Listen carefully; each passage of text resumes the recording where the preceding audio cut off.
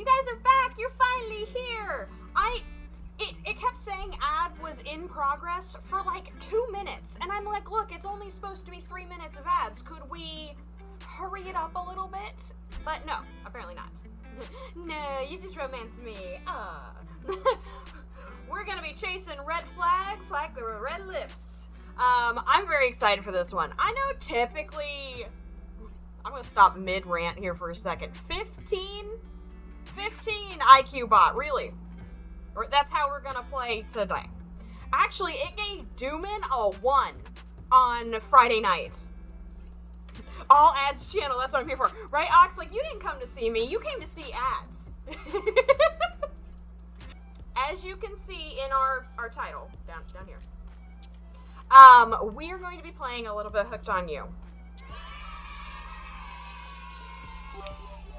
Yay!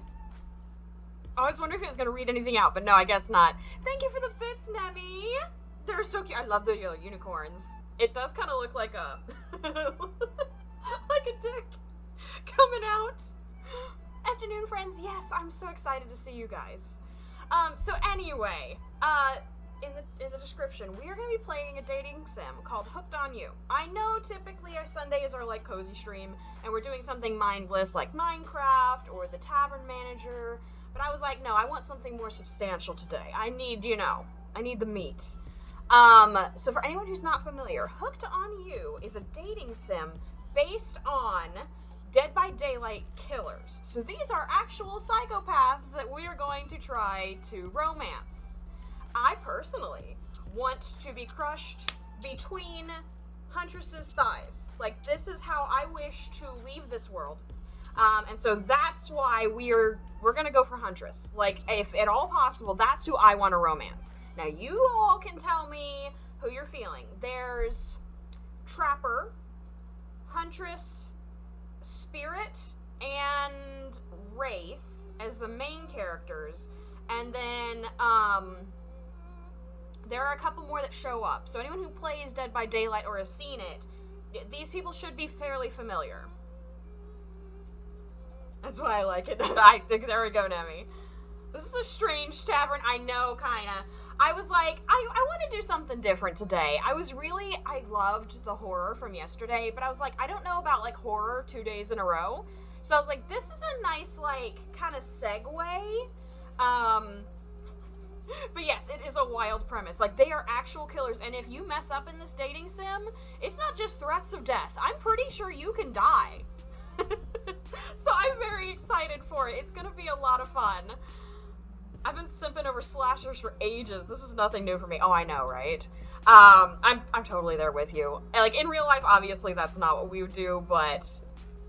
Okay, Modbot, you can say horrors. It's fine. Okay, so officially, the term horrors has been added to the Modbot allowance. Let me be bad. I know. Honestly, I should probably retire that Modbot. He is, aggressive, and not in the good way. So we have such wonders as horrors and bitch tits that have been allowed to be said. I know, Ox. The thing is, like, if I take it off, y'all would go crazy. And then, where would we be? So, anyway, I'm so excited for this dating sim. I guess I could look that up. I don't know how long it takes. How long to beat? How long to beat? Hooked on You. 2.5 hours. 5 with main and extra, and 8.5 with completionist. But let's be honest, I am not a completionist with anything, ever. It's my first instinct to try to get my date to kill me. Same. You're like, please just choke just a little harder. Without a doubt, I always look to skirt the line. You? Never. We all got different kinks, Nem. I know, right? There will be no kink judgment here today. We can all enjoy what we enjoy, no judgment. I can't be stressed in industry without Automod, as evidenced by my ongoing war with it. I think it's timed you out before B. Like, it is definitely at war with you. That's just contrary. But yeah, like I said, personally, I want to romance Huntress. You're gonna see them at the starting screen. like, you want to talk about, like, dream bod for myself? I want to look like Huntress. Like, this is my goal. I will point her out. So yeah. Anyway, I'm very excited. Let's go ahead and get into it. Okay. I wasn't sure if my lipstick would transfer. Who doesn't, honestly, right? I'm just saying. Okay. Let's go over and get started. Honestly, after editing, Sucker for Love, I was like, the community's gonna like this. They're gonna like this for sure. Psyop. Akupara Games. I like the tree, it's cute. Warning, photosensitivity, epilepsy seizures. Okay. Is this Oxy? I don't know. No. Okay, so just for the record, epilepsy seizures. Actually, can we get that put in a warning? There we go. Huntress. This is, okay. Hey, bring her back. So this is Trapper in his little one piece. This is Spirit. Main account is modding for Jess at the moment. Yeah. This is Wraith. Oh, a lovely drink with, I don't know. That looks good, though, honestly. Huntress. This is who I want. Ugh. Okay.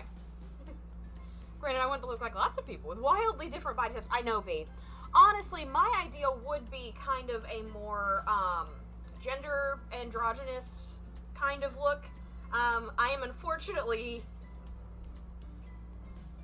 very feminine. It's kind of hard to get past that, but you know, I don't mind it. I don't mind it. Yes, Wraith is wearing clothes. I love Trapper's one piece. I mean, Spirit is barely wearing anything. This is like some kind of bikini with a cover-up. But yeah, I don't know. I've seen bits and pieces of this game. Whoa, mama, the Death Geisha. Oh yeah, Ox, you're gonna like Spirit. I could see Spirit being your kind. This is my girl right here. This is what I want. This dating sim is cursed. Hi, Quigs. I know. I'm so excited to play. How you doing today, Quigs? Hello, hello.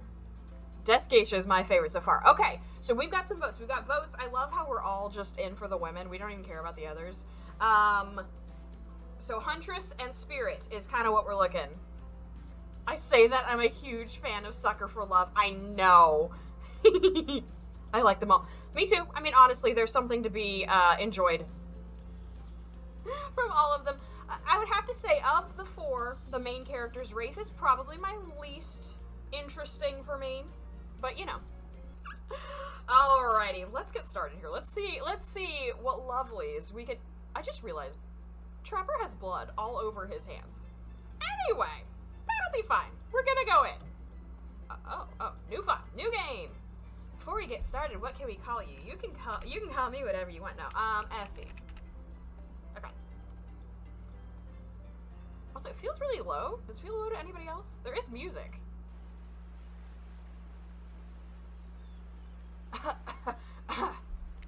Actually, can I settings?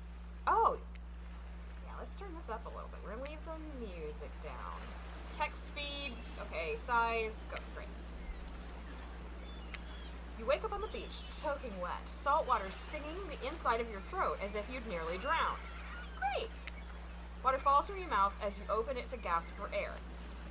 You have no memory of how you got here. In fact, you can only remember your own name, but not where you came from, or a single fact about your life. Life is pretty rad, huh? The Able says never! Well, you all heard it, folks. Life sucks and then you die. What's that from?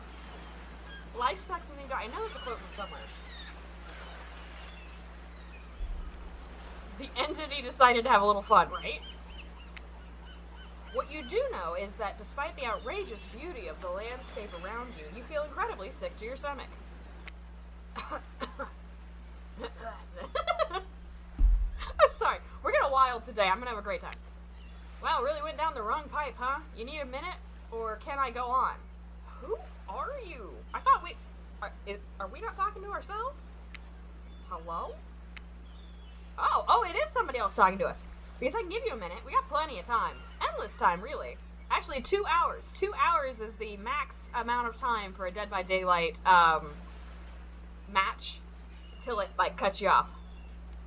How about you, Weedball? Do you enjoy life? And 8Ball says, sure. An eternity, if you catch my drift. But oh, so we're talking to the ocean. Moana, is that you? Whoa, not now, ocean. Sorry, SE. May I continue? Oh, so we're talking to 2 assholes. Okay. Please go on. Okay, then. As I was... As I was saying... Look down at your feet. Ankle... Oh, so this is the narrator. I see. Okay, so blue is the narrator. You look down at your feet, ankle deep, in the crystal blue water of a newly arrived wave. As the water recedes back into the ocean, it reveals a grotesque discovery. Oh, God. Oh, boy. A decomposing face stares up at you from beneath the sand. All you can do is vomit, a stream of dark bile, bugs, worms, and other ick. Questions race through your mind. Where are you? How did you get here? Who is behind this incredibly charming and well-spoken voice in your head? However, answers don't come easy. Your mind is completely blank. What will you do? I have to ask, can you date the ocean? I don't know, but I'm about to find out. What do we do? Run, close your eyes, dig up that face.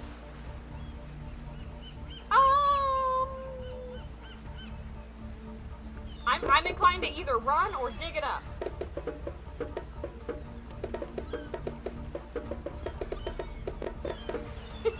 Alright, you guys let me know. Okay, dig up the head it is. Oh God, why? Oh, there's a spine and everything. You brush the sand away from the half-buried human head embedded in the ground before you. Oh, for me? You really shouldn't have. There is no body, just this head. As you pick it up, flakes of skin fall to the ground. The jaw falls open, revealing a gold coin sitting on the rotting tongue of this poor dead soul. Now, we shouldn't, like, steal the... Isn't that for the passing over the river Styx? We really shouldn't take that. Getting your hands dirty, I see. I like that. You're a take charge type. Hello, Ocean. B would like to date you, for the record. Oh, boy! You examine the gold coin briefly, happily distracted from what has otherwise been an extremely confusing morning. Dogs hold me. The sun beats down on you, drying your clothes. You check your pockets, but they're empty. Plenty of room for a gold coin, you suppose, and so you deposit it. Well, that's a nice coin you got there. What if you were to spend it right now? On what? No! Save your coins! No thanks. Look, I'm gonna love with you here. That coin you found, it's mine. I dropped it yesterday and I've been looking all over for it. Narrator, you can kiss my ass. It's mine. I picked up that nasty ass head. And it's mine. Dropped it into a dead person's mouth. Could you just give it back? No. Psh, be that way then. I will. Thank you. Your mind doesn't have a chance to linger any longer on your current situation. As you feel something soft bump into your foot. Oh my God. I don't know if I want it to be alive or dead. I don't know. Oh boy. When you look down, you find a volleyball sitting in the sand next to you. Wilson? Okay. You stare down frozen. A voice calls out from behind you. Little help, please. We're gonna see her. I was about to say, how the fuck do you drop it in some dead person's mouth, right? You turn around, and when you see what's waiting for you, your jaw just about hits the ground.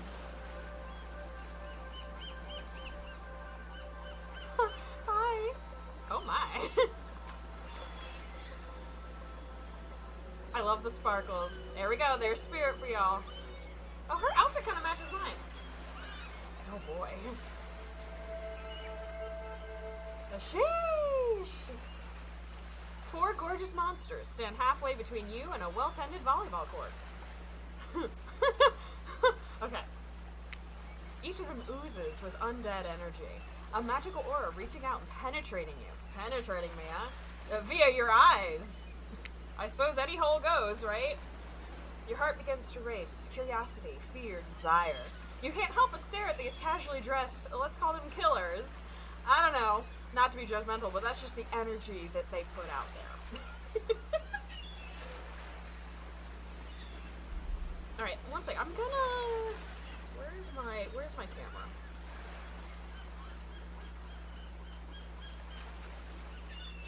I need to, like... Hello. Still wouldn't be blocking anybody. There we go. Quote, any... add any whole ghost.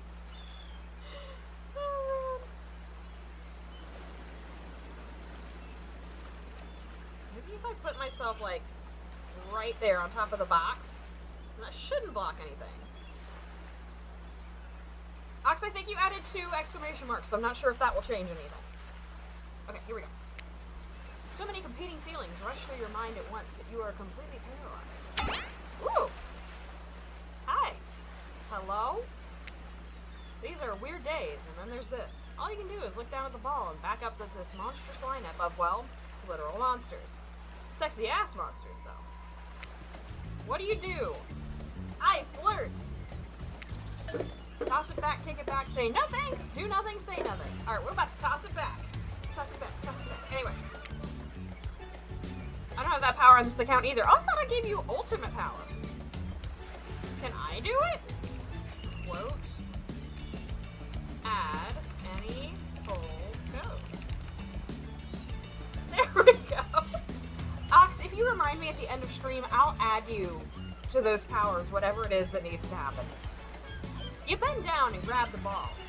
It's the bend and snap, mind you. It's warm, I'm sitting in the sand on this beautiful day. When you give the ball toss, it arcs beautifully through the air and lands right in Huntress's hands. Yay! Not bad, stranger. Huntress's muscles ripple as she grips it in her hand. You look her up and down and consider what it might be like to be held tightly in those strong arms. Warm, perhaps, maybe a little sweaty, but that's okay, it's natural.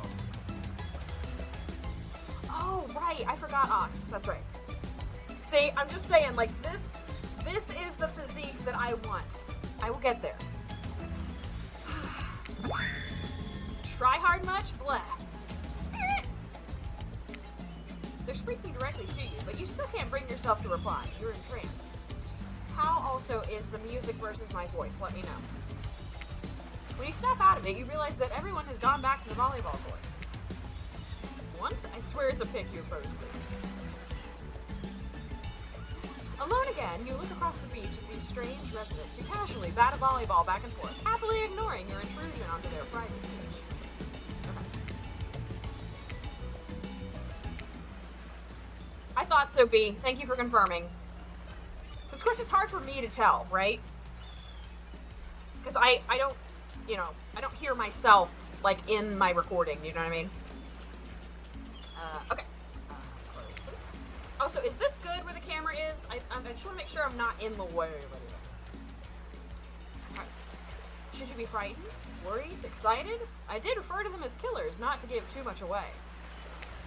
But at the same time, damn, they are looking very appealing in their own way, and nobody so much as lifted a blood-soaked finger in your direction.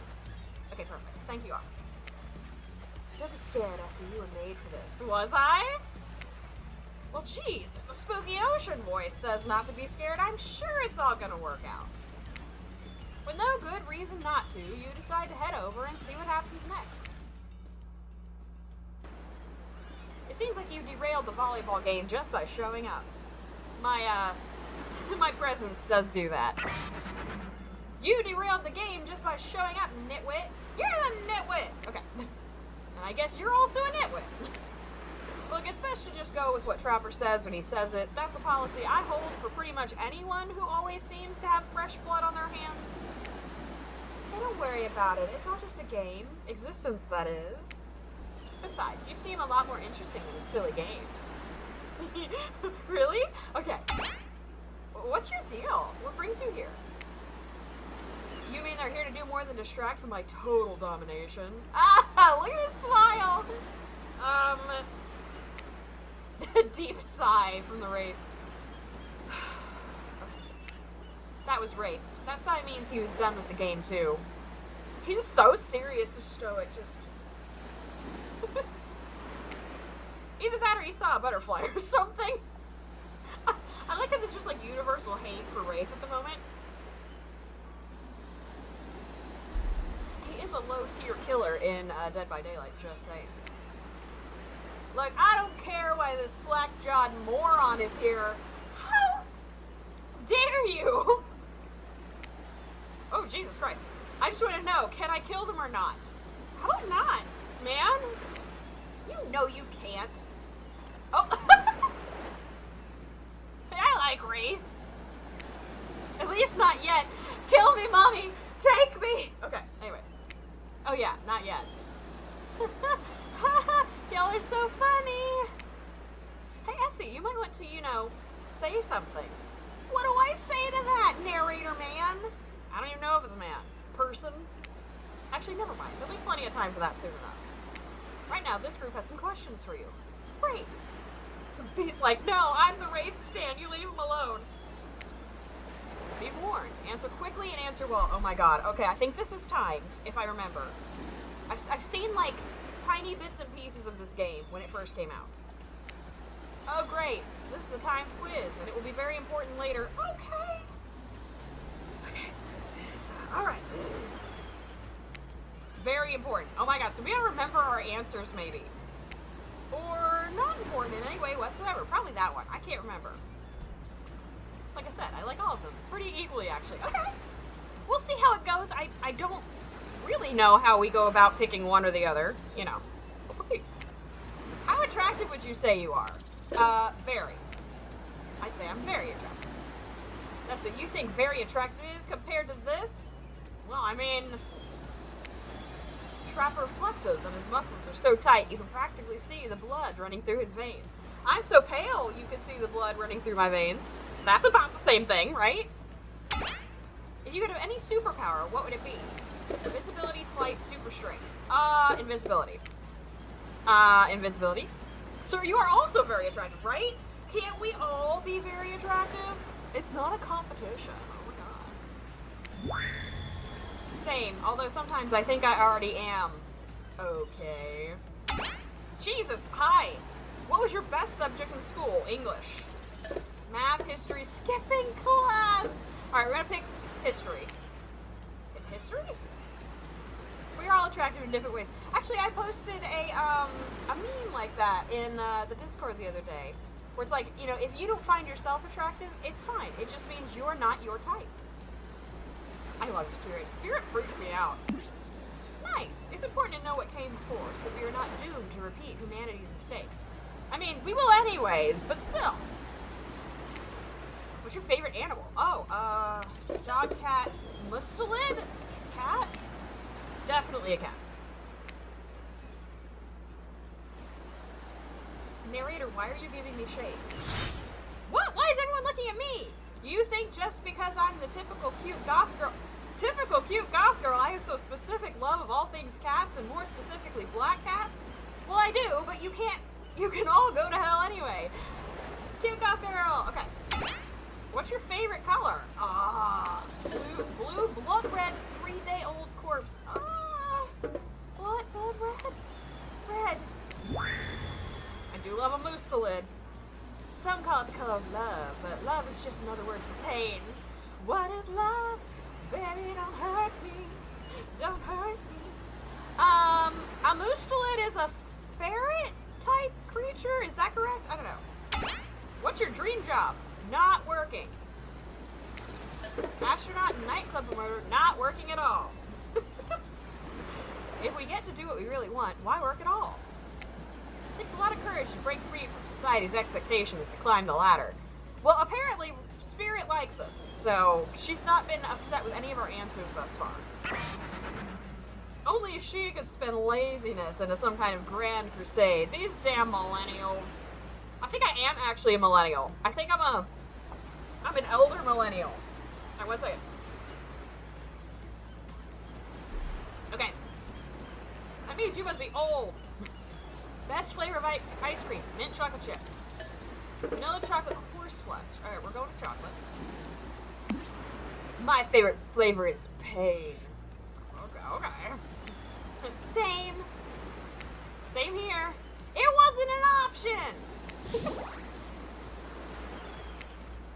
vanilla, swirled with pain.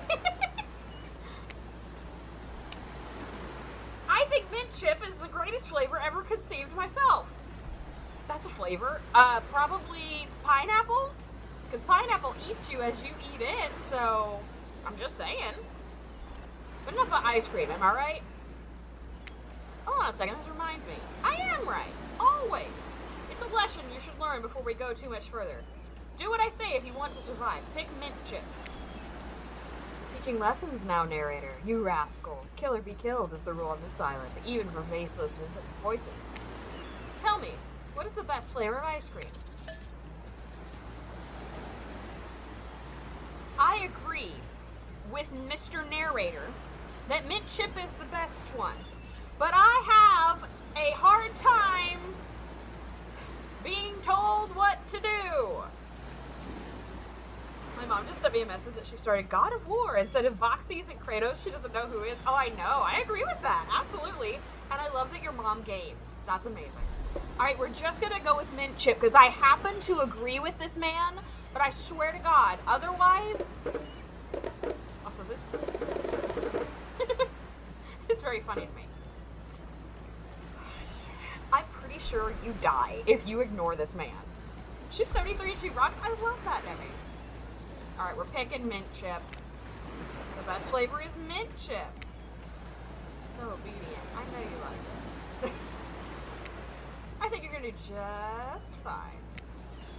Anywho, that's too exactly true, right? Anywho, now that they know so much about you, I'm sure the group wants you to start getting to know them. Yes.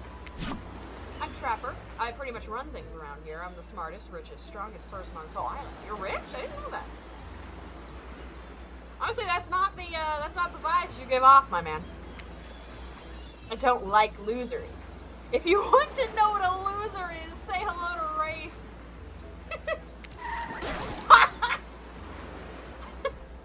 Hi, I'm Wraith. I'm nothing like everyone else. I like nice people and loathe big dumb idiots. Right, wow! Hey, what's up? I'm Spirit. I don't like most things. I don't really hate most things either. It's not worth my time. But the things I do hate, I really hate, you know? Based on my personal observations, life is nothing but suffering, and society is a carefully calculated lie to keep everyone subservient to those in power. It's better to choose to just not take part. I mean... yeah? Jeez, it's like she was downright murdered by society. She hates it so much. Was she downright murdered by society? I don't actually know her backstory. Oh no, wait, I'm remembering Spirit's story now, and that's almost exactly what happened. Oh, see? Well, I mean, Spirit's my spirit animal. I know, right? Hot goth girl, what can you say? Hey, I'm Huntress. Don't let these bummers get you down. I'm happy to go down. Anyway, there's lots of fun to be had on this island, along with lots of love. That's why I adore you. Thank you. Yeah, there it is, if you know what I mean. What? Grow up. Grow a body. I've explained this 1,000 times. I'm dead, but I'm not a literal ghost. I just create a trail of fog. I'm not made of it. Whatever, fog body. Fight! Fight! Fight! Okay. That's not nice. He's not nice. You love it. Only sometimes. Ah! You really? That's disgusting. Wraith, you were such a party pooper. Trapper, I swear to God, I know, right? That's why she likes it. Don't speak for me, I also hate it. Stop speaking entirely, actually. For the first time ever, I agree with Wraith. Let's move on, otherwise they'll do this all day. Besides, if I know this crew, and I do, they'll want to show off soon enough. If we're done playing, let's do something else instead. Wow, for once I actually agree with Meathead. I say we go to my yacht. It's the massive boat dock nearby. You know what they say about massive boats? You're compensating for something. I'll give everyone a taste of true luxury and power. Wraith rolls his eyes. Don't mind him, he just hates fun and happiness. No, I hate the endless, desperate, soul-crushing pursuit of wealth, the way it's flaunted needlessly and the cruelty it engenders. What about hanging out by the pool? Yeah, because that's not something rich people do. I find the water calming, simple, beautiful. Hey, what about our volleyball game? I mean, don't let me interrupt you. We can exercise and have some fun as a group. Are you all serious? There's a perfectly good lounge to chill out at right here. Nice boat. Sorry about your sorry about your dick. I'm tired. Besides, I hate being in the sun. I can't imagine why. You're only paler than I am. Where do you want to go? Okay, so here's the question, right? So we pick this, we go to where Trapper wants to go.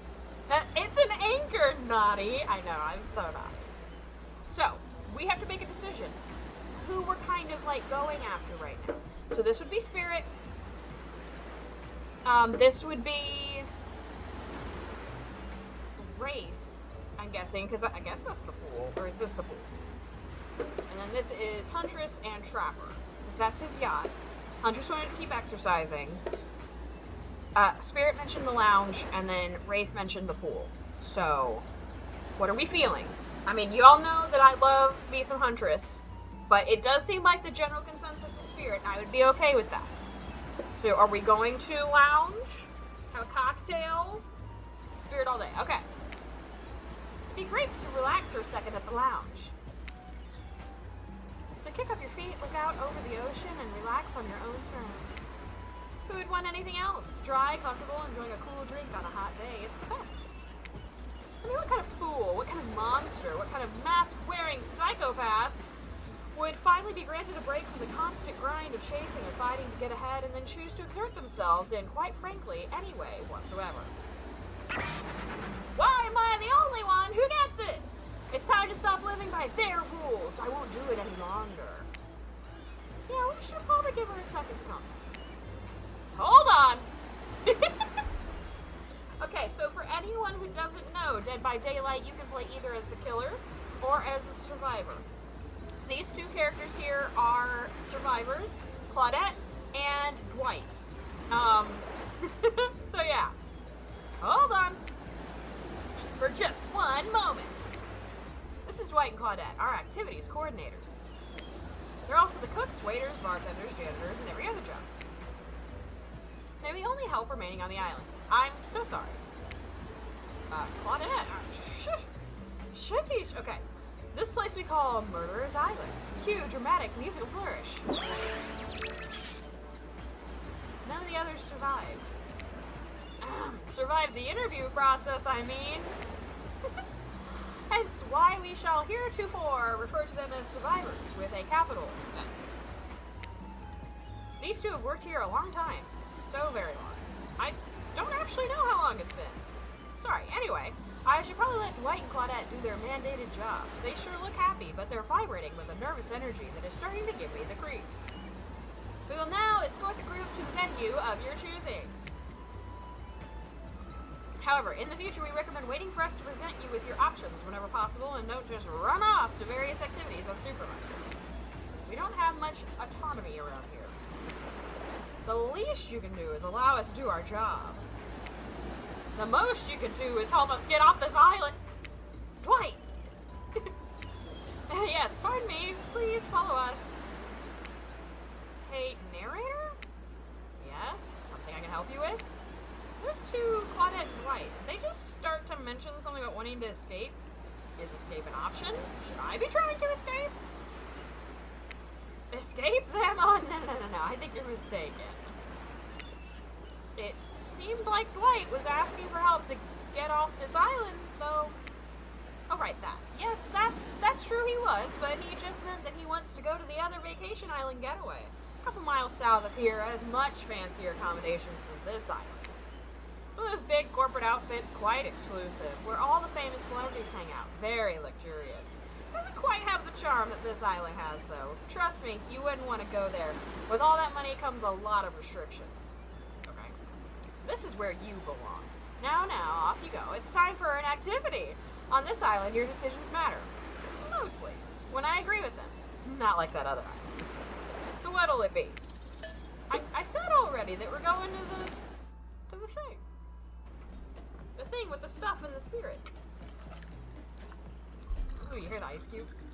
Finally, freedom from the preposterous premise that the four of us would be engaged in some sort of thrilling 2-on-2 volleyball match. Spirit looks at you from beneath her gigantic sun hat. She takes a conspiratorial tone. I don't know who idea volleyball was in the first place, but I hate them. I tried to feign a sprained ankle, but everyone already knows that I technically float above the ground, so nobody believed I was even putting any pressure on my joints in the first place. Then I tried to annoy everyone by not giving her crap, and when that didn't work, I tried whining, and when that didn't work, I threatened to kill every single person on this island. But it turns out I'm not the first to toss those kinds of threats around this island. So, thanks, I guess, for getting it called off. You're welcome! Are we threatening to end each other again? Now it's Dwight who takes on a conspiratorial tone, his eyes shifting as he slips into a loud whisper. Please, just make it quick. Is what you'll be saying when we get behind the bar to make you the drink of your dreams. Is he crying? We're hilarious, right? Right, Dwight? Yes, right. So what will you be having? Oh boy, okay. Vodka soda, sangria, scotch rocks, virgin daiquiri. We are not drinking anything virgin here. I'm gonna go with a nice sangria. I'm telling you. Okay, sangria, right? You take yourself some frozen fruit, whatever fruit you want, blueberries, strawberries.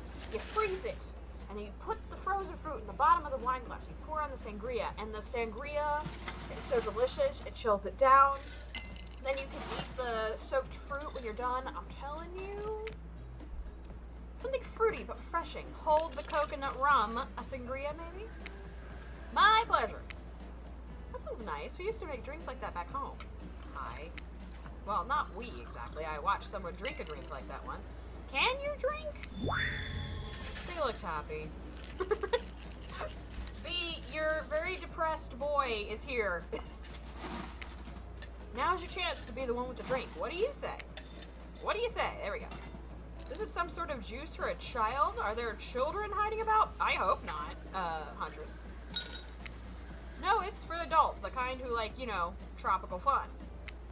Oh, I see. Oh, don't cry, Huntress. I just really seem to perk up at the idea of kids being around and is bummed to hear there aren't any. But I'm quite glad it's just grown-ups on this island, personally. Little ones should definitely not be exposed to this. Absolutely. Not my cup of tea, but okay, sure. We can still use it for a toast, yeah? To new adventures! To new adventures! To new friends! To, Braith, my man, get it together. Clink! Did you just say clink? No? Okay. Okay. Wraith is killing me. I love everything about this. So, do you know that the habit of clinking glasses, now I have not actually researched this, but I've seen it several times, was apparently because you'd, like, hit the glasses together, and it would help prevent, like, poisonings, because it would all mix together? Currently my favorite interaction in the game, right? So my understanding is you'd, like, clink it hard enough together that your liquids would mix, so that, like, it was less likely for you to die of poisoning. And I was like, that sounds accurate. Since we've fulfilled your requests, it's time for you to return the favor. I thought you were the employees. I should have known there was a catch. Icebreaker time! Oh my god, that might actually be worse than dying. I swear, had I known they pulled this kind of faux, enthusiastic, community-building crap, I'd have suggested we attempt to walk to the lowest point of the ocean before I ever set foot near this bar. Spirit, I agree with you. How about we go do that? I would rather die than partake in an icebreaker. You don't think it could be kind of fun? A little fun? Never mind, I hate it. This sucks. But it could be fine, or whatever you say. Has anyone seen my hat? I've literally never seen him in a hat. Wraith, my man. If we must make small talk, I'm at least picking a topic before we end up being forced to do some lame improv game that nerds learn at their non-sports after-school activities that I definitely never did because I'm no nerd. Methinks a certain someone doth protest too much.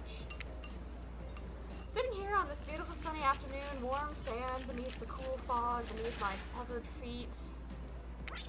The topic I choose is books. Novels, comics, fiction, or not, reading is the only real escape from the inescapable horror of life. The escape into your own mind.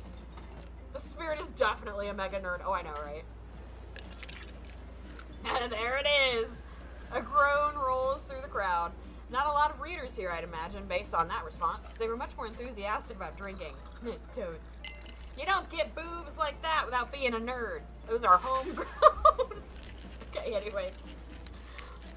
Considering the situation we're in, it seems an appropriate time to ask you, Essie, what's your desert island book? Oh, desert island book. The one book you'd bring with you if you were, well, on an island like this. The brain is stored in the boobs. That is absolutely true. I know that we're going to have like a preset number of selections. What one book would you bring? Man, I don't know. I honestly probably should pick Pride and Prejudice because I read Pride and Prejudice fanfic constantly. Is that why I kind of don't? I know, poor Nemi. I love brains. Me too. Okay, let's see what the options are. Oh, and it has to be classic horror. For reasons that should be obvious. Okay, well in that case, what was it called? Not The Stand. Stephen King. I'm gonna look it up. I swear to God. Stephen King. The Stand? It is The Stand. Yes. So if we're picking a classic horror, The Stand by Stephen King. I read that book in college, and obviously this was like pre-pandemic, so it wasn't like a thing. I remember going into work, and it was like fall, winter, and people had started getting coughs. And I literally was like, yo, what are you doing? I was like, yeah. It was so good. So good. So yeah. Let's see if it's an option. That would be awesome. She means because this is an island of horror villains, and also those books are in all the public domain. Nice. Dude, that's such a harsh question. Right, B? Nothing too modern. Humanity has really gotten soft these past 100 years. So what's your favorite? Oh, in 100 years? I guess Frankenstein? Is more than 100 years? Dracula, Frankenstein, Dr. Jekyll and Mr. Hyde books? No thanks. Oh. Dracula, Frankenstein, Dr. Jekyll and Mr. Hyde. I do like a Dr. Jekyll and Mr. Hyde. That one's pretty good. I think King did that to all of us at that age. Christine was mine. Frankenstein was the first one that came to mind for me when she mentioned over 100.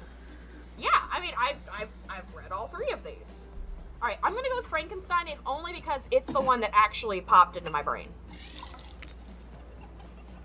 I didn't actually read it, but I've seen like 3 movie versions of Frankenstein.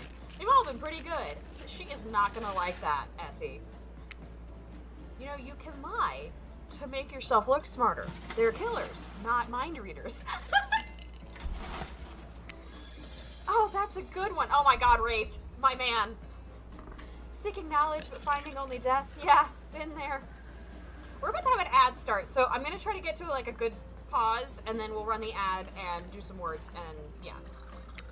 I can't say that my experiments have been as successful, but, well, fingers crossed. And Fire, don't even get me started. Look at his face. Experiments? Crap. Oh, okay. Not again. I swear, every excuse you give him, it's this talk about... Shut up. Did you just tell me to shut up? Sorry. Take it from me. This one likes to think he's the scientist, but he's actually the monster. Can't I be a little of both? Like I said, I haven't actually read it, but that sounds smart enough that I'd be willing to believe it's the true meaning of the story. Enough with these old stories that belong to someone else. I think it's time to make up some new stories of our own. Okay. Before you know what's going on, Huntress is waving an empty vodka bottle in the air, a devilish twinkle in her half-mask-covered eye. Might I suggest something a little naughty? Let's all get in a circle and spin this bad boy. Oh my god. Okay, well, we are about to spin the bottle. Might I suggest something a little naughty? Let's all get in a circle and spin this bad boy. Hi? Okay, so we enter the Trickster, who I believe is a K-pop idol, and, you know, great idea. Trickster? Isn't it a bit late to introduce a new character? I thought I was the one who gets to make the rules, so I'm not sure who I'm asking. Not this bitch, I know, right? But I was ready for this. Well, hello, and who is this new fan in the waiting? My man, Armand, please, I know, right? Beat it, Hack! You tell him, Trapper. I don't know, what's the harm in inviting one more person to join the circle for our game? Oh, I can't stay. I was just saying it's a great idea, while also teasing the secret Trickster ending. Okay. I got much, much better things to do than hang out here. I'm famous. Sir, we aren't here for you, I know, right? Take you and your purple hair somewhere else. Toodaloo. The rules are simple. First you spin, and then you swap. Spit, that is. Okay. That's such a weird way to express it, but okay. Well, let's be clear. This ain't a peep show. We're gonna have a good time, but in a classy way. Damn it! Such a pick-me boy, I know, right? Fine. All makeouts will happen out of view of the public eye. Real romantic-like. Yes, romance is the goal, so we'll all be waiting in here in complete silence, trying to listen in and use our imaginations while you make out on the other side of the bar. But not watching, because watching would be voyeurism, and we don't condone that here. I mean, let's hear the fuckboy out, right? Like adults, romantic, well-adjusted adults. Essie, you're up. Why? I'm not sure that I'm exactly the most well-adjusted adult here. Also, I thought for a hot second that Claudette had a death grip on Dwight's penis. But that's just an itinerary, not a dick. So, anyway. Well-adjusted, I know, right? Well-adjusted in this economy? I will say, though, I saw a Valentine's skin for him that, I'll be honest, I'm not even sure is real, but it was so good, goddammit. For, Trickster, you grip the bottle in your hand. And put your fate in the hands of the empty bottle gods. Minigame, oh god, okay. It's a skill check, y'all. Any DVDers out there? We got a skill check on our, oh my god, okay. Minigames consist of two parts. On top, a pointer which rotates in a clockwise direction. Is this even right for you guys? No, for you guys it would be this. Dear me, because now I want to see it. The bottle, right. Okay, so it goes in a clockwise direction. And on the bottom, a target you're going to be pointing at. This here upcoming minigame is a special minigame. Perfect for the less coordinated, because there's no winning or losing. Well, not technically. Wherever the pointer stops, that's your result. I suppose if it doesn't stop where you want it to, that's a bit like losing, but no one has to know if you don't tell them. Okay, ready to play, or would you like me to repeat that? I think I'm ready. Ready. Away we go. Spin the bottle and see who you're gonna smooch.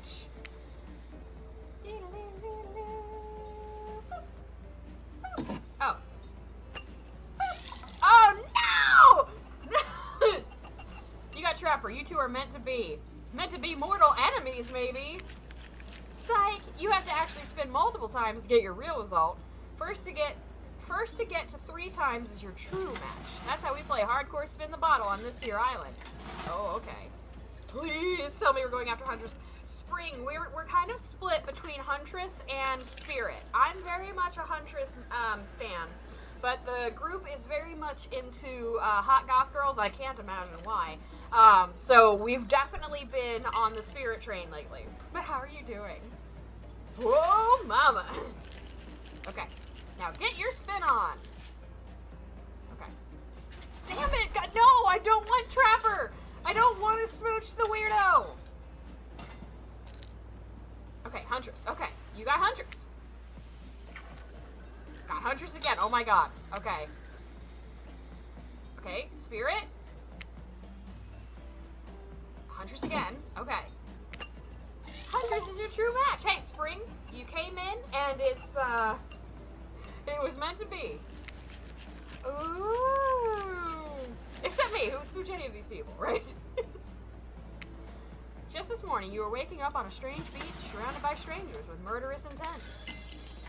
Now you're looking across the beach towel at Huntress, lust in her eyes, sweat glistening on her skin.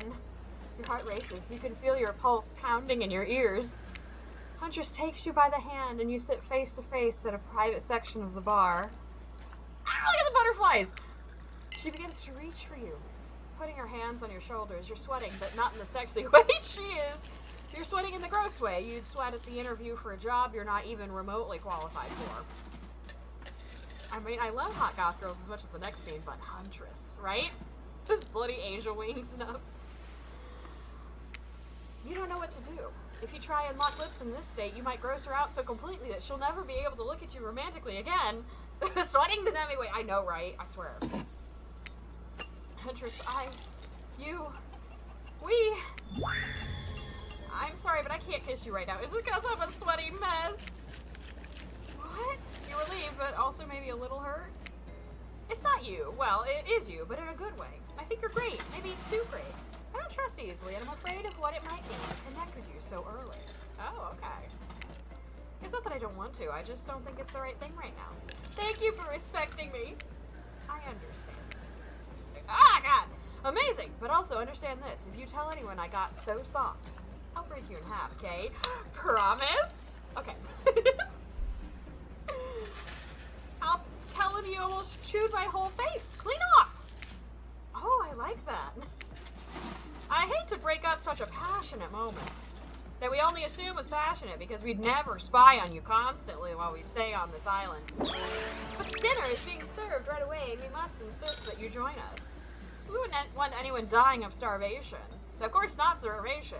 Anything but that. When there are so many more interesting things to die from. See? Alright, what are we gonna have? Seems like the next activity is mealtime? How quaint. You were expecting what? Capture the flag? You know how complicated it is to run a game like that? Much more so than sitting and talking. You arrive at the cookout area to find an assortment of picnic tables scattered around. What are you expecting? Some kind of grand hall with a huge banquet table? This ain't some prestigious fantasy epic like you find on cable. Poor Dwight and Claudette getting roped into this. I know, right, Spring? Dwight and Claudette usher you to your seats, but there's very limited seating directly around you. And, oh great, terrific! It seems that everyone wants to sit next to you. Please, there's enough to go around. Even better is that they don't want to sit next to certain other people either. Great. To start, no one wants to sit next to Trapper. Shocker! Oh! Meanwhile, he refuses to sit next to Wraith or Trickster. Hi, can I help you, sir? Oh yeah, Trickster's here. Surprise? Yeah, well, they don't call him Expected Stir. I'm sorry, even I get nervous around crowds of killers, and my whole shtick gets a little flustered. Hey there, you're looking good, Essie, real good. Is that a rubber bat, my man? Understandable. He is certainly the rizziest of the killers thus far. And we literally can't let Huntress and Trapper sit together. Now, pull toy! Oh, yeah. No, seriously, their arms are too big. They can't fit at the table if they sit side by side. Ultimate goals. Just saying. Look at this. We can't even fit everyone on screen at the same time. You probably think it was an error, but it's not. It was completely intentional. I mean, I'm alive. How are you doing? I'm actually feeling pretty good today. I did a little bit of cleaning, cleaned out my closet, so I put a couple things on like the buy nothing page for my local town. I meal prepped.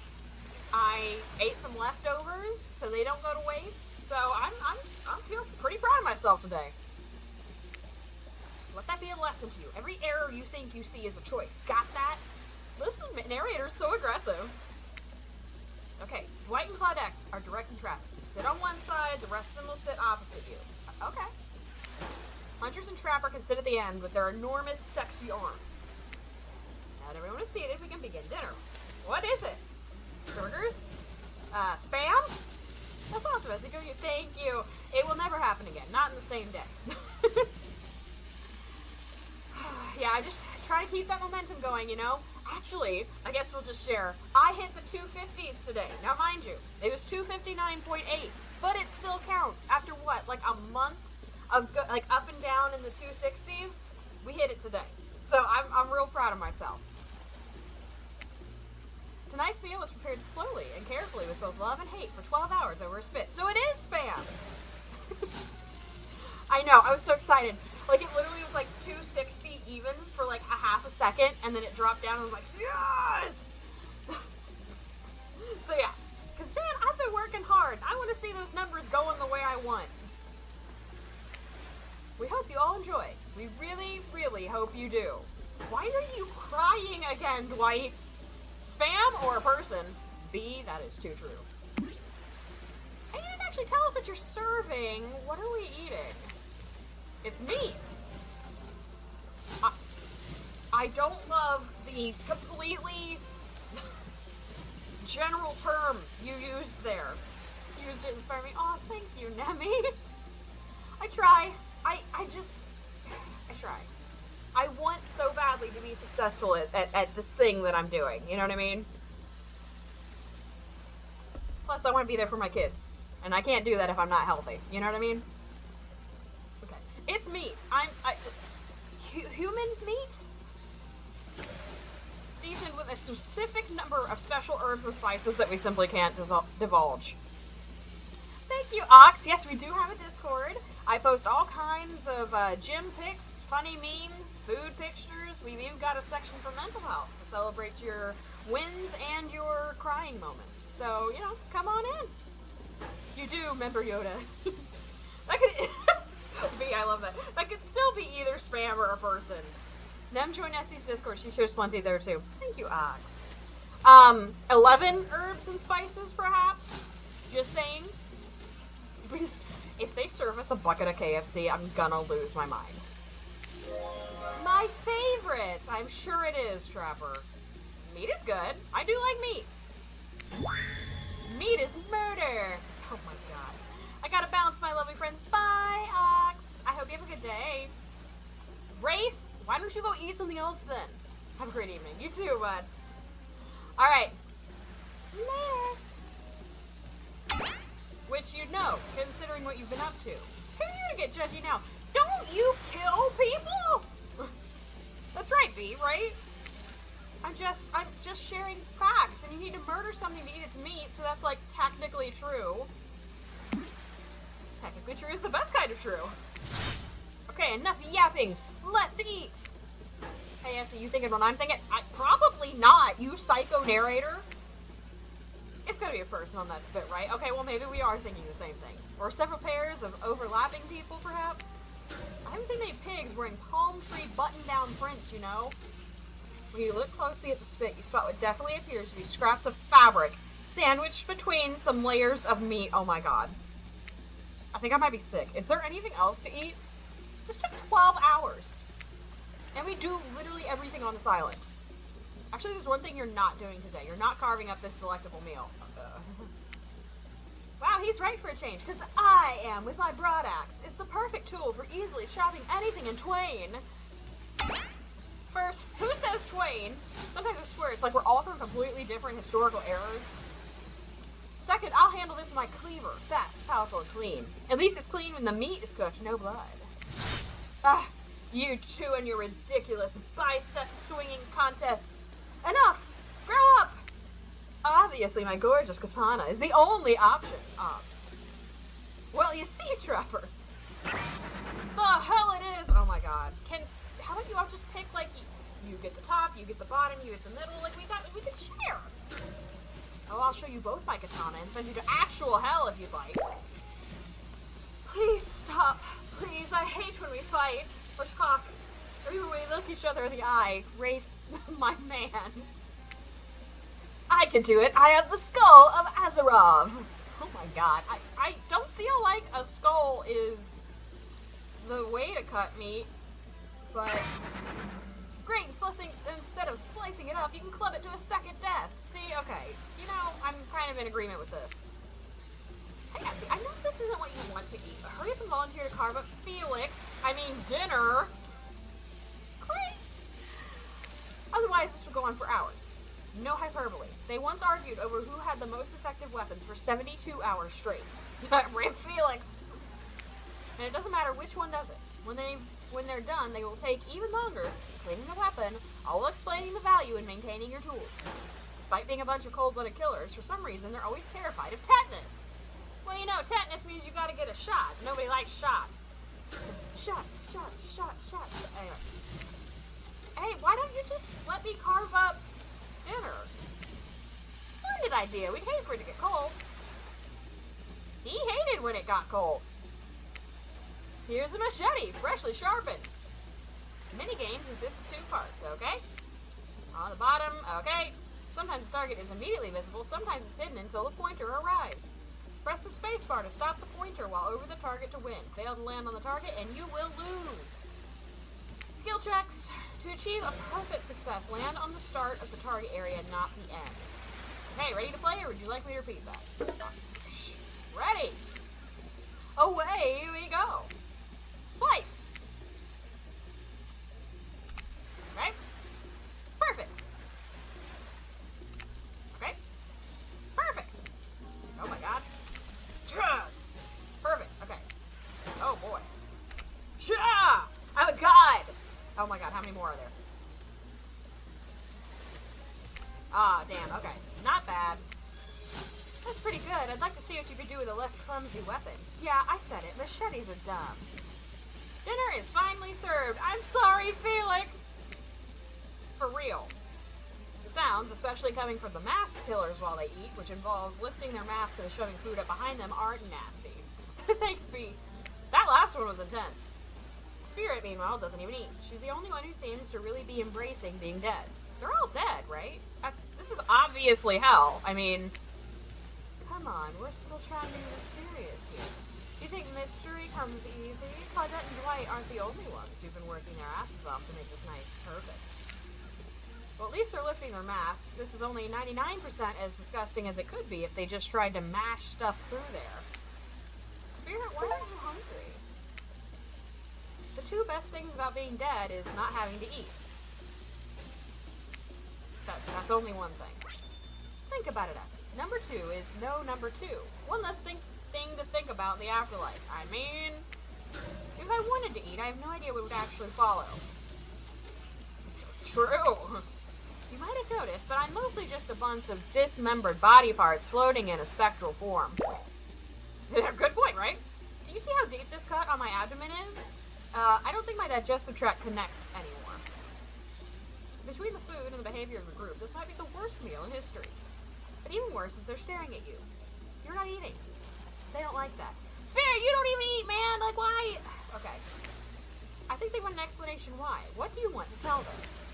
Gross, I'm sorry. Look at that seagull! I'm inclined to go with the seagull option. We're going with the seagull because that's funny.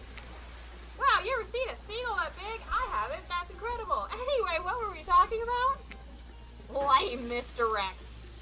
You could have given me it. Yeah, she's right, Essie. Pretty lame. Own who you are. Never compromise. Did you wash up on this island with no memory of who you are and how you got here? Yes, but what does it have to do with anything, Trevor? Yes, you did. Poor thing. You have no idea the last time you ate a real meal, and you've been standing in the sun. I mean, you're not wrong, my man. I'm just kind of surprised that you care. But the seagull... Uh-oh. He just made a lot of good points. He really did. I swear. You're beginning to feel lightheaded. Oh, boy. It waved at me. Maybe you need to eat to survive here. Don't you need to eat to survive anywhere? Either that or someone poisoned you, but we didn't eat anything. We did touch that dead head, though. No, wait, you haven't eaten, so you can't be poisoned. Whatever the answer, you're clearly about to pass out. Somebody catch me! Oh hey, it's me again. Your friend, mentor, and guide. Narrator to the narrator, the ocean. Not sure how I feel about that characterization, but I'll allow it. I brought you here, and I might be the only one who can help you now. Oh boy. There's only one thing you must do to survive. You have to figure out why you're really here. Great! No one can tell you, not unless you follow the right path, or at least a right path. There's too many of those to count. Hopefully you'll pick at least one of them. Because there are even more wrong paths. Many of them lead to your demise. Others lead to something even worse. Like being expelled! No. Starting scene's over and having to fast forward back to where you were, am I right? For this place holds many secrets, even from itself. But the only one that truly matters can only be learned if you answer the most important question. Why are you here? Why are you here? Answer that, and you'll learn the truth. The ultimate truth. Vague, mysterious, I gotta give it up to the ocean character. That's some quality early game storytelling. Hold on, I'm back. One more piece of advice. You made many choices by now. Some of them I liked, some of them I did not. It's in your best interest to make more choices that I like. How am I supposed to know? You wake up to find Wraith holding your limp body. Oh god, we got caught by Wraith. Okay. Gingerly pouring cool water into your mouth. Now that you're finally alone, Wraith looks at you eagerly. I don't care if the seagull actually waved at you, but I understand the feeling of looking at you from so far away and wanting to reach out. But did it wave at you? No, Wraith, it didn't. There was no seagull. Oh my god. Okay, do we say no or do we swear it? Do we swear it for little sensitive man here? B, you gotta tell me. This is your man. Are we doubling down with the seal? I'll swear it. I don't know, but I also feels like you may have been hallucinating, so maybe? Wraith nods the nod of someone who's just realized that Essie is a liar. Oh no! He's disappointed in you. I'm disappointed in you. And you know deep down you're disappointed in you also. More so than usual. Oh boy. Look like he's about to monologue. Now you've done it. How do I say this? It's just, honesty is important to me. I've been burned too many times. I could tell. So even the word burned makes Wraith look away, far away, eyes brimming with tears, and yet, at the same time, dead. I understand.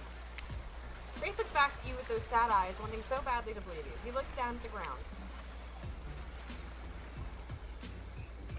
It's about something very special to me. It's not something I tell everyone, but you know how important honesty is. I can't expect that from you if I'm not honest in return. Oh great, I bet he's got crabs. It's about my special bell. Now microbean! A special bell, huh?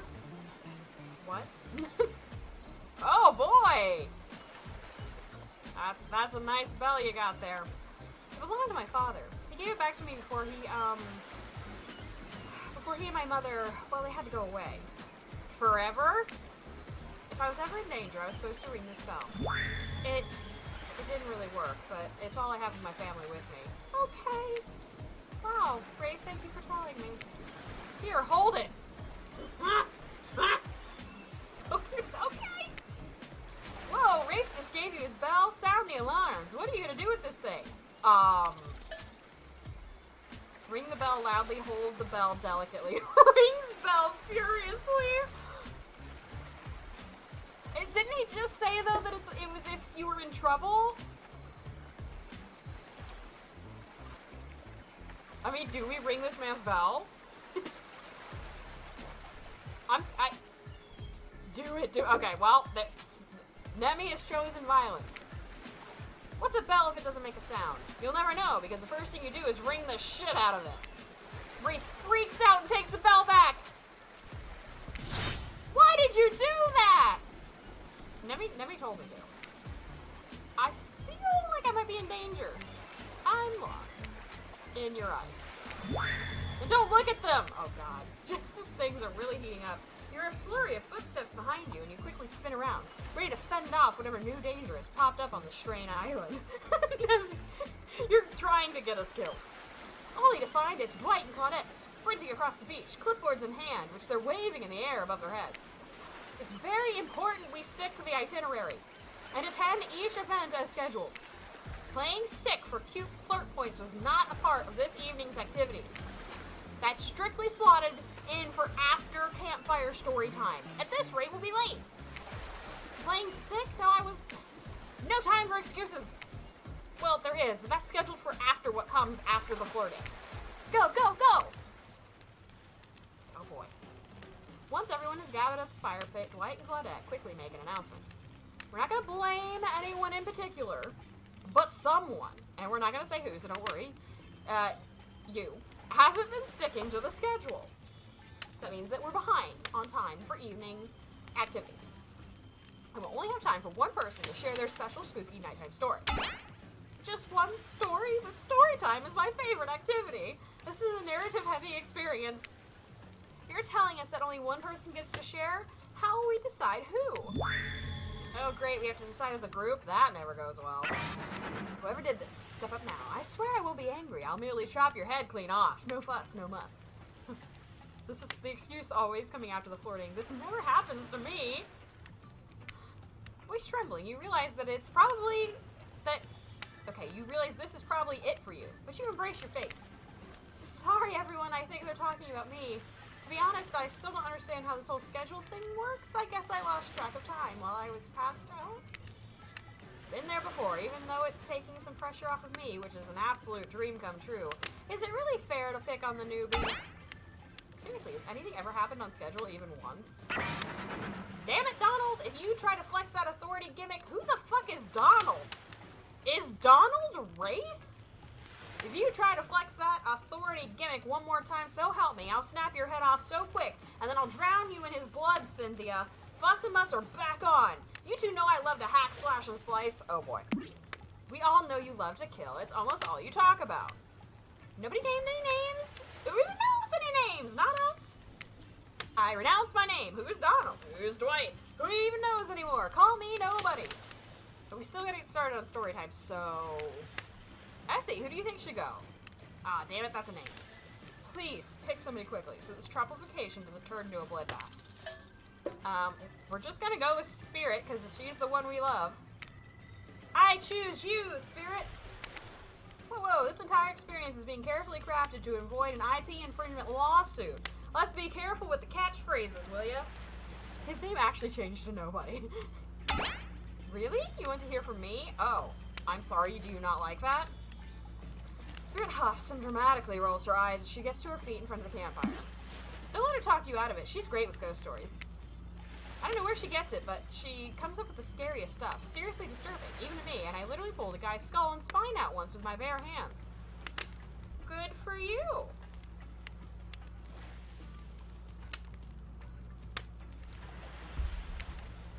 Talk about bullshit stories. If everyone else is going to chit-chat, I guess I can just sit down. Huntress's eyes go red behind her mask, and both Trapper and Wraith take their seat. They know when it's worth fighting and when it's not. Well, I hate to break it to you, but tonight's story isn't scary. It's a romance. Too late now, though. I was selected, and so I'm going to tell my story. I call it The Prisoner's Kiss. You notice that Huntress and Wraith are both sharing a giant tub of popcorn. Nobody offered you popcorn! It was a dark summer night. Warm rain seeped from the sky like blood from an old wound. Detective Hada, a celebrated investigator and a renowned hostage negotiator, was called to the scene of a strange occurrence, unlike anything she had ever seen before. When she arrived, the scene was chaotic. Crowds had begun to gather. A dozen other officers were doing everything they could to keep curious onlookers away. But how could anyone resist wanting to know more? For there, in the middle of a busy market, had appeared a giant box. Strange, alien in its appearance, and massive in size. No one knew how it got there. Was it delivered? Built on site? In such a busy area, how could something like this just appear? A mystery, as if it was conjured by magic. But this was no illusion. The huge box was very real, and someone was trapped inside. Spirit pauses her story to look face to face of each audience member. She has no expression, but you feel her vibrating with energy. She's in her element.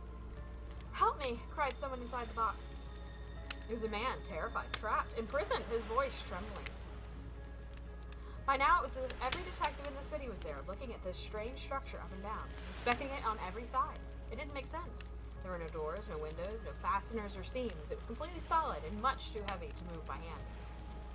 Somebody needs to hug poor nobody. I know, I swear to God, he is such a mess. Solid, that is, except for a single small slit, just enough to see the bloodshot eyes of the prisoner trapped inside. I don't know what happened. I woke up and here I was. I'm so scared. Please help me, cried the man, as if pleading for his life. No stranger to tense situations, Detective Hada comforted the man. She used her training to calm him and buy time for the other investigators. However, time did not bring clarity, only anxiety, as the night dragged on with no progress opening the box. As the night grew longer, the seeping rain puddling on the ground, the man inside grew more desperate, more sad and lonely, more pathetic and in need of help. But Detective Hada was no help at all. Powerless to save him, guilt began to weigh on her like never had before. Don't let me die in here, the man begged. Don't let me die alone. Stay calm, instructed Detective Hada. You're not alone. I'm here. Hell, half the town is here.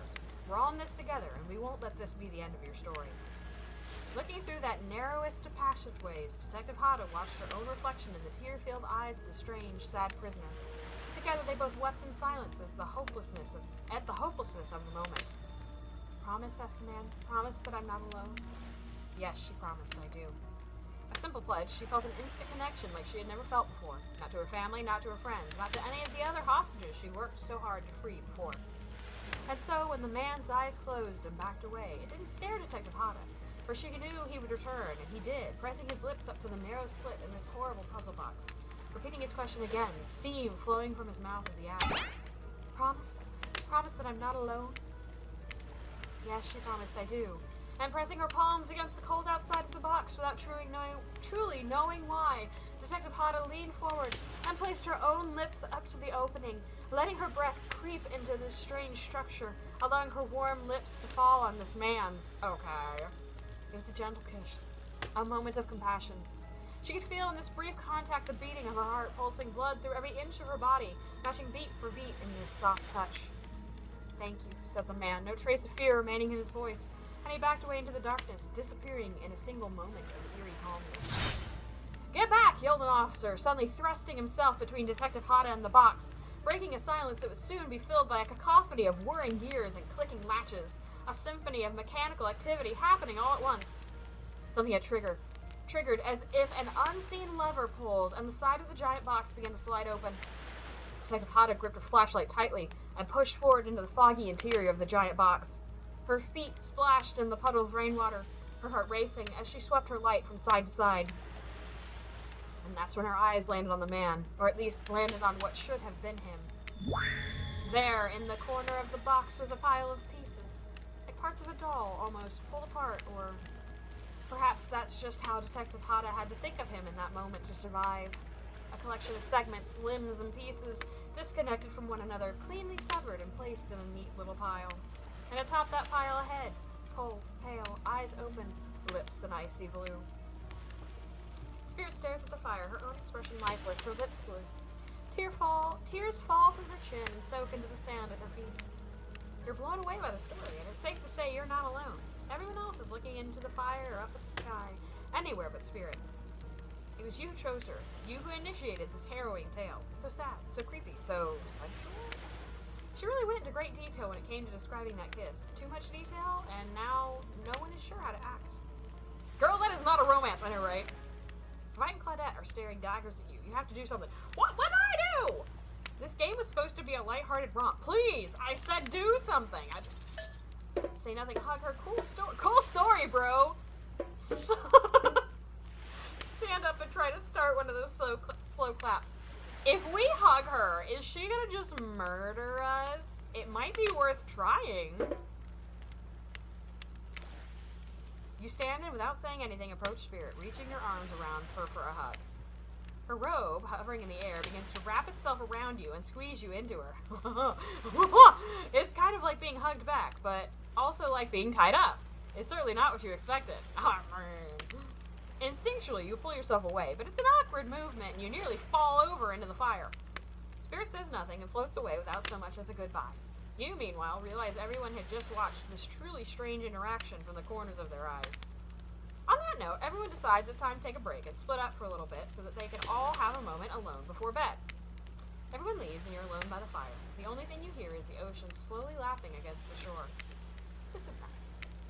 A true moment of peace and tranquility that lasts for all of 7 seconds because Trickster shows up and he's blaring his latest song. I swear to God, my dude. Hey, baby, you look lonely. Mind if I join you? Yes, actually. He doesn't wait for an answer. I didn't think you would. I knew you've been hearing from these guppies all day, but I want you to hear something from a big fish like me. Something special those in charge of this island don't want you to hear. Okay. I am the ultimate catch on this island. The only lobster in an ocean of sardines. Sure, Jan. No one can give you what I can, which is a what? You just have to find me. Come find me, baby. Okay.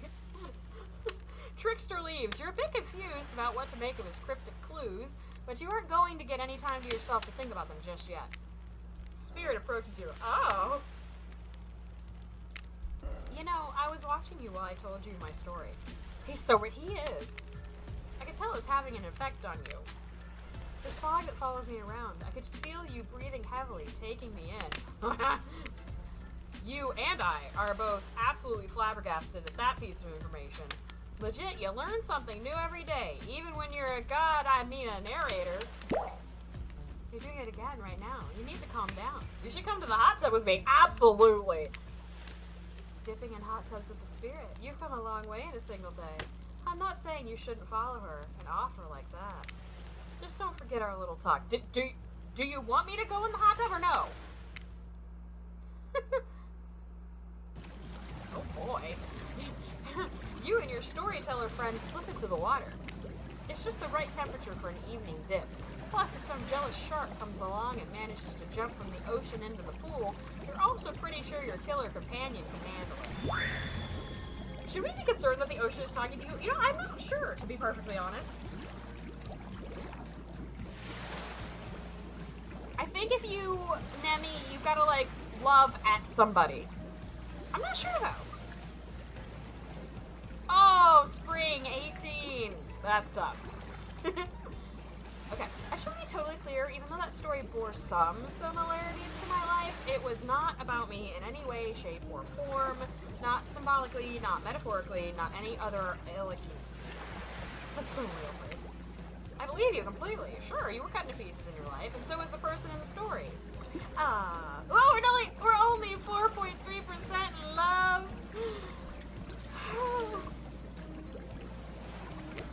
A perfectly normal coincidence. We all take inspiration from our own lives. Too true, right? Sure, you're on this island trapped, one might say, in a most puzzling place. Also a completely regular coincidence. And sure, his lips were blue, your lips are blue. Really? You'd call this blue? Yes? Searching for answers, hoping to find. Sad, sobs quietly, I know, right? Revenge! Oh my god, okay. Okay, so the similarities stop there, I guess. Coincidences. Sorry, the coincidences. Get this through your head, whoever you are. Samurai blood runs through my veins. Or, well, maybe it's coagulated by now. Maybe it's sweat the details. Regardless, I'm a descendant of noble warriors. Thousands of years of training with bladed weapons preceded my entrance into this world. She's so scary, I know, right?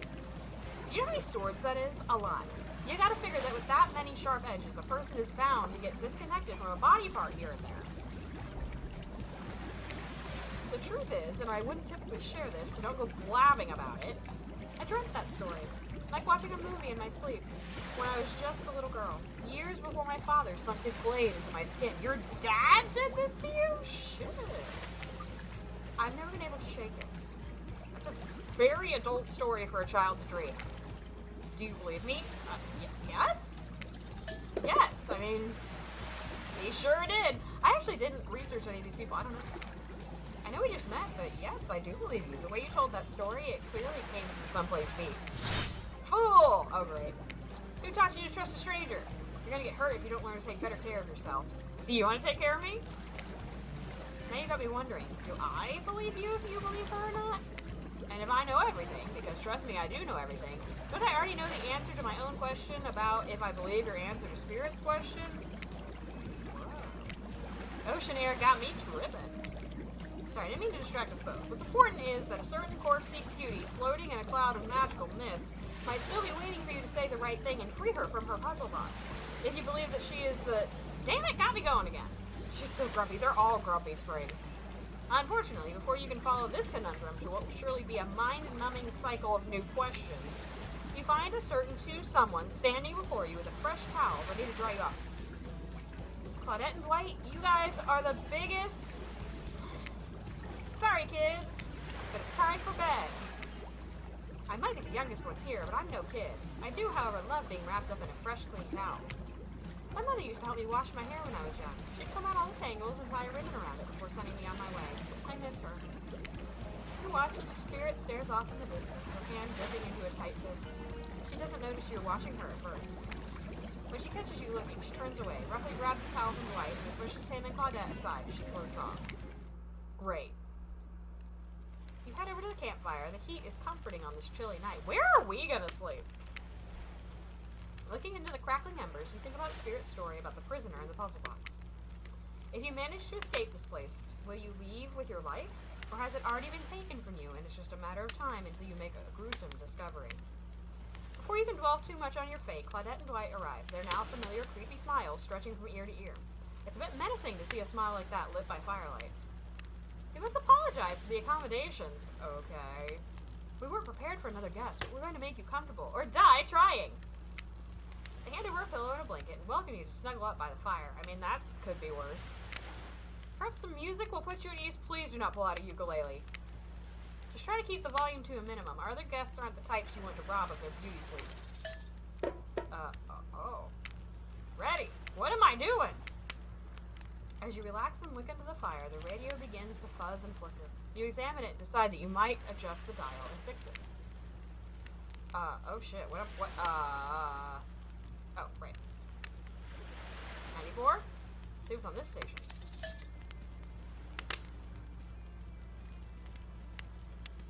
I can't tell.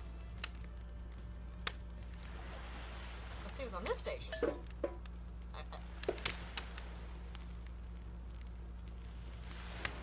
Oh, well that didn't do anything. Right, we're just gonna turn it off. No matter how many things you listen to, you still can't sleep. You decide to ask one of the killers to spend a little more time with you until you're sleepier. Who would you like to summon to your side as you lay by the fire? I mean, are we still going hardcore for Spirit? Like, I mean, that's an option. Ugh. One second, these glasses are killing me. But they're so cute.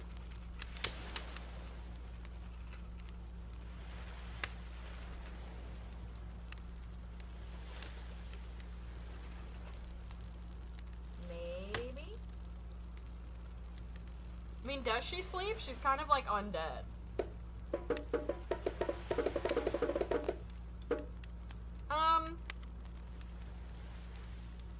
Why not? Spirit, are you around? I was wondering if I could get a little company. Spirit tells you her secret for falling asleep when she's feeling restless. They're all undead. Right. I like to listen to flute music, dab on some essential oils, and steam my pores. I mean, that sounds nice. Really? What? Even the dead like to relax. I don't really have any of those things laying around. Oh. Spirit reaches out and presents you with a unique item. It's a small comb carved from bamboo. I guess you could hold on to this. It was a gift from my mother. I will want it back though, and if you lose it, well, you'll get your revenge on me? If it's the last thing I do. You finally start to feel sleepy, except maybe this isn't really a sleepy feeling. Maybe you're paralyzed. You try to keep your eyes open, but you can't. You got a Prizzy. I know, right? But I have a feeling it's cursed, because, darkness overtakes you. The dark voice from earlier speaks to you again. It shouldn't still be as spooky. By now you've had a whole day of strange voices in your head. But this one is still undeniably odd. The human body is made up of 60% water. Did you know that? Of course you did. Everyone knows that, even amnesiac video game protagonists. Well, guess what? Drink as much as you'd like. You'll never get to 100%. You hear me? Don't think I don't see what you're up to. You awake suddenly to see someone looming over you. If it's Trickster, I swear to God. Oh, that might be worse. Trapper is sitting beside you, sketching a portrait. Oh, you're awake. I saw you with the spirit right before bedtime. You should know they're not what they seem. Not like me, who is obviously completely honest and trustworthy. Right. Creeper, I know. I was out checking to make sure you weren't sleeping near one of my... Actually, never mind. Just be careful where you sit. Great. But since I'm here, I'd like to share 2 things with you. Oh, okay. 1, I do not take rejection well. Have I ever rejected you? Have you ever... What? 2, the first thing is very important to remember. Okay. Were you drawing me? Trapper doesn't answer. Okay. You aren't drawing stink lines rating out for me, are you? Still nothing. Look, I'm not an easy guy to get along with, but I am an easy guy to spend time with. Okay. That would make sense if you choose to spend time with me tomorrow. Is that what you want? Because you really haven't talked to me yet. Well, the rest of this scum live like rats. They wouldn't know a good time if it bit them in the ass. If I bit them on the ass? Okay. I mean that literally.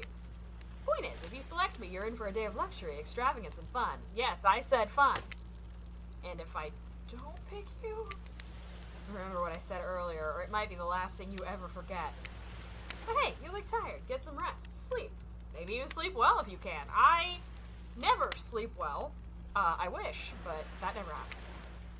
Just try not to roll over to the about 15 feet to your left. If I roll 15 feet in my sleep, I deserve to get caught in a bear trap. Finally alone. For real this time, maybe. You drift off to sleep again. Hopefully you're not poisoned.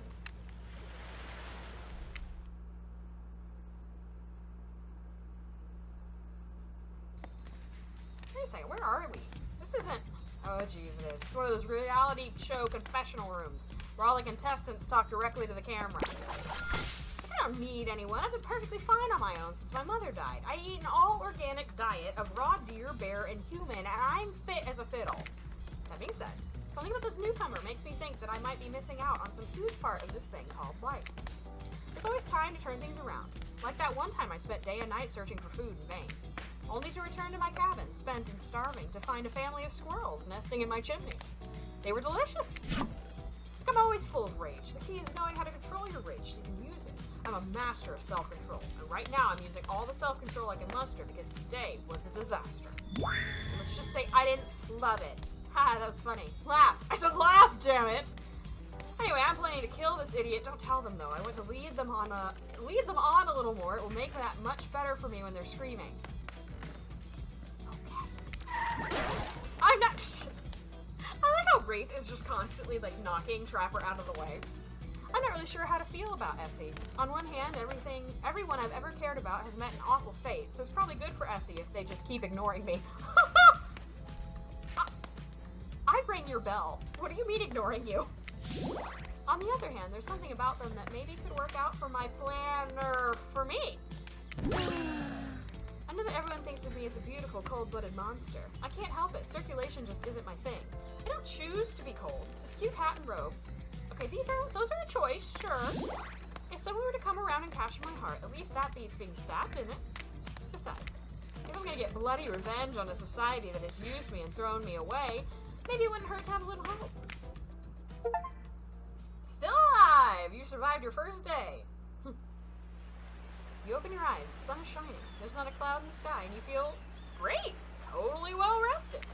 You're not even suspicious of the fact that you fell asleep by the campfire but woke up several yards down the beach, and we didn't roll into a bear trap.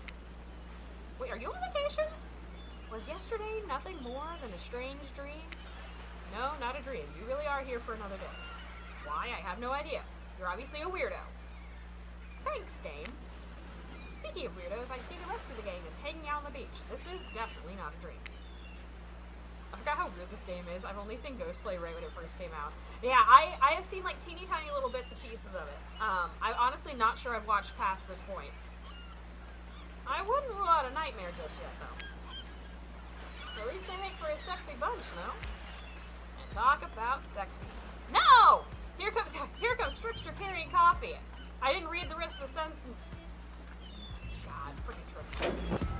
Morning, beautiful. I thought you might like a nice cup of joe to start this incredible day off right.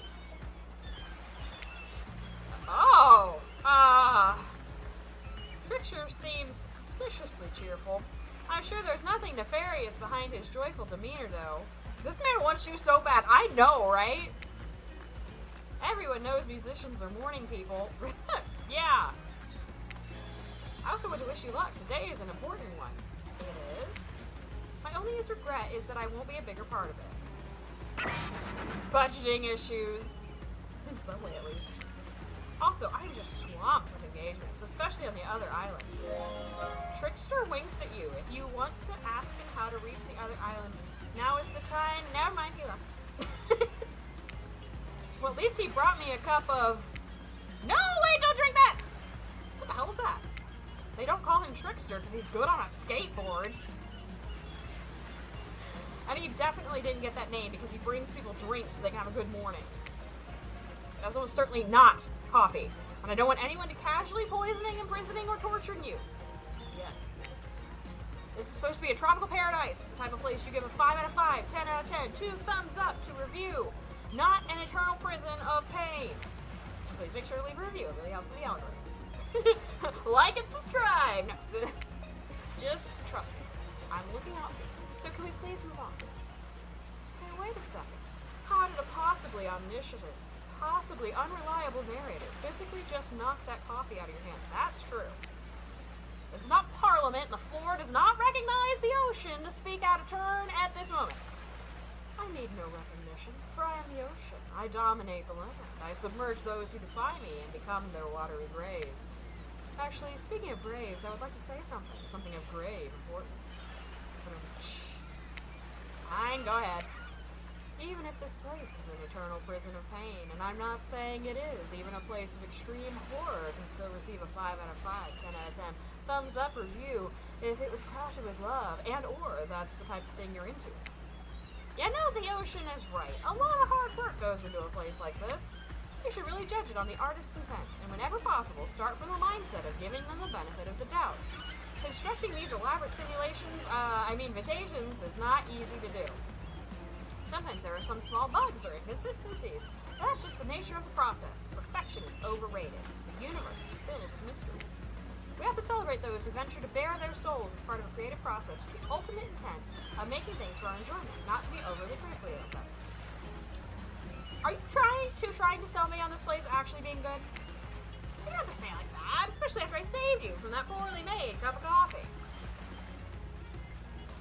This entire scene really is just the devs telling you to rate the game, right? Sorry, we should have been here 5 minutes ago. Yeah, who's behind schedule now? They always do this on the second morning. Sad, really. Even if they do make some great points. Oh, sure, they make great points, I agree. Can we please move on? Yes, of course. Apologies, I say. The last few minutes aside, have you been enjoying your time here on the island? Yeah! Yes, I'm not suspicious. There's no option. What an encouraging response! And we're so glad you're not suspicious. Hey, Claudette, maybe Essie isn't suspicious because they figured out what they're actually doing here? 0 chance. They're still clicking. Even right now, to see how you'll respond. Hey, look at that! Yeah, they don't know anything. It doesn't matter, though, Essie. We're so happy to hear you're having fun. I didn't say I was having fun. We're all having fun, Essie. You hear us? We're all having fun. We do need to ask you one more question, though. We all have to sign away our rights to say anything negative about this place. Would you please sign this non-disparagement agreement? No! No, I will not say anything negative about this island. You have my word that I, Essie, agree with the terms of this verbal contract. What? What? I said no! Okay. Delightful. Excellent. Yes. Don't be suspicious. Don't be suspicious. I have that in command. Yes. Hey, Essie, it's still totally cool if you have constructive feedback. The place to leave that is in a positive review, because we all know that nobody reads negative reviews of games or resorts like this. Welcome in! How are you doing?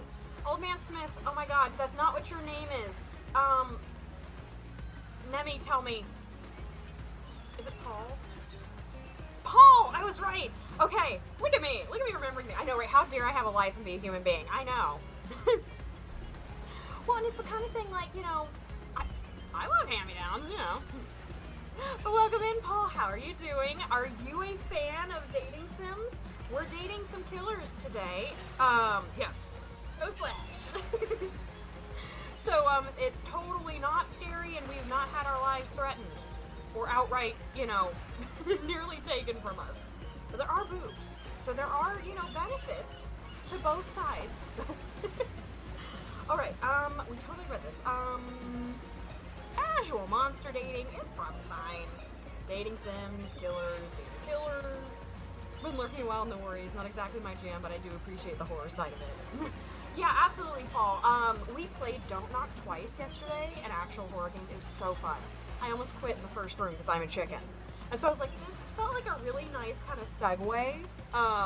The last dating sim we did was Sucker for Love, which again was kind of like a horror-esque kind of dating sim. Now I'm a dating sim nut.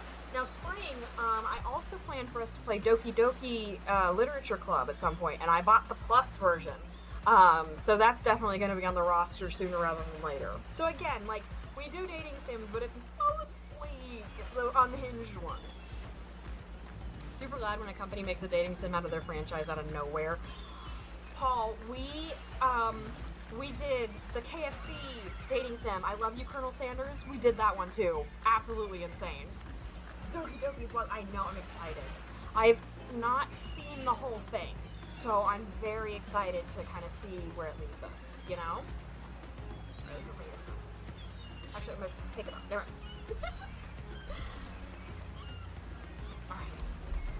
Hey Etsy, it's still totally cool if you have constructive feedback. The place to leave that is in a positive review, because we all know that nobody reads negative reviews of games or resorts like this. Anyway, I see Dwight and Claudette have gone into a trance, and with the grumbling I hear from your belly, that can mean only one thing. Breakfast. Oh boy. Perfect timing. Everyone rolls into the dining area to lard up those sexy little bellies with pancakes and bacon and entertaining those beach bods. We're all half naked in a tropical paradise. Can we get some strawberries here? A yogurt? Magic powers only get you so far. Even killers watch their sodium intake. You take your plate and sit down, thinking about yesterday and the whirlwind of feelings you experienced. Danger, dread, disorientation. It was like going through puberty again, except all in one day on a beautiful and mysterious island. Looks like you're not the only one doing some introspection, though. Trapper stands up to talk about how his day went, in case anyone was wondering. We weren't. Personally, I wasn't. I can't imagine you could make me any angrier today than you did yesterday. But I really hope you do. I really, really hope you do. Unrelated, anyone seen where I left my cleaver? Just kidding, I always know where my cleaver is. I'm sure you do. Well, that was bizarre. Back to your breakfast. Nope. Now Huntress steps up to talk about her feelings. This island is treacherous. I don't know what the newcomer thinks they are doing here, but it certainly isn't helping any of us. I'm sorry? Whoa, Huntress pretends to be all independent, but is she secretly kind of miffed you and her aren't getting along? Oh well, that surely must be it. No one else would weirdly stand up during breakfast to... And just like that, here comes Spirit. Oh, sweet. Well, I did, or should I say did not. I haven't slept in 20 years on account of the whole burning quest for familial revenge thing, and last night was no different. So in that case, it was exactly how it should be. Got a lot of reading done, though, and no wonder. Now, if you don't mind, I'm going back to quietly resenting being trapped here with you all while looking cute doing so. Guessing Wraith has had enough time to work up the courage to speak in front of a group. Ah, perfect, there he is. Take us home, Wraith! I'm glad the introduction of Essie to our island paradise. And yeah, that was in quotations. Didn't distract me from my normal routine, ignoring all of you and vice versa. This place is an eternal prison of suspicious and suffering, and no one cares! I'm still the only one asking any questions. I love how Wraith is just completely like a sad boy. Just like completely 100%. I'm asking a question too. It's when will Wraith shut up? And now they're all looking at you expectantly. Wait, are you supposed to stand up and explain how yesterday made you feel? Oh my god. Hi, my name is Essie. I think I need to process everything by myself. I'll see you all soon. Damn, what a power play. Keep them wanting more. You're getting good at this game. Sexy, true to life experience. Shame you didn't get to eat breakfast, but so be it. We have not eaten anything thus far. Also, where did that bacon come from? Now, after breakfast, you head to the hot tub by yourself to clear your head. Yesterday was, in short, a lot. Before you get there, though, something catches your attention. The duck. Hear that? I hear nothing. Hear nothing. Who are you addressing? Me? Well, yeah, I guess. That's okay, right? You know, I might be pursuing a relationship with one of these four fine killers, but it feels like the person I'm getting to know the most is you, narrator. Now that would be a trip. It's only okay in so much as it serves to illustrate that you've lost your mind, seeing how I'm not real and all, but you knocked the coffee cup out of my hand. Yeah, I heard it this time. I think it's coming from behind the pool shed. Oh. No. Oh my god. Stick it in there. A little more. A little more. Oh yeah, that's it. Yes. How does that feel? Tense. Nice.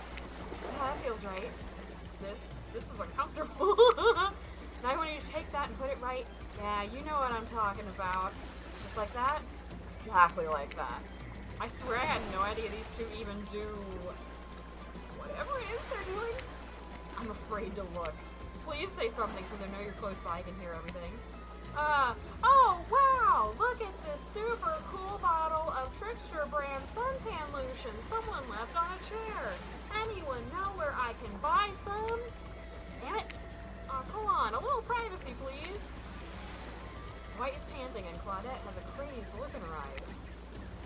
Sorry, I didn't know how else to let you know I was here, and then I could hear you. Well, you know. You know what? What do you think you were doing? You were doing. I don't know exactly what you were doing, but it sounded like, fun? I think two people trying to find new ways to kill each other in a desperate search to make their own death permanent is fun. 5 minutes to ourselves every day. We spend it hoping if we stab each other in just the right spot, we won't get resurrected.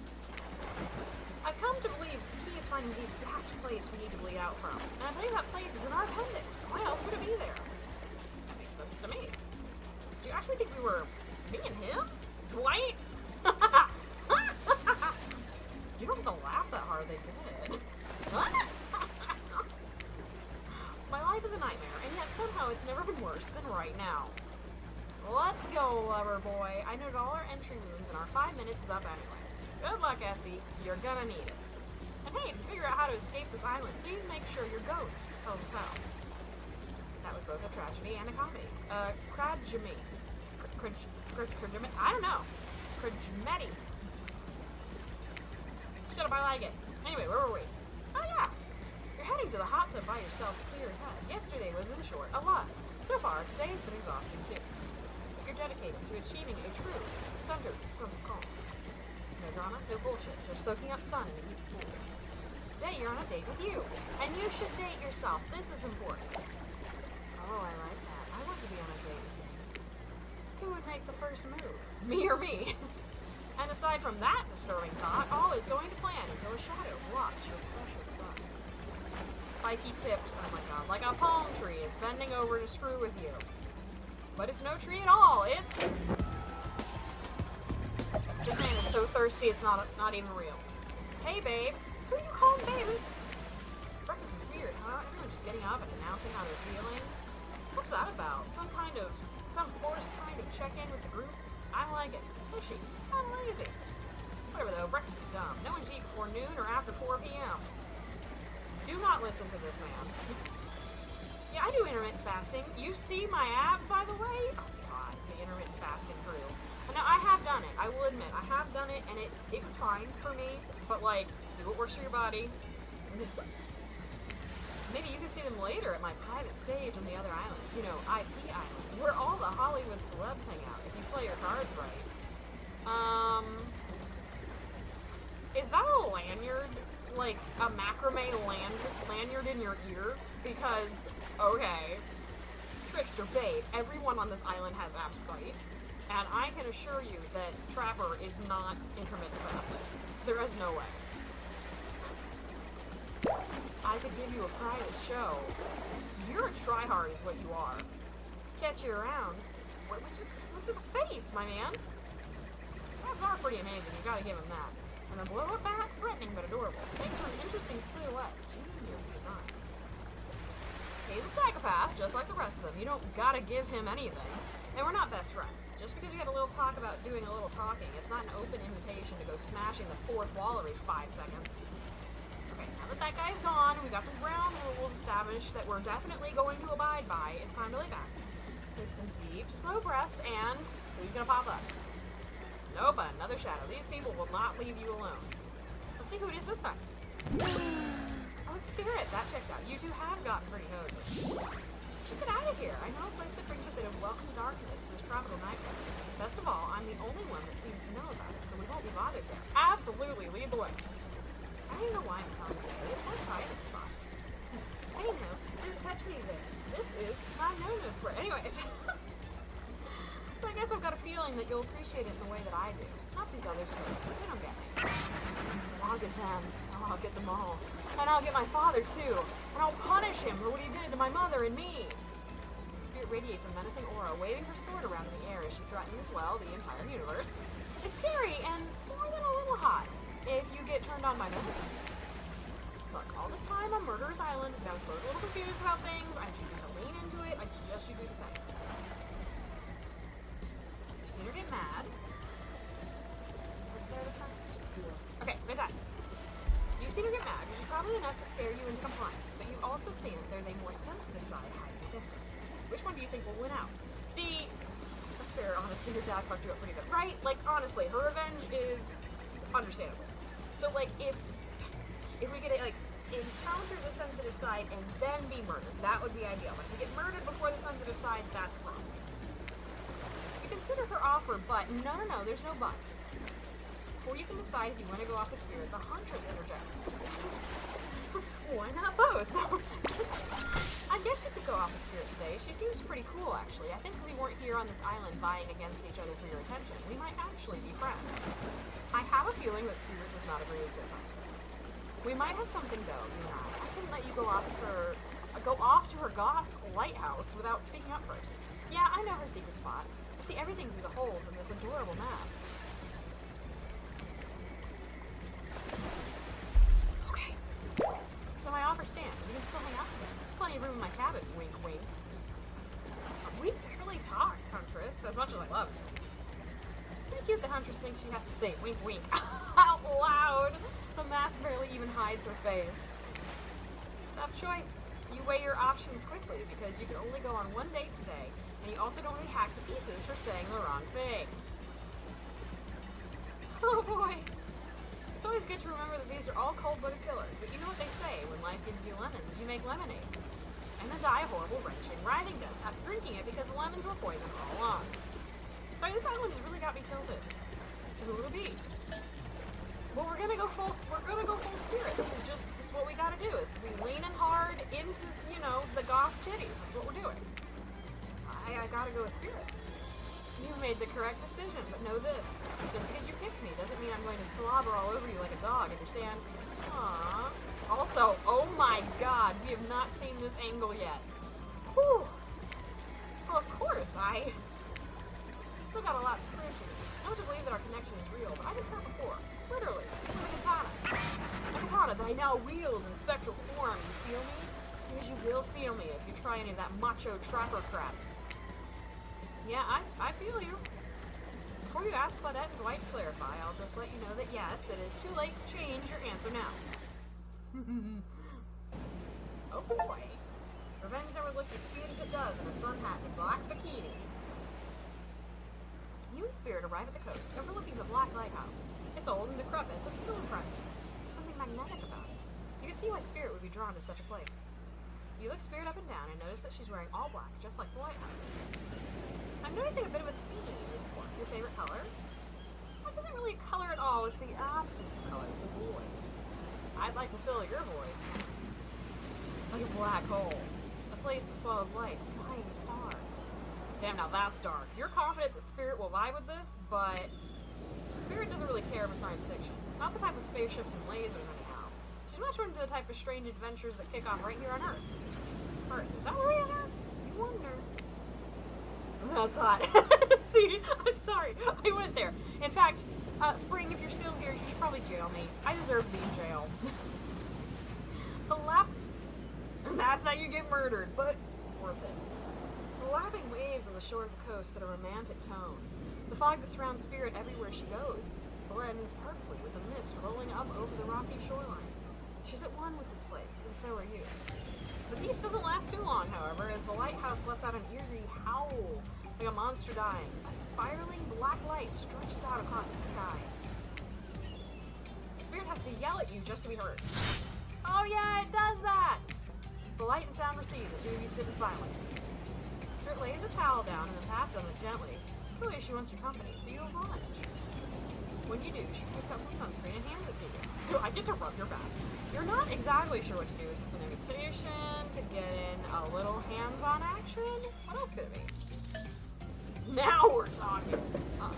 Thanks? Thanks, I forgot to bring my own when I lost my memory and fell into the ocean. No problem, I figured as much. Spirit turns away while you slather lotion all over your body. You need any help reaching those difficult spots? I absolutely do. You see a hand float around your back. Okay, sure, why not? Spirit's hand on your back is ice cold, but she has a soft touch. When she's done, she takes care of herself. You watch a Spirit apply sunscreen to herself in the most unique way by floating her own hand around her back to spread it on. Comment on her floating hands ability, say nothing, ask about the shards of glass sticking out.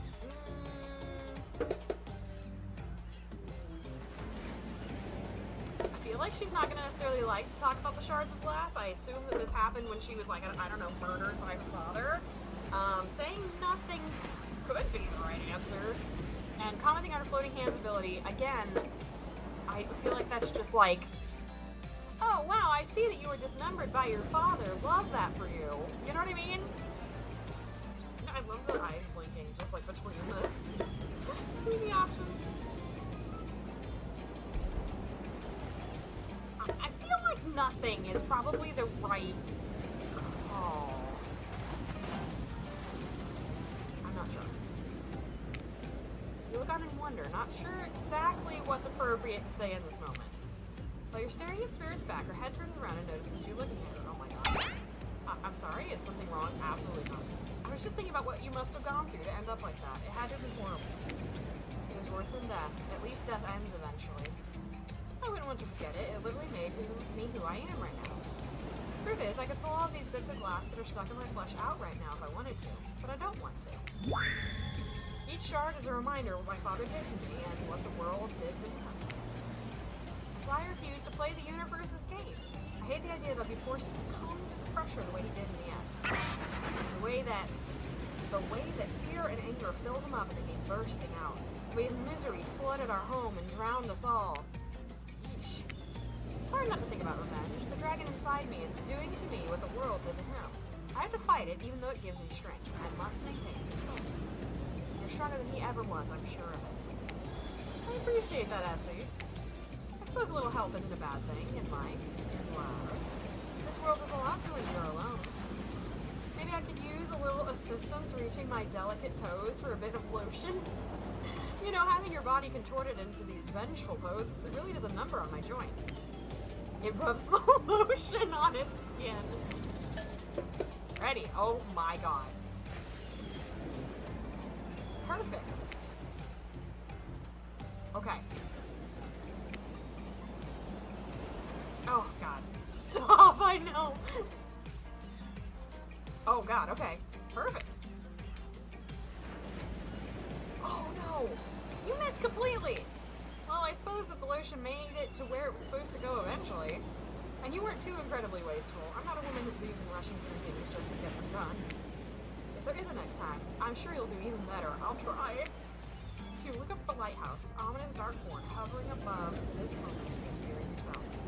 Evil as it clearly is, in this case, it does you a solid by blurring out another ominous moan, a burst of black light that rescues you from this awkward silence. If I hit all the skill checks, would we have like, anyway. Oh boy. From seemingly out of nowhere, an ancient-looking ship appears in the water. It glows, itself a thing of death, a spirit of a ship that once sailed BC centuries ago. A tattered black flag whips in the ocean air above the ship as it careens towards the shore.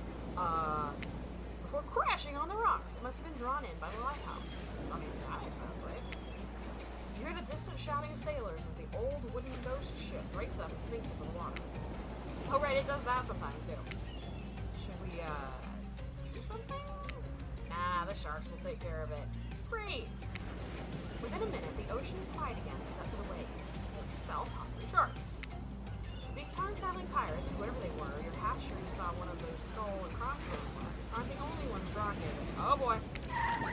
Oh god. Wraith, you are always showing up. It's Wraith. He's emerged from the palm trees behind you. I didn't come here to break up your date or something. Sure, Jan. I came here for that. What? Wraith points to the lighthouse and is indifferent to his intentions. I've been seeing it in my dreams. It's shining its strange light on me. I can't avoid it. Through woods and walls, nothing seems to stop it from reaching out to me. Duh, it's a haunted lighthouse. It does it to everyone at some point. You're no more special than me, those dead pirates, or that mermaid I saw washed up on shore that one time. Mermaids, by the way, aren't even close to as beautiful in person as they are in movies. More sea witch than underwater princess, if you get my drift. It's all part of a vast conspiracy, an epic river of lies that runs beneath the island, or something. I'm pretty sure I figured it out. The basics, anyhow. If you come with me, you can get cut! Spirit waves her katana, nearly trimming a couple buttons off of Wraith's tropical top. It backs away a few steps slowly. For the quiet guy, he never really shuts up. It could be that way, you'll see. Alone at last, tension broken. Deathly moans quiet, and Wraith vanished back to wherever he hangs out. You scooch closer to Spirit, breathing in the damp, foggy air that seems to emanate from her. It's not quite clear how that whole fog thing works, but you don't even care. You're feeling his numbing. Spirit seems to be feeling it too. She starts to adjust her robe, and you get a peek at the bathing suit beneath. It's a nice suit. For someone who seems intent on proving how little she cares about what everyone else thinks, she put a lot of work into getting into that suit. It's got straps for days. However, you're so focused on what's happening with Spirit, you don't see the next interruption coming. And Claudette and Dwight burst in on you and interrupt whatever you were doing. It doesn't seem like they were worried they'd bump into much. You guys are the worst cockblockers in the history of anything. We're here to make an announcement. A very dramatic announcement. Well, technically, we're here to invite you to join us back at the beach. I know, right, Nemi? I swear to God. We'll be making a very dramatic announcement. It's hard being the producers and the hosts. Aren't survivors supposed to work in groups of 4? Budgeting issues, I'm sure. When you arrive at the beach, you realize you were set up. Despite promising an announcement, Dwight and Claudette simply stand quietly. This isn't all what was promised. So you cock-blocked me for nothing. Hey man, there's no announcement here. But there is! A me! Oh my god. Just spit it out already, right? Can I help you, sir? You got mud in your ears, friend? I told you to get lost. That's right, Spirit. You chased that boy off. Don't you see? Lost is what I am, and so are you. But I know the way out. I've got a map back in my secret lair. Literally. And figuratively. Yeah, I know the difference. I know, right? So you should ditch Spirit and come spend the rest of the night with me instead. Oh, he's covering her face. Look at that. No! You got a secret lair? Damn it. So you think about a secret lair? You did, dude! Yeah, you gotta show me your etchings, right? I said I've got, sap. Sap in my secret hair. There's a flap on my secret chair. I hope there's not a flap on your secret chair. And I don't want to see your secret hair. I love these games. Don't change the subject. Why are you on fire? Don't ask me what he's talking about. You're trying to make a mess of the first nice day I've had in, I don't know how long, because it's not even clear what year it is, but in a while. I'm not about to be ditched for the likes of you. It's not me messing things up, like I keep trying to tell you, it's this dang island. I've come to accept a difficult truth. What's happening here, well, I'm convinced that it's our fate. It's not anyone's decision, it's simply the way it will be. There's no use fighting it. would you even know about fighting? All you do is hide in your spooky little secret hair and crying like a baby while ringing your little bell. So don't tell me what I can and can't fight back against. I was born a fighter. A dragon lives inside me. I can't not fight, even when all I might want to do is hide. Don't you see this giant hat? It's a metaphor. For what? If I do have a fate, my fate is to win every fight that comes my way. Got it? False. Oh, you hide. I've seen you hide. You do your little phase walking routine. What do you call that? It's basically cloaking. And we all know that cloaking is a type of hiding. Says the man whose only power is to cloak. Folks. You cloak. I don't cloak. I'm not a cloaker. I phase walk out in the open. You just can't see me. You have no idea what they're talking about, but it sure sounds like some video game community forum threading minutia?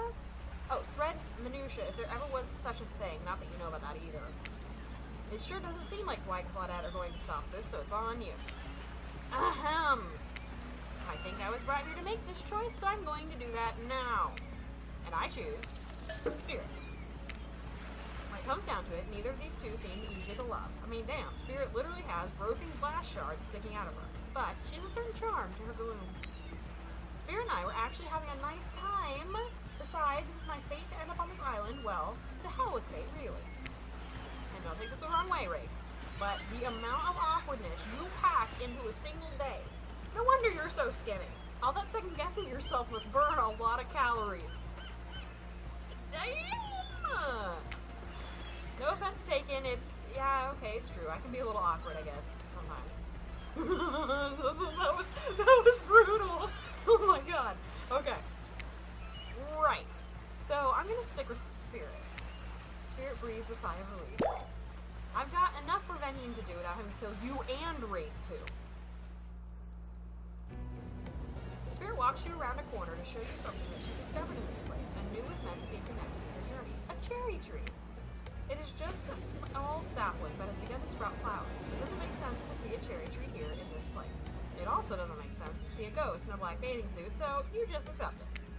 As Spirit steps into the tree, a cold breeze pulls some petals off and they come cascading through the air around both of you. It's like our transition. Do you know what the meaning of the cherry blossom? It's like spring, right? Like new beginnings? They're beautiful, but also quite symbolic. Of course, like all good symbols, their meaning is pretty complicated. What do they mean to you? Many people, being among cherry blossoms is like being at a celebration of life. People travel great distances just to be near their vibrant beauty. However, as beautiful as they might be, they aren't magical. They're simply flowers. They quickly die and fade away, and for this reason, they are also a symbol of the fleeting nature of life, of our fragile morality. In a way, the specter of looming death that calls attention to this special moment, to see and appreciate life. How does that duality make you feel, Essie? Empowered, frustrated, unsure. The knowledge that life and death are a cycle has always given me peace. Accepting the fleeting nature of life, like the beauty of a flower in bloom, allows me to appreciate the moment without being too hung up on what comes next. As you explained, Spirit's face begins to look sad to you. You're not sure why. It's not the happiest topic, life and death. But why should that matter? Then it dawns on you. Spirit is trapped in this ghastly state of death with no hope of cycle back, no rebirth, a moment of blossoming life long gone. That scary type of death and decay that comes after the good part, that's Spirit's eternity. I feel like an idiot. I wasn't talking about you. I wasn't even thinking about you. You just answered from the heart. I can't let that bother me. Our priorities are not the same. I have my mission up. Once the fallen cherry blossoms represented the souls of samurai warriors, those with noble characters, those who did not fear death, those who were killed in the greatest sacrifice to honor their emperor. Their lives were short, but their purpose gave them beauty. Those warriors saw death coming, but they never despaired. They faced it. They held their swords and struck down their fear. But despite the samurai spirit that lives on in me and my noble bloodline, my life has ended, but my death continues to stretch on. The cycle is frozen. This cherry tree is not real. Those petals fall, they soon replenish. It's as if it were installed here by someone. You watch a spirit chooses her words very carefully. By something with no respect for the balance of life and death. We're sorry to interrupt, I swear to God. You know we don't believe you, right? Yep. But this time we've got a really good reason. It has nothing to do with us being manipulated by an unseen force, because that's definitely not happening. Nobody accused you of that, but okay. We're just here to tell you that it's time for dinner, silly. Get it while it's hot. I was trying to get it while it's hot. You guys keep interrupting me. I guess it's time to go, or whatever. Thanks for spending some time with me today. I enjoyed it. Me too. What a fun day you've been having. I can see it written all over your face. You're shining. And that's not just the remaining anxious sweat from spending an afternoon courting a psycho killer. I know, you are really feeling this whole romantic experience. Don't worry, I'll keep your dirty little secrets. But enough gentle ribbing. It's time to get back to business.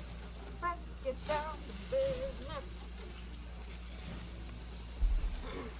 All the, appetizing singles have arrived for dinner, including Trickster. Great. Wraith is here too? Wow.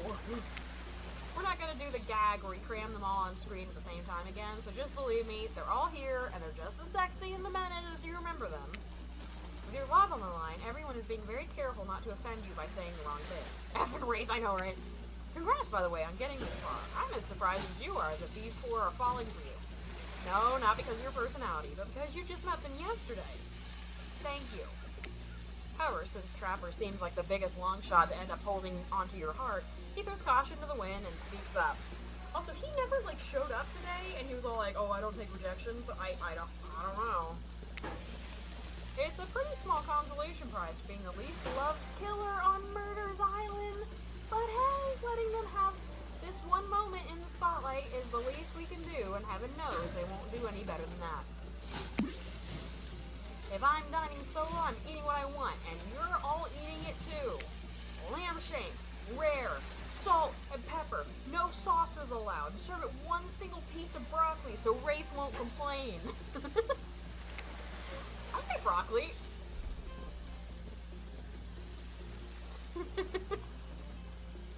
Wraith baby, just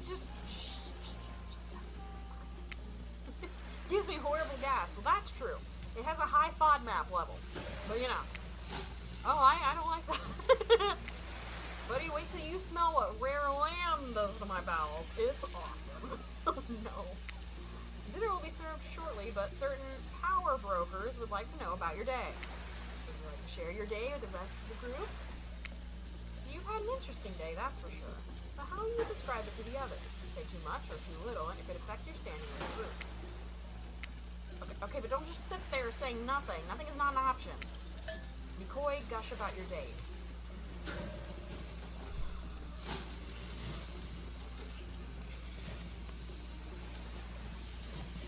Man, I don't know. I'm trying to decide if Spirit would be happier if we were, like, really...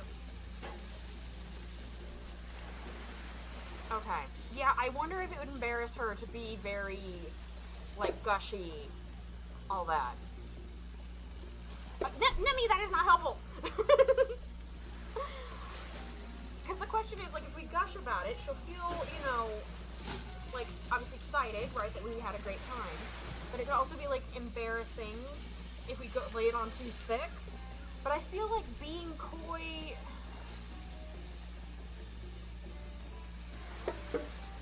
Okay, coy. We're gonna go for it.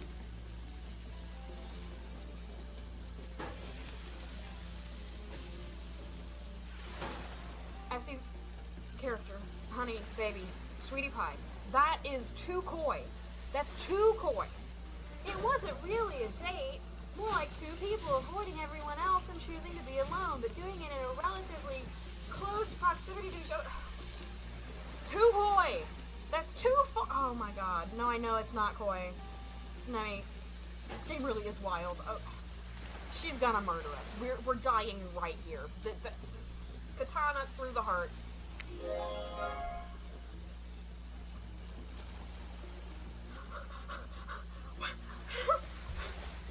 That's exactly right. I couldn't have not, what?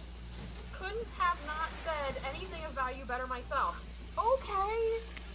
Spirit is clearly happy with the way you portrayed your date. No surprise, she doesn't like people getting into her business. Okay. I'm glad you're happy, babe. Do I Dwight and Claudette bring out dinner. Everyone eats in silence. No one trusts anyone now, and they are all very tired.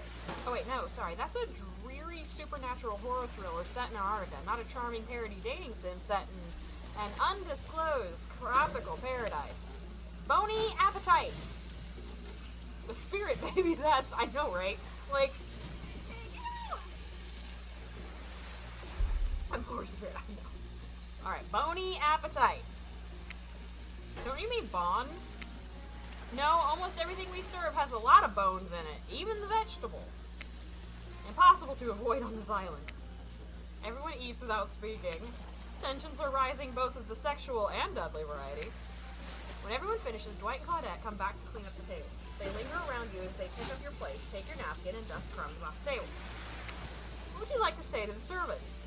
Are you guys servants? Thank you? Your top-notch service is much appreciated. In fact, here. For us, just for doing our jobs, are we giving them the coin? Thank you kindly. Did we give them something? What? Everyone, if you would please be so kind as to follow us to the fire pit, we'd greatly appreciate it. We've been told something big is going to happen. Something that will change everything. You can go willingly or you can go unwillingly. You have no choice. Stuffed cookies. Did you have a choice on how you said that, dweeb? Yes, and I immediately regret how I did it. Good, something needs to change around here. Fire is rebirth. Fire illuminates the soul. I hope the fire isn't too smoky. Smoke hurts my eyes. Rafe is such a baby. I have pretty sensitive eyes. I'm also horribly afraid of it. The fire, I mean, not my eyes, because of childhood trauma involving fire. Rafe baby. And finally, everyone starts moving towards the fire pit, if only to get away from Rafe's complaining. He's such a mess. You take a seat on a comfortable log, feeling the fire's heat against your skin, and wait for other killers to take their places, wondering who will want to tell a story this time. He's literally so funny, though. I know. Will the narrator tell a story? I bet they've got a stunningly creative mind. Hey, you think? Are they allowed to simply place thoughts in my mind like this? Doesn't seem fair. Everyone makes their way in, but something unexpected happens. Nothing. Nothing happens. Something almost always seems to be happening here, so nothing is probably not a great sign. We're just staring at each other. Oh, cool, and now everyone is looking at you. Is it my turn? I can tell you a story. I'm sure I've got a story. So, you know, do something. Should I pick someone to tell a story, or we could play charades, Boggle? Well, we were actually thinking, why don't you tell us a story? Oh my god, okay. Wraith points his spine and skull staff thingamajig at you. You duck out of its way. Who knows what that thing can do? Probably shoots lasers. Try not to bore us. We're just very interested in you. Don't speak for me, Huntress. Does she not like us? Now you can't tell if you're warm from the fire, if it's nervous heating up. I know that the fire is right here, but maybe we stop talking about it all the time. We can start to pretend it's not here and doesn't, you know, threaten to burn us all alive. He's not supposed to hear me. Get out of here, Wraith. Essie was about to make an important decision about telling a story or not. Fine. I'll tell a story. Sure, I'm game to tell a story. I hope it's a mystery. I swear to God! Okay. So what kind of story do you want to tell? Romance, adventure, action. They would probably like an action. These psychos would like an action. Let's do that. Here's an action-packed yarn for you lot. The time I got into a bar fight. Yeah! The group is interested. They lean in. I'm all ears, and I'm not talking about the buckets of them I have on my boat. Okay. You crack open a beer by smashing the bottle cap off the nearest rock before starting. Where did I get a beer from? Who knows? I'm at the local watering hole, powering up with my regular 12 beers before I slay at the pool table. Slay is good. Steely Dan blasts from the jukebox. The bartender's tip jar is filled to the brim. I pound the final pint and smash the glass on the counter as I demand shots for the entire joint. Why do you have a bucket of ears? I know, right? It's a magic beer! The patrons cheer for me. I am their god. Suddenly, I hear the telltale revving of engines outside. motorcycles. And you know what that means. The saloon doors swing open. Wait, it's a saloon now? And in walks my arch nemesis, Big Slim, the giant of North Toledo. He sounds sexy. Thought I smelled something acrid from Akron when I hopped off the hog, Slim says with a sneer. I get up from my stool, the gal behind me rubbing my shoulders, revving me up for the inevitable fight. Long way from home, aren't we, Slim? What are the fine people of Elm Street going to do without someone to sell them someone's second-hand cufflinks tonight, I taunt him. He strokes his oily beard. This story has a lot of specific geographical references in it. I have a perfectly good job at the pawn shop. Why are you coming at me like that? Slim yells. That's fair, I scream back. Why do we even hate each other? I can't even remember. This is going off the rails. Something about me cutting you off in traffic, but it was a misunderstanding, Slim yells. Well then let's hug it out, I say, tears starting to well in my eyes. And we made up. What about the bar fight? Oh yeah, we got in a real blowout fight later that night. Really yelled our proverbial heads off, but it was just an argument about whether you should say pop or soda. It's obviously a soda. Come on! I gave up headlining at Coachella for this? Spirit laughs hysterically, probably laughing at you, but it's a laugh you're ready to accept. That sure was a kind of story, technically. Okay, that was not a very good story. I don't mean to insult you, but it was actually quite bad. Sorry, but this narrator keeps it real. We can't just end there. So who else would you like to hear a story from tonight? You look from killer to killer, trying to decide who might be the most entertaining. Alright, we've already asked Spirit to do it. We can't just keep asking her, so we're going to ask Huntress. Although, if we ask Wraith, God only knows, I was about to say, God only knows what this man might come out with, so... Let's hear Mr. Soft Boy. Well, I guess, if you want, let's see, what story could I tell? Oh my god. I could tell you one about Mami Wata, a beautiful African sea goddess who would lure men in with sex and then reveal her true form as half woman, half fish, making them swear to be true to her and no one else. Sure. Long story short, it usually ended up badly for the men. Okay. Which, if you ask Wraith, then it might be worse than yours. Which is the end of that story, I guess. My bad. Let's see. There's that one about the mysterious cult that would demand a human sacrifice to, No, that's no good. You don't want to hear that one. Oh, God. There's the living tree. Its branches were more like tentacles, and it oozed a strange liquid from its bark. One time, a girl I knew drank the liquid. She disappeared that night. But a week later, a new tree appeared. It had a very familiar-looking face etched into the bark. No, that's a bad story. That could never happen. What about something truly horrifying, Wraith? Make up your mind, man. Pick a story. Oh my god. One time I was doing my maths, and I mixed up the quadratic equation and Pythagorean theorem. Just for a second in my mind, I guess I was tired, but wow. That was really scary. I want to hear more about the half-fish lady, particularly the fish part. Are you into fish, my man? It's not just you, Essie. Half the time I have no idea what the hell Trapper is talking about either. When you're hot and rich and extremely scary, you start to think people will just accept whatever you say. That's terrifying. How was story time? A lot of people like to take hot shots at sequels, but I think every good story deserves a follow-up. When you think it's the end, the sequel is almost never as rewarding as the original. That's why I'm much more of a fan of the episodic style of storytelling. Knowing it's a series takes a lot of pressure off of any individual installment and builds a greater sense of community between audience and creator. Tell me, Essie, if you could delete any sequel from existence, what would it be? Oh man, any sequel from existence.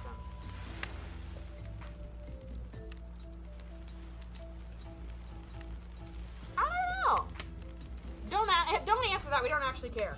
We're just here to make sure we seamlessly move on to the next segment of the evening.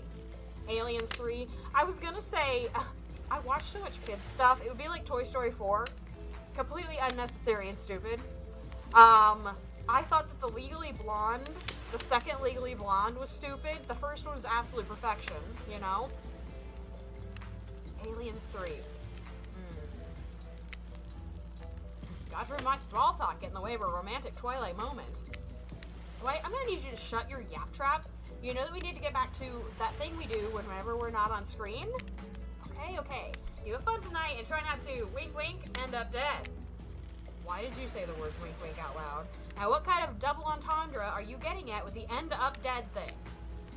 Clay is physically incapable of winking, not since the accident. And you do know that all of these people are despicable criminals with double-digit kill counts, right? Hey, at least it's not triple-digit, right? Well, except for Spirit. She really doesn't belong here. She's strictly a victim, not a perpetrator. No wonder she's pissed. Did I hear somebody trash-talking Spirit? Deal me in. What do you say we take this talk to the hot tub so I can soak this bod while I roast that ghost with some killer hot takes? Oh my god, if we say no, is he gonna murder us? Please, enough talk of burns, things that are lit or getting blazed. It's enough that these activities have to be set next to a literal fire. Must I be surrounded by figurative flames as well? What if he turned and ran away as far as possible from this place?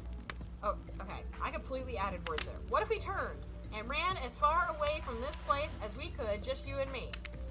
On those spindly legs, you tell him. Never skip leg day. You'd probably tire before you got too far. If it's running away to someplace more secluded, Essie is after, they should obviously join me. Have you seen these legs? Pure power. That's too true. I would love for you to crush me between your thighs. Not that my walk speed really reflects my giant stature, but that's because I choose to move slowly for stealthy reasons. It's my own choice, and it's completely logical.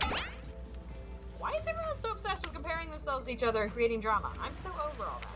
Don't you get it? Society wants to trick you into fighting with each other so that corporations can swoop in and sell you fake solutions to all your fabricated problems.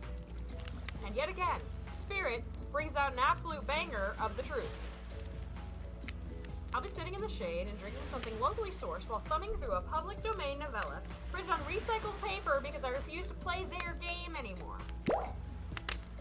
It's like she's actively trying to be as unappealing as possible. Does it really turn anyone else on, or just me? I really don't think she's gonna go for you, man.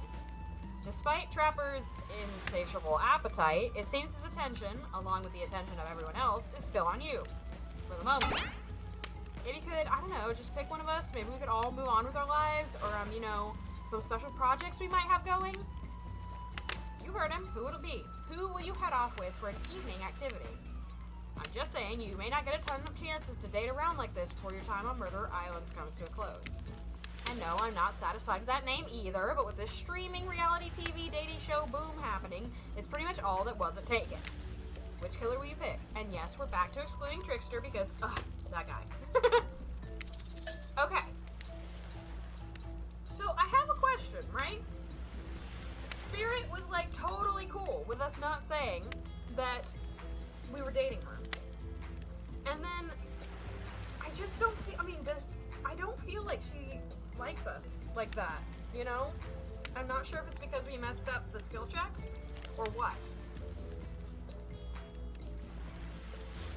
Look, if even the narrator says it, I know, right? So, like, do we continually try to exclusively pick Spirit? Or do we go off with, you know, Mr. Sad Boy or Huntress? Because straight up, we're not going with Trapper. Because he has straight up said that he just wants to kill us.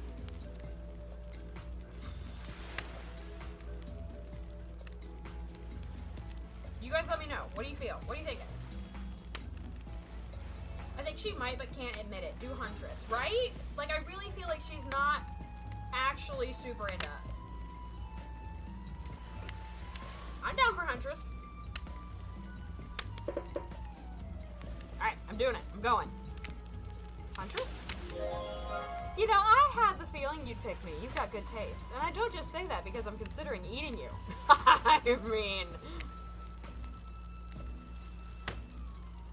Huntress licks her lips as she eyes you up and down. You've never felt like a literal piece of meat this much in your life before. What have you gotten yourself into?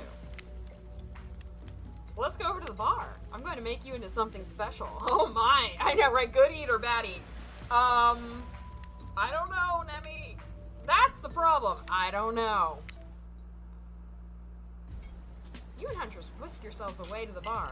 And when you arrive, you find an arrangement of arts and crafts supplies. Are those taxidermy tools? Cool, cool, cool. Are you freaking out? I'm not freaking out. You wonder what's going through Huntress's head. Though she's bubbly and enthusiastic, you're always terrified she might snap. Something on your mind? She smiles. Drink this. Oh, okay. Oh, ooh. That's beautiful. Huntress hands you a seemingly normal tropical cocktail. If one were to drug you into some sort of state in which you could be operated on, these flavors would certainly hide the poison. You getting stuffed in the bad way.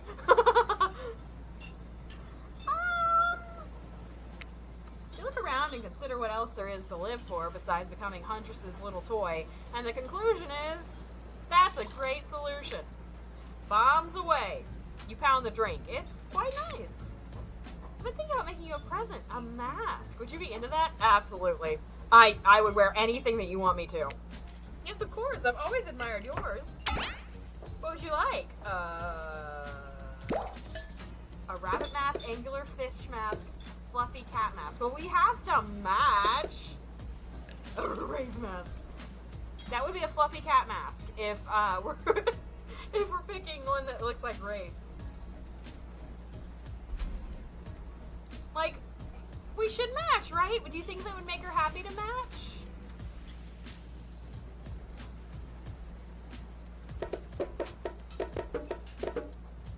I'm going with the rabbit. Unless you guys tell me not to. Maybe. I know. A rabbit mask, just like yours, please. Well, that's not very creative, is it? Damn it. Huntress is annoyed, but then her face lights up. Or wait, is this brilliant? We can use this as a tactical advantage. Like, there's two of us. We can attack from both sides. That's right.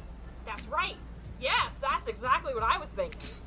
Well, I know what I'm going to be working on tonight, all alone in my skimpy pajamas.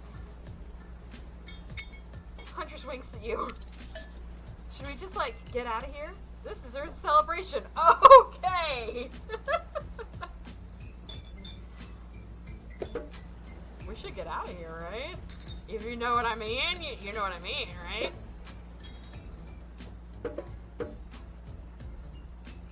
Yeah. These drinks are making me pretty sleepy. Should we just, like, get out of here? Maybe go get directly into your bed? Ah! No, that's not how tonight goes. I mean, it's not how it's supposed to go. Not yet, at least. Haha, you cookie cakes. Oh my god.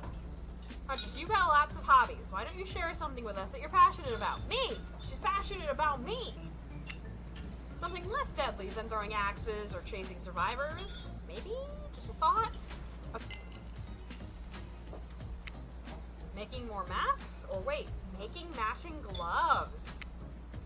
No, you little joker. I'm thinking of a different type of making. Making our victims die fast, medium, or slow deaths, depending on the mood we're in. Okay. It's another round of Be Careful What You Wish For on Murderer's Island. Dwight, I need your help. Doing something in a different place entirely? You read my mind. Meet you there. I'm talking about mycology. You know mushrooms? I've picked a lot of them, and I'm very familiar with which ones will make a great soup base, and which ones make you super dead. I do like mushrooms.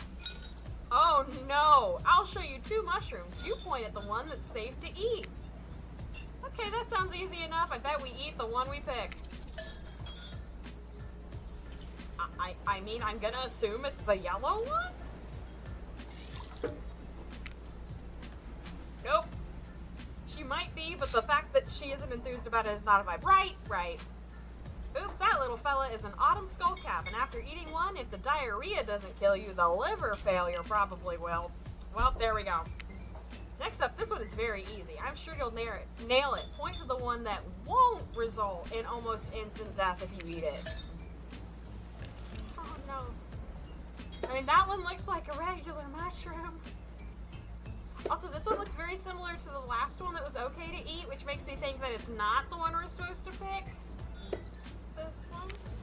Ruh-roh, you just eaten a deadly dapperling, which has a name that is both adorable and, well, deadly. Adorable and deadly. You know anyone like that? question. Which one will make you jump for joy and which will make you vomit until you die?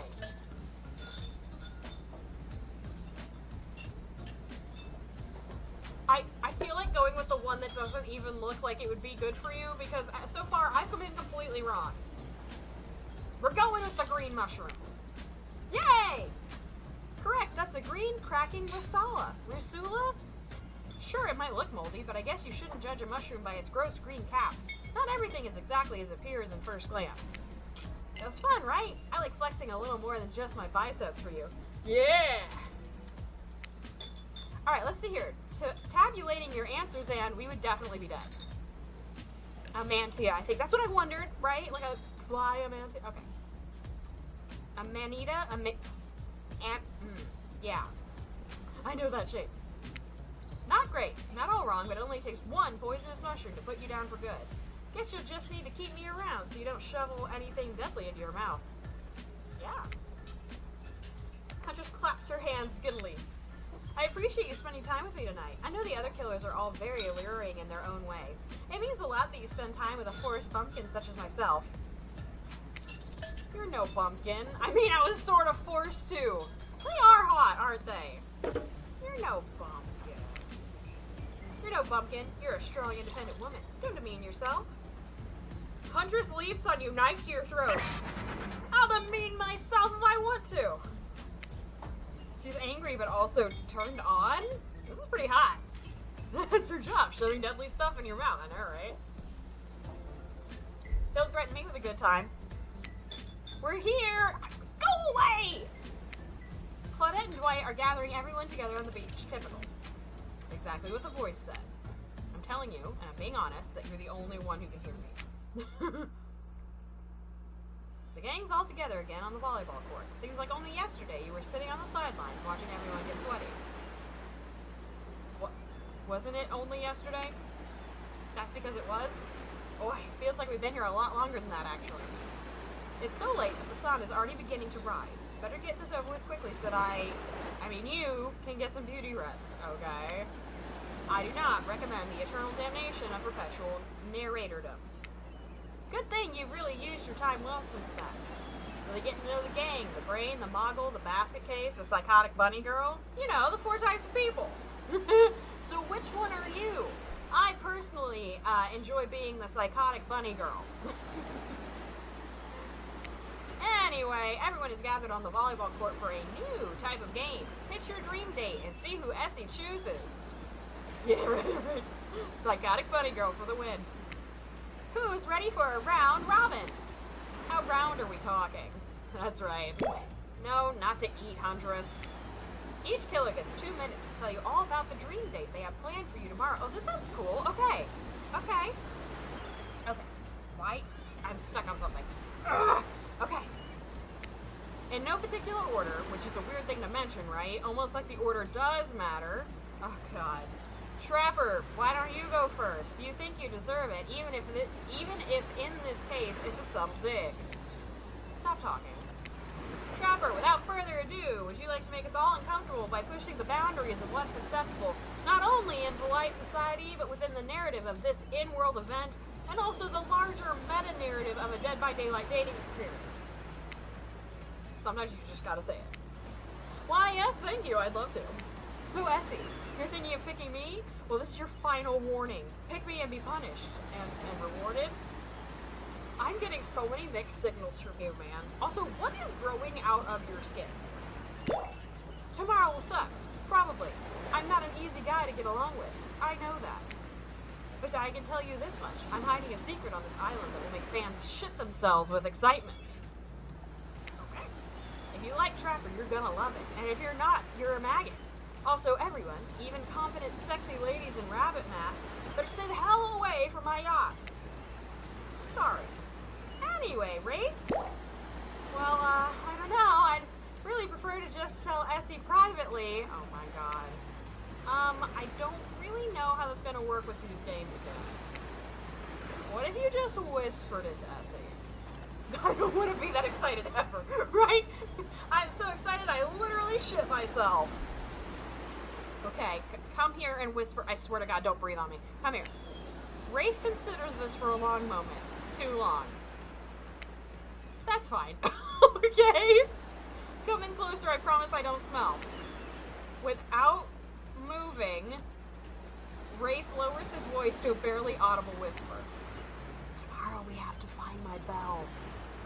What did you do? Okay, what did you do with the bell?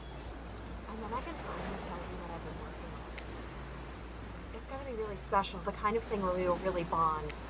And maybe finally get off this island. Oh? And maybe then we can go on a real date. You done? Is that it? Wraith nods, proud. Okay, I mean, that's tempting, right? Find the bell, get off the island, have a date. I'm down. Great, Huntress, why don't you take it from here? Tomorrow morning, I'm planning on a nice atmospheric breakfast on the yacht. Don't worry, Trapper, you won't even know it's gone. Oh, God. What was that? Nothing, go away. Then, boy, oh boy, I've got such an adventure plan. It involves hunting for treasure. That is a lot of ass right there. Okay. What kind of treasure are we looking for? You were not invited, Dwight. Guess you'll have to pick me to find out. Let me tell you, it's primo stuff. Now, if you don't mind, I'd like to start preparing, because it's clear already that you're going to pick me. Confident, mysterious, I like it. Hit us, spirit. Figuratively, damn, Dwight, you gotta watch your words with these people. Tomorrow we'll spit in the face of God, die, and be reborn anew. Okay. That's it? If you're not intrigued by that, I don't want you. Go draw crayon art with Trapper. Or dig up whatever mysteries with Wraith. I don't know what those guys do all day. Oh, done. Do you want to at least specify which god you'll be spitting in the face of? All of them. Alright, be ready with your answers about who you want to go on a date. Okay then, so hydrate tonight if you intend to hang out with Spirit. Got it. And time's up, everyone. Gosh, you'll need to dream about these options so you're ready to choose in the morning. Now go dream about all these swoon-worthy options so that you're ready to make a choice come dawn. Did you not just say that? Have a swell night. Did you two forget to mention something?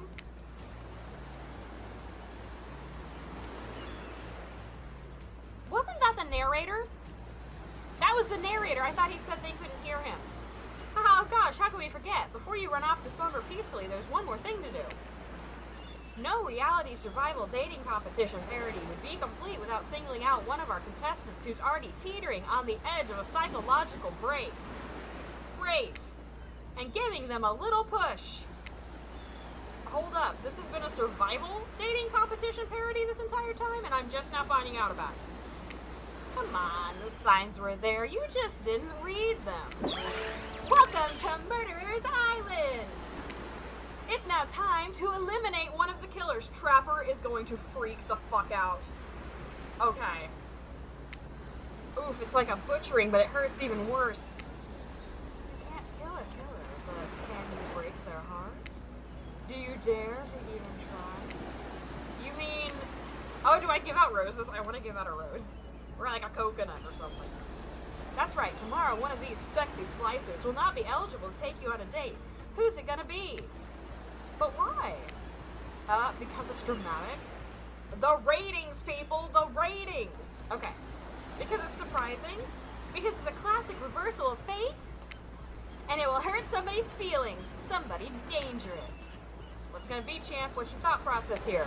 Trapper seems like he might throttle you in your sleep if you eliminate him. That being said, at least you'd see him coming. Spirit could be anywhere. She floats. Now, I heard she can disappear. Hard to track.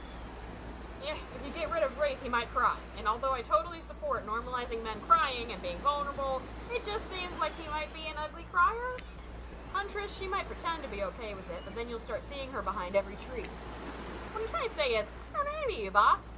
So which sociopath are you eliminating? I mean, if we're doing this by, like, actual popularity, Trapper would be gone. I don't think we've actually talked to this man, like, at all.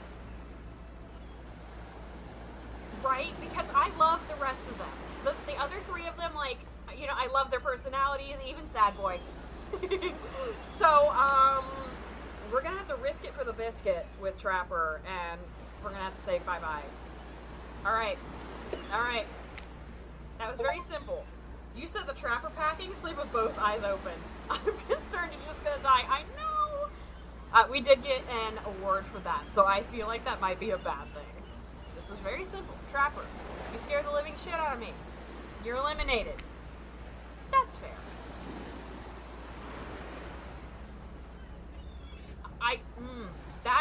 That's a bad reaction.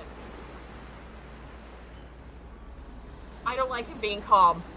I don't like him being calm. That's a very bad situation. Honestly, though, I don't care. You suck. I don't suck you, though, so... Okay, anyway. But not in a good way. You bore me. You're personality-free, maggot. It wouldn't even be fun to kill you. Go ahead.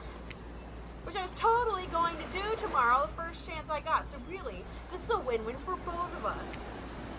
Still might kill you, though, out of principle for eliminating me. Sleep with both eyes open and have fun on your date tomorrow. Now that you've broken the heart of someone heartless, you should go get some shut-eye. Ain't no way. And don't worry too much about the broken heart you've left behind.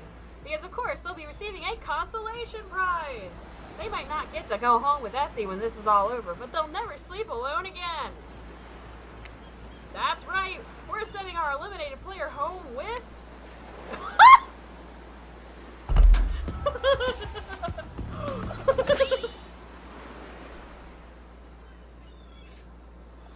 I'm concerned about this first sentence. Their own, mostly new, trickster body pillow. The next best thing to the real trickster. It might not hug you back, but it definitely won't try and stab you. And how do we know? Because I've tried it. That's right, it's Dwight tested. This is so chaotic, I know. Claudette approved. I hope you sleep well tonight, Essie. You're my hero for what you've accomplished. How can you sleep tonight knowing what you've done? No, not because of the guilt. I mean knowing that there's a legit homicidal maniac who hates you so close by. We should go snuggle into the arms of Huntress, and then we'll be fine. How can you sleep tonight knowing what you'll do tomorrow? I don't know how you'll do it, but you better go before Dwight and Claudette come back and put you to sleep themselves. You know these two. Schedule, schedule, schedule. This is an amazing game. Wow, what a crazy way to end the day. An elimination? I didn't even know it was that kind of a game. Let's check in with everyone, especially with our loser. Everyone deserves a send-off. We'll see how things go tomorrow, I suppose. I'm not expecting anything. I tend to shut my mind off during hard times.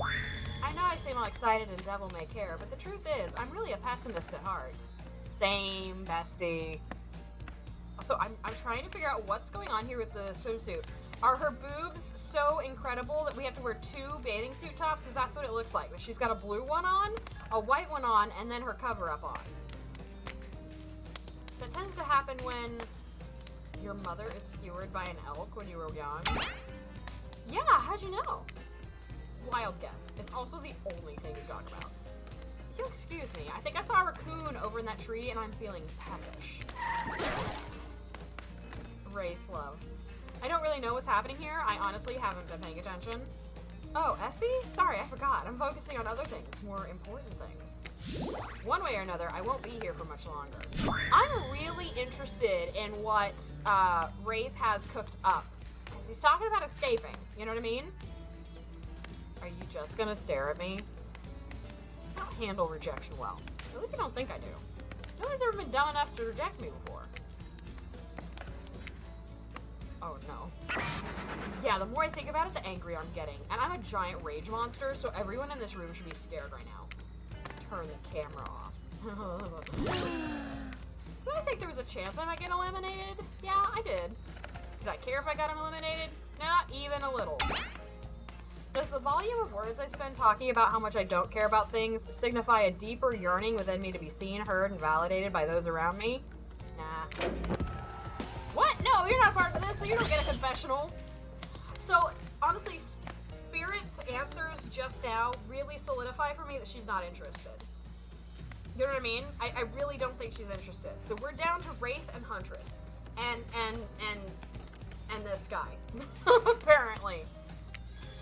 It's cool, man. I'm not a part of anything, you feel me? I'm not a cog in anyone's machine. I'm my own machine. This whole thing is pretty cute, though. Charmingly low budget, old school marketing vibes. Not gonna lie, I kind of wish I wasn't so busy right now. I'd definitely be down with a reality show-style dating competition with survival elements. I got my new album, upcoming tour, finalizing the new sneaker line, producing a limited series on my life, starting a new social media NFT crypto app, and doing these private gigs over on IP Island. My dudes, you gotta come check it out. IP Island, it's dope. It's where the real killers are hanging out, fully licensed, no legal dramas. Lawyers, take a hike. I'm gonna tell everyone that Trickster said that about them, don't worry. I'm talking your favorite established characters from all over pop culture that can't be seen on this island. Hell, you probably can't even mention them like Don't you say it. Look, we get it, you're very popular and in demand, but we have a game to get back to, and I don't want to get sued. Oh, he's kind of cute with his little face now. Ghostface! Okay, I love that from him. Come on! Whatever, I don't even care. I'm the Trickster. You're half naked is what you are. See you around, Essie. You too, narrator. Oh boy. That's pretty funny, right? I have a name, you know. Do you? You do? Yes! Seriously, they do not pay me enough to deal with you people. He really seems like he's compensating. Oh, I know. If any man talks that big a game, there's no way. No way that it's good. I'm just saying. That's too much. So are you gonna tell me your name? Is it my turn? What? No! No, it is not your turn! You're sentient water. How are you even sitting in that chair? What's a chair? It's the thing. You're getting all wet. Now it's gonna smell like mildew. Okay, rude. Fine, let's just get this over with. It's your turn, Ocean. Do your check-in. Check-in? I was just looking for the bathroom. Ocean, I swear to God. Bathroom? Are you serious? It's down the hall to the left. It's okay. Never mind. Oh, no. Never mind? What's that mean? No, not you two.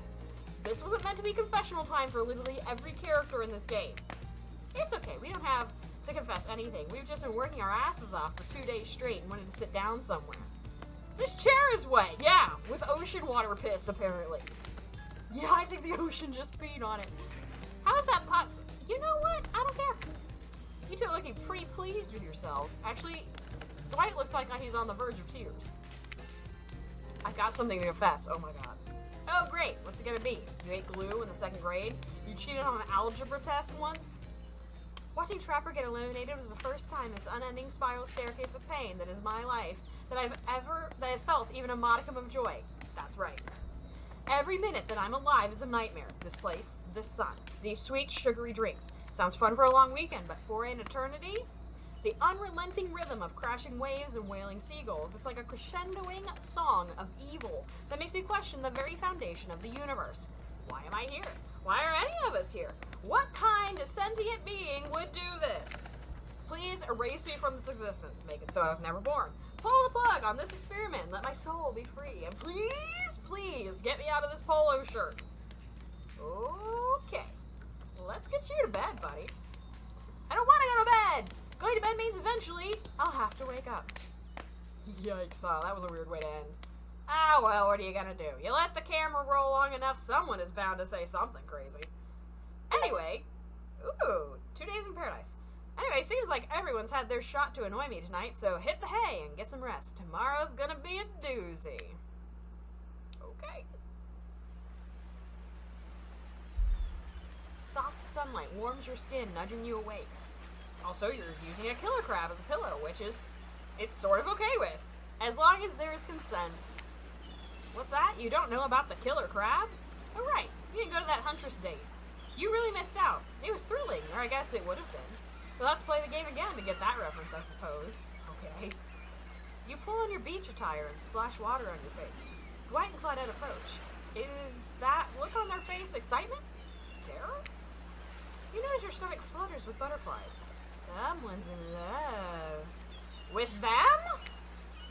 Or you've been infected with zombie butterflies in your sleep. It has happened here before, but it's probably the love thing. It's time. Claudette gestures over to the beach where the killers all stand flanked by tiki torches. It's a scene very reminiscent of a TV show you used to hate watch with your ex. I used to love Survivor. I I love Survivor. I won't even deny it. One of my favorite movies, or like TV shows of all time. Like, growing up, I wouldn't miss it. You know, this was back before, like, on-demand TV. So you'd have to get there when it was airing.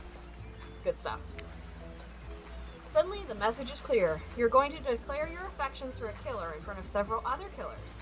Hey, isn't Trickster supposed to be here? We paid him good money to make some half-assed cameos in the show. I'm gonna choose Agent out.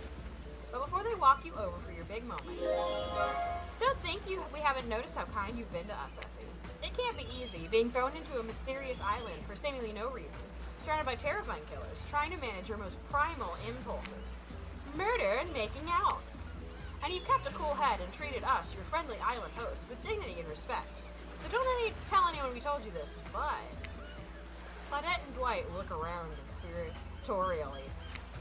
Just a little hint for you going forward. Don't try to go all the way with a killer who isn't into you. Relationships are two-way streets, and if you don't have a green light in the other direction, you might end up in the friend zone.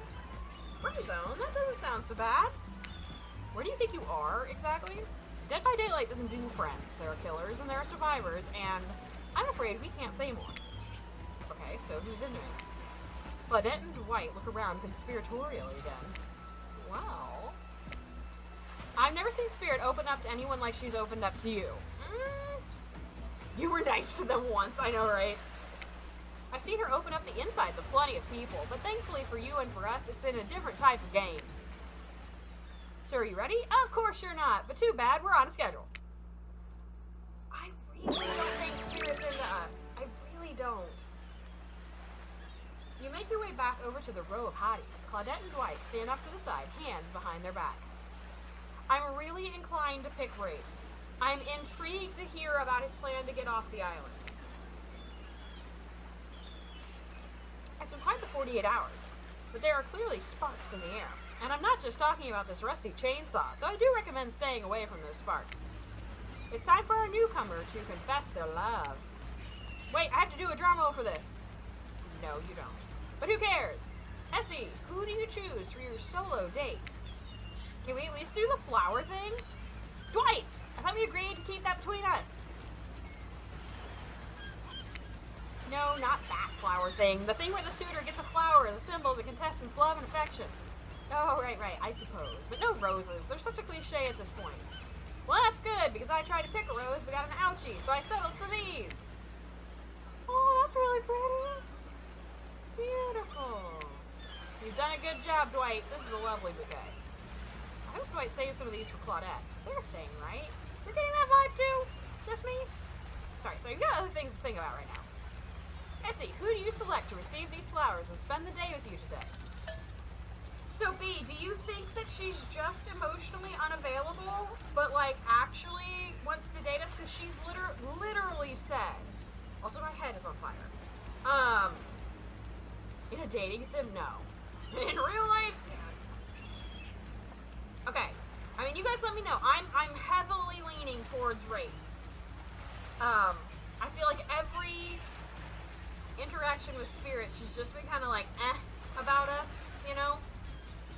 And she's, I mean, understandably, but she's very caught up in, the whole not being dead thing, not being alive thing, you know what I mean?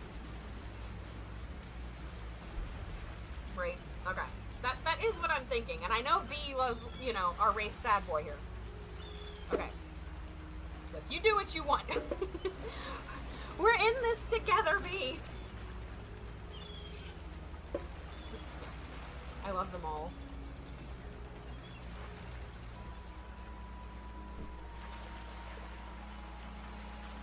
Alright, I'm going with Wraith. B loves them. I'm coming to love them a little bit with their little awkwardness.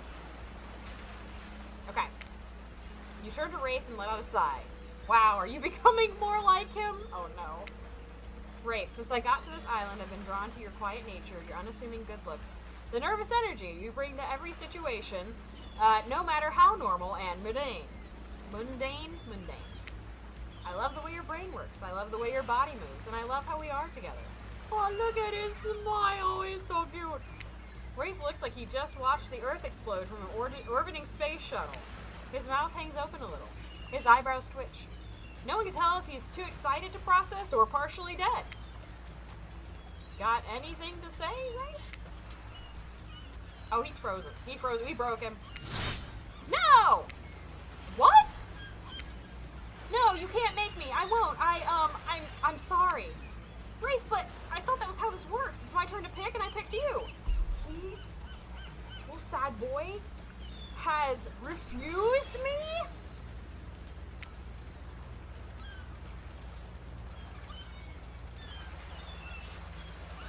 Nope, I don't trust you. They sent you, didn't they? Well, you can't have me. I won't let them get to me. If you expect me to let you into my life, I get that you wouldn't want to spend all your time with me, even if I wished I could get a break, but you'll need to do more than that. Please just pick someone else and leave me alone. Okay, thanks, bye. I don't think that choice counts. You haven't spent, like, any time with him.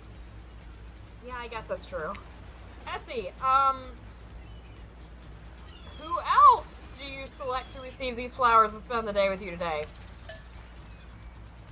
Both of these ladies are gonna outright murder me. There's just...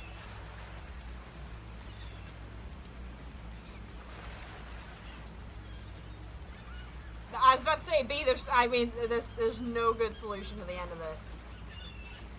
Well, you know what? If we're already being rejected by people that don't actually care, we're going for Spirit. Bye. You approach Spirit, peering below the brim of her impressively large hat and into her haunting eyes. Spirit, since I met you, I've been enchanted by your presence. You've challenged me to be a better person and resisted the urge to show me the sharp end of your katana. For that, I thank you. I'm ready to take our relationship to the next level. And we shall. Up to the eye of the dark storm that is our reality, to the lantern room of the Black Lighthouse. We're about to get sacrificed to the entity. It's time to see what you're made of, Essie. Oh boy. I thought it might be nice to start the day out on Trapper's Yacht before we head up to the Black Lighthouse. Even if I kind of hate this basic tropical vacation stuff like yachts and snorkeling or whatever, it's good for you to see me in the sun a little bit at least. There's more to me than what you've already gotten to experience. I know that my whole vibe can be a little dark. The hat, the swimsuit, the plume of floating hair. This wasn't always who I was. I was a normal young woman once. Went to school, hung out with friends. I even had a part-time job working in a restaurant in town. And then, well, I know what happened. Your father, he murdered me and I woke up as an undead Avenger. That's not what I was getting at. Something else happened to me. Oh? I realized I needed to be seen. I didn't even know by whom. A lot of time, when you think about ghosts, there are these kind of see-through, flickering specters. You imagine reaching out and having your hand go right through them. Ooh, like that sort of thing. Maybe there's some warpy effect on the world around you. I don't know, depending on which movie you're watching. When I died, well, I dare you to try and reach your hand through me. Not really. That's not an invitation. It's rhetorical. Okay. Why did I end up this way? Who brought me here to this island? Who knows? I sure don't. I've got my ideas. But I'm not exactly out there digging around in caves or dusting off antiques and trying to find clues and analyze their meanings. I do want to take this experience seriously, though. I want to give the process a chance. It may be a dumb process, and one that I have extremely little respect for as a person, but you just woke up on this beach with no memory of who you are or where you came from, and rather than freak out and simply try and swim away, you're giving this a chance. I actually didn't know that swimming away was an option.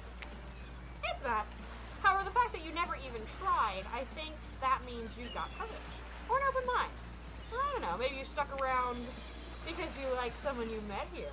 I want her outfit, I know, right? Maybe. While the two of you were getting all deep and philosophically flirting, the yacht pulled up to the shore next to the Black Lighthouse. Last stop, everybody off! There were other stops. Oh no, not of this trip. Of your life! Spirit rolls her eyes and leaves for the shore. I'm just messing with you. This was the only stop.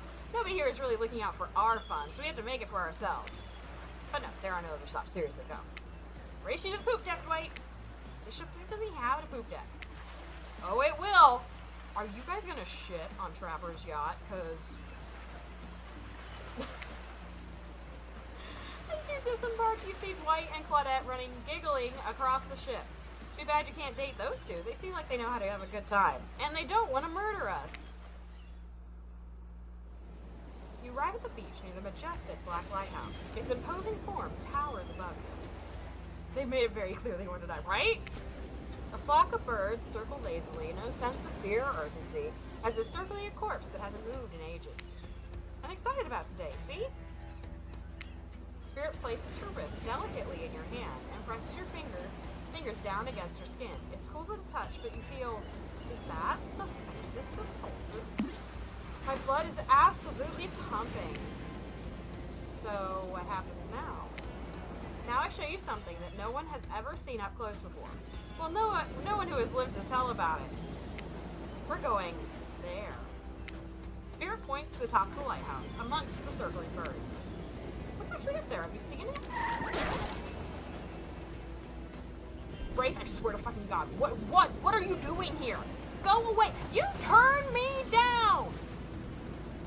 Hey y'all, how's everybody doing today? I'm gonna let her cut you in pieces, I swear to God. Hi Wraith. You sure seem chipper today. Something strange is definitely going on with this guy. Well, something else strange. Something different than what's usually going on. Wraith takes a deep breath, sucking in the ocean air like it's the greatest air that has ever been sucked. Did she just make you touch her throbbing vein? Absolutely. I say thank you. Thank you for choosing anyone else to go on a date with today. Alone again forever. This is how I was meant to be. I feel alive! Are you done? We're kind of, on that date you just mentioned. I'm glad you're feeling better, Wraith, but like she said, we're in the middle of something. You mind? Oh, right. So, what you doing? Heading up to the eye of the lighthouse? I love it up there. You can really see the whole island from up there. In fact, Spirit, I thought you said no one has been up there and lived to tell about it, but this sounds exactly like telling about it. Technically, I don't think Wraith counts as being alive. I mean, I don't maintain the canon, but Spirit waves her arm at Wraith from head to toe. And if he's not dead now, he's gonna be when I punish him for interrupting our date. Hey now, can we solve our problems without our hair floating up into any menacing shapes? I'll just be over here, running away, enjoying the... I think Wraith was kidding about that hole being up there. Honestly, the view isn't even of the island. What you can see is mostly ocean, on account of it being, a lighthouse. However, that does bring up an interesting point. Oh no. Regarding your... how do I say it? Spirit's hand floats up as she scratches her head contemplatively. You don't usually see her at a loss for words like this. What's your mortal status? I am very much alive. Because despite what our lanky friend seems to think, the lighthouse is not to be trifled with. It's a beacon of death and suffering that brings doom to it from all corners of this world, if not further. Well, you saw freaking pirate ships seemingly travel through space and time, only to crumble at the rocks beneath the spooky tower. You decided to point it out because that wouldn't be too romantic, now would it? I think I'm alive. I'm here with you, walking this beach, feeling the water on my feet, the sun on my skin. Here with me, the Spirit. Does that really make you feel alive? Absolutely. My blood is also throbbing. Would you like to touch my throbbing vein? I guess I don't know. If you come with me up to the eye of the Black Lighthouse, you may never return. Is that a risk you're willing to take? Absolutely. Because we have something. I won't deny it. I feel it. I'd hate for you to simply turn to ash. If we were to commit right here and now to figuring this out as friends, we could put that risk off for another time. I don't want to just be friends. Just be friends? Ouch. Is this her way of letting you down easy? I really feel like it is. I don't know if I want that. Friendship. I want you. That's why I chose you. I can't decide this for you. I can only warn you that it may not be safe. You might die up there and there's nothing I can do about it. Perhaps we can live in the afterlife together. Go up, maybe die. I don't know, might die. It'll be alright. Take a deep breath and think about every particle of sea air as it travels into your body and fills your lungs. Maybe the last time you have such a thought, but you feel strangely at peace with that information. I don't need another friend. I want something more. I'd risk my life for it. The chance is worth death. Spirit smiles a quirky, devilish smile. Right this way. Inside the lighthouse is almost pitch black. You would have died anyway, that's my thought, right? We might as well, It's like the sucker for love. We might as well get the smooch if we're gonna die anyway. Inside the lighthouse, it's almost pitch black. It was seemingly day when you stepped through the door, but inside, this place is like a void.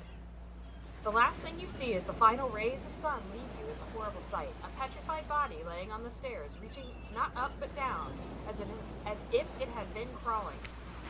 Watch your step. Things we do for love. Ooh, this is cool. When you arrive in the lantern room at the top of the black lighthouse, you breathe a sigh of relief. The light is out and seemingly defunct. Dust cakes the room as though it hasn't been operated in a century. However, somehow, it was just morning a moment ago, but now it's night. What do you mean a moment ago? We've been standing here looking out over the ocean all day. I really enjoyed the peaceful time together with you, taking in the view, standing in complete silence for hours. It was kind of my perfect date. Really? I don't remember that. I just called it the perfect date and you can't be bothered to remember it? What kind of game are you playing with me?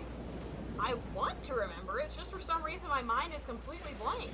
But hey, I'm not dead. Or you're already dead and have been this whole time. That's true. Maybe we'll never know. It doesn't look like the light is working. Even turned off, the light has a power to it. You're right, yet. The massive lens refracts moonlight through itself, a subtle sparkle that has a hypnotic effect. Maybe that's where the day went, staring into this light as the sun fell and the moon rose. Thanks for spending the day with me. I really had a good time. That's it. Don't get me wrong, this is really cool and all, I don't know what I expected. I suppose if you thought you were walking into your death and nothing happened, it might feel a bit anticlimactic. Sorry. Anyhow, it's time to go. Maybe just flip on the light for the staircase so it's easier to get down. Great. Stairs still look pretty dark. Maybe Spirit is interrupted by a strange hum, and then it becomes frighteningly clear to you. That switch wasn't for the stairs. It was for the main lantern. A lantern that is now beginning to power up. Oh, great. The faintest smell of burning begins to reach up to your nose. We're dead. We're dead. Oopsie, looks like maybe that switch wasn't for the stair lights at all. Now we see who is really alive and who is really dead, I suppose. It was bound to happen sooner or later. You slam your eyes closed, hoping that somehow not looking at the light itself will protect you. Not sure I see the logic in that, but if it is magic, it kind of defies logic. I want to see it, but, well, I'm a little scared. Don't look directly into the light. Open your eyes and look only at me and I'll keep you safe. Does it have to be your eyes? Can I look at something else? Okay, ready. Oh my god, oh my god. We're dead. We're so dead. This is so fast. Oh my god, okay. Ah! Yes! Okay. Oh my god. Yes! Okay. Okay. Are you okay? You seem okay. I hope I haven't ruined this by pushing you to do something you weren't meant to do. You're so brave. Maybe not so coordinated, but certainly brave. I'm so lucky you put yourself through this for me. It shows that you're real. Despite your attempt to resist it, the incredible force of energy from the Black Lighthouse's lantern eye refuses to subside. No, it cannot be ignored. And it doesn't matter if you do look directly at it or not. In the end, that was just a trivial game. This is real life and real magic. You stare at it now, and its power penetrates your mind. Oh, we're dead. We're dead anyway. Hey, been a while. How are things? Doing good? Feeling more dead or more alive? Yeah, love will do that to a person. Don't worry. It'll make sense soon. Oh boy. You wake to hear Spirit's muffled voice. You've got a terrible taste in your mouth, like burnt hair. The air feels damp and smells like ash. It takes time for the sound to clear up, but eventually Spirit's words start to make sense to you. However, it's clear she's talking to someone else, not you. You know how sometimes people say it's not you, it's me? Well, this time it's you, and it's also me. I can't believe I thought you would change for me. I can't believe I thought what you were doing was a sacrifice. You never gave anything up for me. Well, today I saw what love looks like, and it looks like a whole lot different than this. I don't think you're hearing me, which is weird, because I'm practically shouting. Are they talking to each other? Nobody breaks up with the Trapper. Nobody. Oh yeah, fine. Nobody breaks up with Trapper, but I'm not doing that. I'm dumping... They're fighting. Is she dumping me? Don't you say it. I'm dumping Evan McMillian, and there's nothing you or he can do about it. It's over between us, Evan. Yo. Okay, I thought she was yelling at us. She's yelling at the Trapper. Apparently they've been a thing. Yo! Rin, Trapper turns to Spirit and looks directly at you. Oh my god. You realize that you're laying on the ground of some weird tunnel. I think that your shouting woke up Essie. My shouting? Fake snore. Yes, just pretend. Oh, my tiny. I'm half inclined to just stay quiet and let them figure it out. Fake snore. Nemi, I swear to God, you try to get us killed. The fake snore would be funny, though. Do I do it? B will be the voice of reason. They are always the voice of reason. Well, of course, duh. Right? I know. So, if we do, I mean, obviously fake snore would be funny, right? And then staying quiet, I feel like would be the right choice, because they can keep, like, going at each other, like, it's got nothing to do with me. I'm gonna fake snore, that's hilarious. I don't like being the voice of reason. You tuck your face into your elbow and let a long, unconvincing snore. You might as well have announced I'm awake and uncomfortable. I grew up surrounded by lazy miners who were constantly sleeping on the job. I know what a real snore sounds like.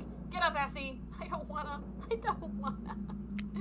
Huh? Who? What time is it? Where am I? I totally just woke from a long nap. Trapper, is that you? You know damn well it's me. The power and beauty of my voice is unmistakable. The jig is, as they say, up. They know you're awake now, and you're going to have to deal with this awkward situation head on. Clearly, I shouldn't be here. You two are having a very personal conversation that I don't need to be involved in. I didn't know how I got here. Not here on this island, not here in this creepy tunnel. As far as this island goes, your guess is as good as mine. As far as this tunnel goes, we brought you here to have sex over my dead corpse. Like, I don't know, why am I here? You a Trapper? But after the lighthouse light came on, you blacked out. On your way down, I thought you might have hit your head or something. It's hard to tell what blood is new or old around here. Either way, I wanted to get you someplace safe, and so I asked Trapper for help. Spirit, honey, I don't feel like Trapper is the best person in the world to ask for help from, but okay. It's not that I can't carry you, I just don't feel like it, you know. Are you saying I'm fat? I hate anything messing with my shards. Trapper, on the other hand, he loves nothing more than having an unconscious body draped over his shoulder. Aw, you let him carry me. Could have asked Claudette and Dwight for help, but I don't trust them, and they'd have probably just dragged me through the dirt. But you trust Trapper, right? But you trust this dude. Like and trust are two different things. You might think Trapper can be a real jerk, and you'd be right, but you get what you see with him. Okay. We brought you down here because we're the only ones who know about this place. It's part of an old tunnel network that connects different places on the island.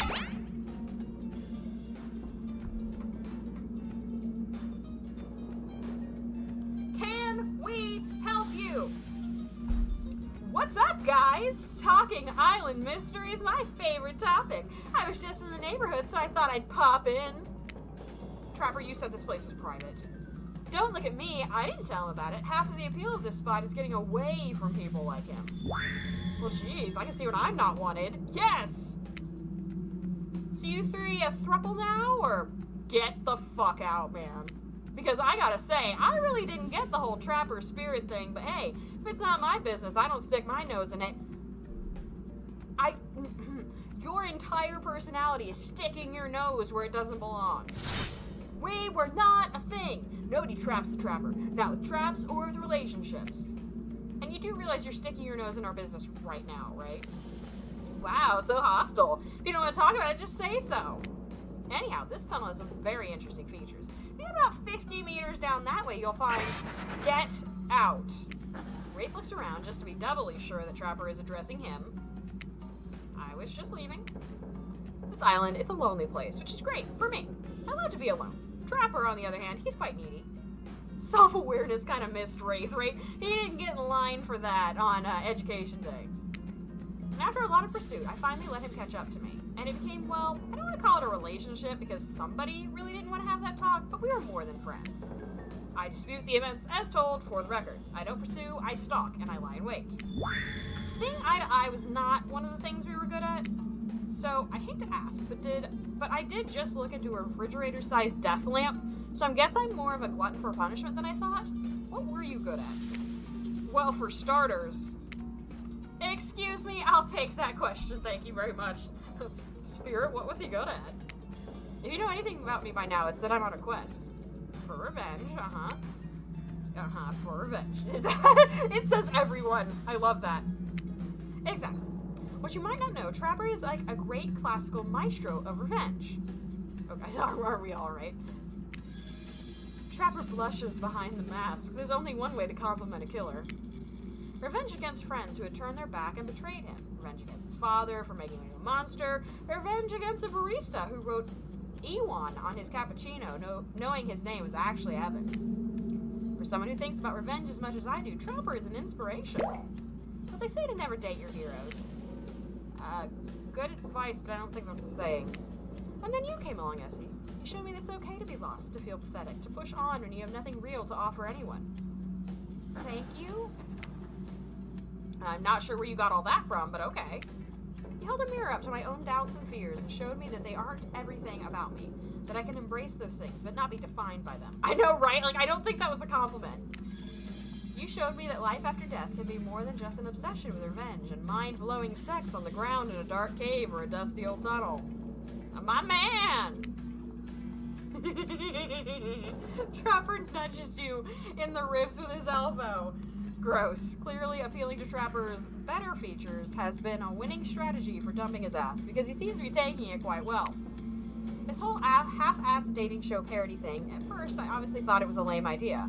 What kind of moron thought there was an audience for this? But then we spent some time together and I realized there's something actually real here. And I don't want to give up on it. I don't want to give up on us. Listen, Essie, while you were knocked unconscious by some minor head trauma like a total weakling, Spirit confided in me that she has real feelings for you. I took it extremely well, naturally, because I trust her and value her opinions. That doesn't mean I trust you. Or, if you want to get to her, you have to go through me first. By passing Trapper's Test TM, coming to Behavior TV Sundays at 8 p.m. Welcome to Trapper's Test. Answer my questions correctly or die by my blade. Question 1. Okay, actually, we have an ad coming up, so I am going to pause before question 1 of Trapper's, whatever the heck it was called. Run our ad, and then we'll be back to see if we live or die, if we get to kiss Spirit, if we're going to be a throuple with this psychopath. He just got so much hotter and I didn't like it, right? Anyway. Let's get back to this. I feel like this is the climax, and we are either going to die or get smooched and then die. I don't know. We'll see. So let's see what happens. Question 1. What is Spirit's real name? The one given to her by her murderous father, which she only lets her real friends call her. Good luck trying not to die, I know, right? Didn't he just say Rin? So Rin Yamaoka? Does anyone actually know? B, you might actually know this. It's Rin, right? That's what he just said? Because B actually seems to know the history behind some of these killers. I think they're very into the killers.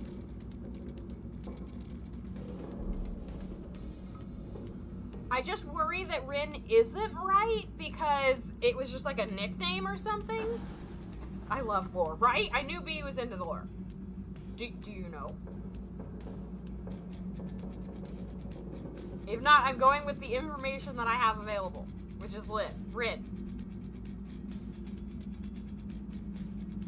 We also have not had any, like, real conversations like this, so, like...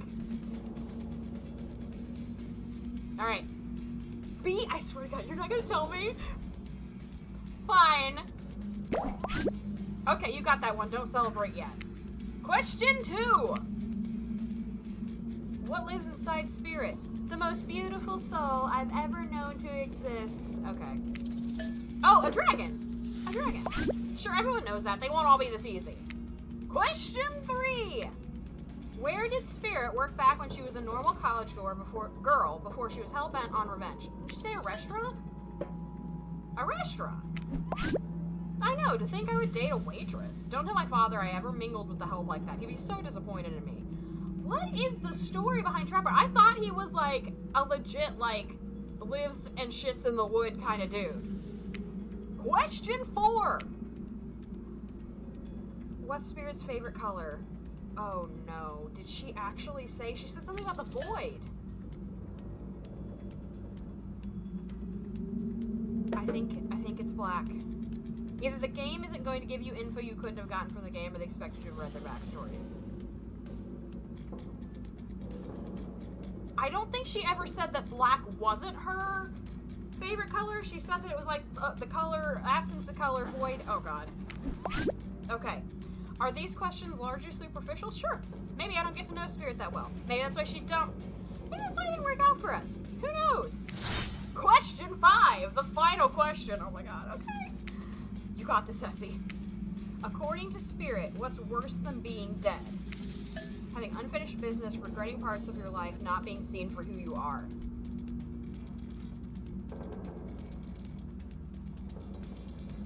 Oh no. What's worse than being dead? I'm inclined to say not being seen for who you are.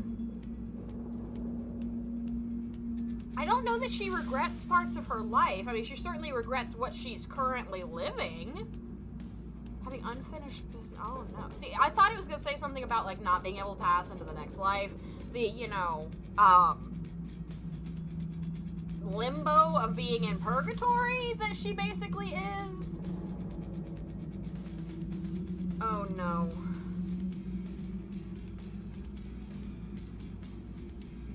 Unfinished revenge? Yeah.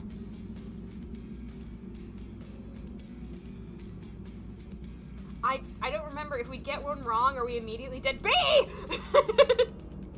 I know B knows the answer. B has all of the info stored in their brain. B is the the treasure chest of lore. And they say, no, I won't open my my info. Oh man. I have to make a decision eventually.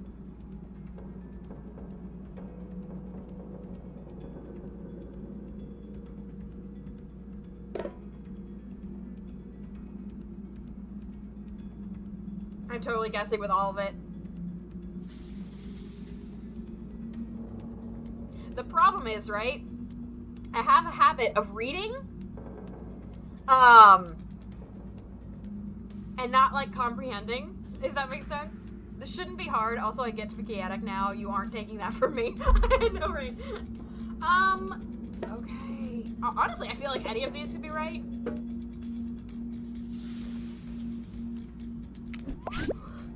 Ah! Okay! I was right! When I pitched Trapper's test to the suits at Behavior TV, they told me there was no room in the budget for a new car to be given as the final prize for winning. Well, damn it! So I killed them all right there on the spot. While killing them didn't solve any of the budget problems, it sure did feel good. Actually, I'm pretty sure if you killed all of the CEOs or whatever, we don't have to pay them. So that surely helped a lot. I'm just saying. I'm telling you this to A, brag, and to B, explain why the only thing you're going to win is me saying, congratulations for passing Trapper's test. Y'all had a big talk about it less than an hour ago. Well, it was the one that I was feeling, so, I mean, at least I wasn't completely spaced out. Not that it was some huge challenge. I mean, the woman obsessed with a giant light that shines in the dark has a chip on her shoulder about being seen. Go figure. You probably guessed, but rules are rules, even if I literally just made them up. You got it right. So I guess I approve of you dating Spirit or whatever. I never really cared in the first place. I was just hoping you'd slip up and give me a good excuse to wet my blade with your blood. Is that a double entendre? Like, maybe I'll find a reason tomorrow. For now, you two have fun. Wink, wink, wink. Trapper out. I'm sorry you had to endure that. My comprehension is fine, but my recall sucks. You could put me in jail, B. I deserve it. What, 5 measly questions? It was nothing. Oh no. Do I have to do more? Not even that, as ridiculous and unnecessary as it was. The whole thing. The waking up in a random tunnel, the overhearing our argument, the news the Trapper and I had something going on, and the stupid quiz. All of it, especially the whole Trapper out catchphrase. It's only because I actually like you. None of it would have happened if I didn't. And I like you too, Spirit. Please call me Rin. Okay. I will. Rin. I didn't really feel like our lighthouse experience was completed. There was something else I wanted to show you. Oh, really? Alone up in the lantern room of the tower? Get your mind out of the gutter, Ressie. It's not that kind of game. Damn it! What's that? Hold on a moment. I'm being told. No, wait. It is that kind of game. Disregard the gutter comment. Proceed as... Okay. Come back up there with me? I will come anywhere with you. There's no place I'd rather be. Look away if you're under 18. I don't think there's actual nudity or anything. You're excited to return to the lantern room of this lighthouse, despite all of the drama and worry that was previously a part of this place for you. More importantly, you're excited to be there with Spirit, which makes it all the more crushing.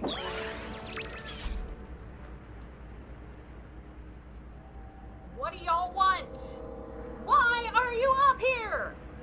When you're interrupted by the arrival of Claudette and Dwight. Claudette, Dwight, funny seeing you here. Wait, did I say funny? I mean tragic. Tragic? I don't think so. What can be tragic about a family reunion? Those are always joyous occasions in my experience. None of y'all are related. None of us are related. There's no way. This lady's from Japan. I mean, I don't think, Claudette, you're from Japan. I could be wrong. And Dwight, definitely. Oh, God. Before they explain what's even supposed to mean, the lighthouse begins to howl a low, frightening sound. I hope the lighthouse eats you. The lens begins to glow in a now familiar way. You prepare to shield your eyes in case something bad happens to you again. Now isn't the time for any reality show adjacent shenanigans. Dwight, Claudette, shield your eyes. We don't know what the lighthouse will... Now, please don't interrupt. Okay, let it burn your retinas. What do I care? You'd think after all this time, you'd know we've got your best interest in mind. Wait, what? No, of course I don't think that. I got wax in your ears, friend? I asked you not to interrupt. I hope it burns your whole face off. Too late. The black light flares. In the darkness, you see something horrible and strange. In the place of Claudette and Dwight are two ghoulish silhouettes. Before you can focus on them, the light passes and the two survivors are returned to their normal states. It's breezy up here. I should have packed a sweater. What in the hairy hell? Hey, watch the language. You shouldn't speak that way. Around your elders? Yo! Grandpa? Oh my god, I can't think of what this killer's name is. Oh yes, the Oni. My little Rin, you're such a woman now. They grow up so fast. Hey yo, Grandpa! Oni, yeah, thank you, there we go. What? Essie, meet Grandpa Kazan Yamaoka. Yamaoka? I am terrible with names and languages. Well, technically not just Grandpa. Technically, he's my great-great-great-great-great-grandpa? But that's a lot of greats to say in a row. I haven't seen my little Rin since I watched over her from the afterlife when she was just a little girl. And I expect you all to say the greats. It's a matter of honor and respect. Except Rin. She can do whatever she wants, my precious little angel. But you... Oni stares at you with his demonic red eyes. You're pretty sure even the decorative third eye on his mask is looking at you. Oh god. You mongrel. You must treat me with respect, or so help me, I'll be clearing bits of your head off my canobo? I don't know what it's called. Canobo? That sounds better. A canobo is like a metal baseball bat covered in spikes, FYI. I'm not sure what a peasant like you is doing so close to a descendant of the noble Yamoka bloodline in the first place. Dirk, Claudine, explain what's going on to me. It's Dwight, sir, and Claudette, remember? Like, explain. Not only are you cock-blocking me, but you went and got her great-great-great-great-great-great-grandfather to come over here and mess with me? I'm murdering you myself. I'm stealing Huntress's hatchet, and I'm murdering you myself. We explained to you that you were going to come meet up with your great-great-great-great-granddaughter suitor and give or withhold your approval.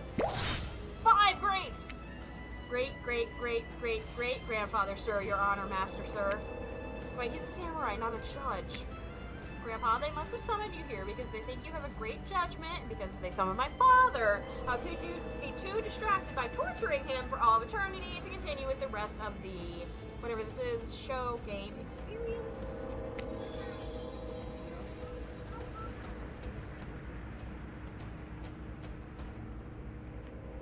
Ah, yes, that makes sense. Only a man of my own power and magnitude can help. Self-important much? Nice to meet you, Kazan. Only my friends and my family call me Kazan. Those who tremble in fear at my presence call me Oni. Okay. You're seeing a serious resemblance to Trapper in not only the sheer size of the man that Oni is, but also his attitude. Apparently, Spirit has a type. Are you sure you can or want to measure up to that? I mean, I can try. It dawns on you that, wait a second, maybe you do resemble Oni. Every time you try to look at your own reflection, however, you become dizzy and confused. This definitely deserves more thought, but now's not the time to consider the fact that you might be some kind of hulking vampire with the first ever case of self-blindness. There's a massive samurai mad-dogging you from 2 steps away. Well, you don't scare me at all, so I'll stick with Kazan. Peasant! I realize now the true purpose of my visit is to extinguish your light. Oni waves his katana in the air at you menacingly. Like great-great-great-great-great-grandfather. Like great-great-great-great-great-granddaughter, apparently. Hold up there, Grandpops, not so fast. You're only supposed to kill them if they deserve it. First, you should get to know them a little better. You could be a hulking vampire, it seems to you. Ah, thank you. That's the goal. Young people these days, always waiting to kill people, insisting they must deserve it. Back in my day, you did what needed to be done because your nobility depended on it. In his day, for such an imposing presence, he sure is giving off serious old man yells at cloud vibes. Get off my lawn! You see, when I was a young man, we didn't have foreigners in our land. Didn't need them! We had an abundance of culture already. A little too much if you ask me, but I didn't make the rules. The rules did. The rulers did. Exactly how it should be. Literature, art, commerce, theater, fashion, poetry, puppet shows, ghost stories, courtesans, gambling, fighting, fine dining, fast food, public executions. Fast food? What were we talking about? Spirit giggles at her great. Okay, I'm not saying all those every time. At Oni's forgetfulness. You wonder, does she even like this guy? She sure hates her father, so... Listen up, old man! We don't have time for you to... Okay. We don't have time for you to a list of every activity available to a samurai in the entirety of the Edo period. And I'm not sure if that's how you pronounce that. Edo? I have no idea. Silence, peasant. You're showing your ignorance. Samurai were forbade from many activities that didn't benefit the Bushido Code, such as attending certain theatrical performances, for instance. Sometimes, however, a samurai would put on a disguise in order to seek out entertainment. Now, I'm not saying I did that because I had honor and a body built like an entire castle, but it's quite hard to hide. Too true. But clearly you have neither my honor nor my physique. You don't even know about the ins and outs of shifting rules of traditional Japanese samurai etiquette. You fool! Rin, what would you want with such an uneducated admirer as this? You find it hard to believe that any contemporary person knows all that much about who was and wasn't allowed to do what leisure activities over 100 years ago. However, you're really not sure how to handle this massive, demonic old man. Oh wait, I get it. Sweet Rin, my beautiful descendant. You've invited me here to do what you're too kind to do. Bash this jerk's head in! Claude, Doris, fetch my Kanopo. Rin, wrap your robe around this mongrel's hands and hold them still. We'll splatter their brains on the beach together as a family. Grandma, no! That's not why I invited you here at all. In fact, I didn't invite you. Claudette and Dwight did. Ah, yes, sure. Wink, wink, wink. This whole saying wink out loud thing is getting out of hand. Him and Trapper really do have a lot in common, don't they? I swear, Essie has a good soul and the heart of a warrior. They fought for my love in their own way. Faced down death more than once and put up with their fair share of nonsense. I sure did. Nonsense which seems to be endless. Can we, I don't know, wrap this up already? Of course. Oh, sorry, it's Peony. Of course. Who am I to expect anyone to wait around for my approval? I've only been hanging out as a ghost and watching my bloodline be polluted by cowards and quitters for 5 generations. Just come give your ancestor-in-law a hug. We are about to die. Sword drawn, Oni beckons you closer. There's no way he has ever hugged anyone in his entire life. I think I'm good over here, actually. Rin, now! Push them my way and I'll split them in half! The sacrifice of this usurper to the Yamoka bloodline will surely bring us back to life and set us back on the course of honor. Okay, don't tempt her with something like that, because I swear to God, I don't know that she loves me enough for that. You're so silly, Grandpa. We both know that only one sacrifice can get our family back on track. Is it you not backing down from proof that you aren't a coward? Right! Like, honestly. The Automod! The Automod has been on one today. What sacrifice would get your family back on track? Is it Claude? Claudette and Dwight? We could do that. I'm down. I'll hold somebody's hands.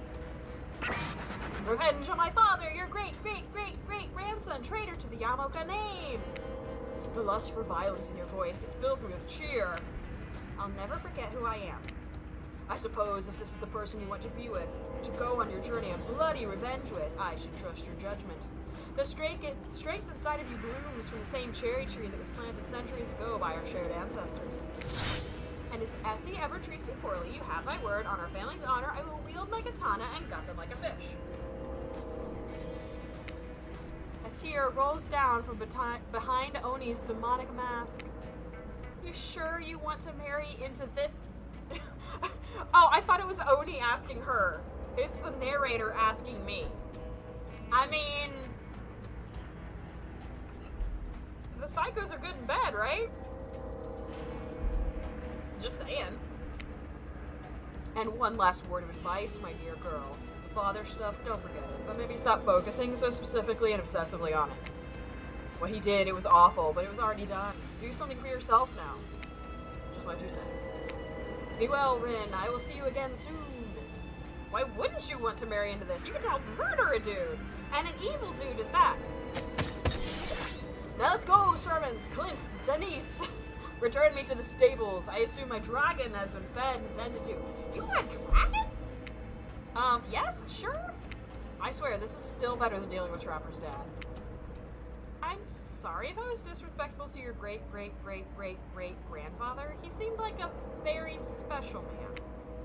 I realize I will never measure up to someone like that. A warrior with a hell of a fashion sense. I mean, that mask. Don't worry, I would never expect you to, or want you to, really. If all I wanted was the biggest brute alive, I'd be down in Trapper's Cave right now, avoiding his vintage bear traps. But that's not the life I've imagined for myself. That's the sense of abstract duty, anger at a world changing around me, a lust for blood. That's no way to live, and yet, as you now know, it is the Yamoka way of life. Forever I'm cursed to battle against the dragon that lives inside me. Or at least, maybe I was, until now. Call me the Dragon Tamer, baby. You haven't won this game yet. Please don't ruin it. Oh. Sorry, I have no idea where that came from. I think we've spent enough time in this lantern room. We should get back to the beach. The moonlight sets a romantic mood as storm clouds roll in and surround the black lighthouse. You know, the sun might have set, but if we wait long enough, it will rise again. Oh my god! Hi! Spirit removes her sheer robe, showing you her strappy black bikini. Her pale skin glows under the light of the moon. Maybe you could help me get a head start on applying tomorrow's sunscreen? Absolutely. Again? I mean, yeah, of course. Last time was, well, I definitely feel more connected to you afterwards. To be totally real with you, I kind of just asked you as a goof, but I really enjoyed it. Wow, I know, right? I swear, though, if you tell anyone about this, I will not be labeled as a foot freak. Not that there is anything wrong with feet, it's just that something about that kind of attention really gets people talking. Steady, steady. Oh, no. Oh, no. Yes! God, I love women, right? Me too. Almost. Oh my god. Yes! Okay, we got another yes. God, that's so goddamn hot. I love feeling your hands sliding up and down my feet between my toes. My skin has never been more moist. Oh my god. Get up here right now. Oh my god, look at her face. Before you can find a towel to wipe off your lotioned hands, Spirit grabs you and pulls you in close. Her lips lock onto yours. They're surprisingly soft and warm. The sensation is incredible. Why are you crying? Clouds cover the moon and you find yourself on the beach with Spirit in complete darkness.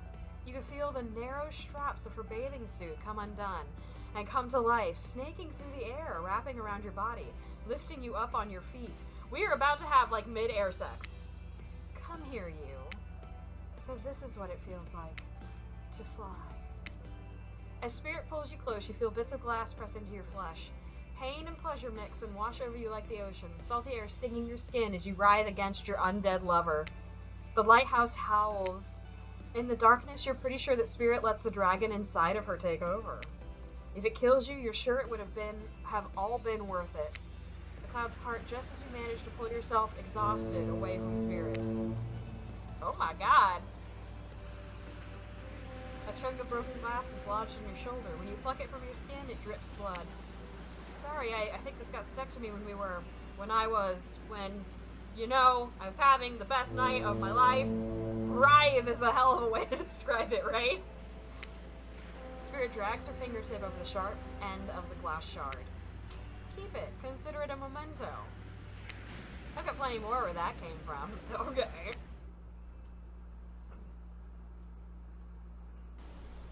You arrive at the beach to find Claudette and Dwight waiting for you. What do you two want? Now is the time, Essie, to face your destiny. Actually, about that. Yo, you're still naked, my love. I mean, not naked, but you know what I mean. Essie, can we talk privately? Maybe, not here. Maybe someplace else would be better for this talk. Was it not good for you? You know how we feel about schedule Spirit. Very strongly. And you know how I feel about you telling me what to do. Don't do it. Well, like I said, I'd rather have this talk with Essie privately. It's not right to do it here in front of everyone. Oh my god, Trevor! You know, from my experience in upper management and my father's mind, I learned that if you're going to fire someone, it's best to do it in public so they don't freak out. When she said memento, I was like, she's not gonna want to do it again.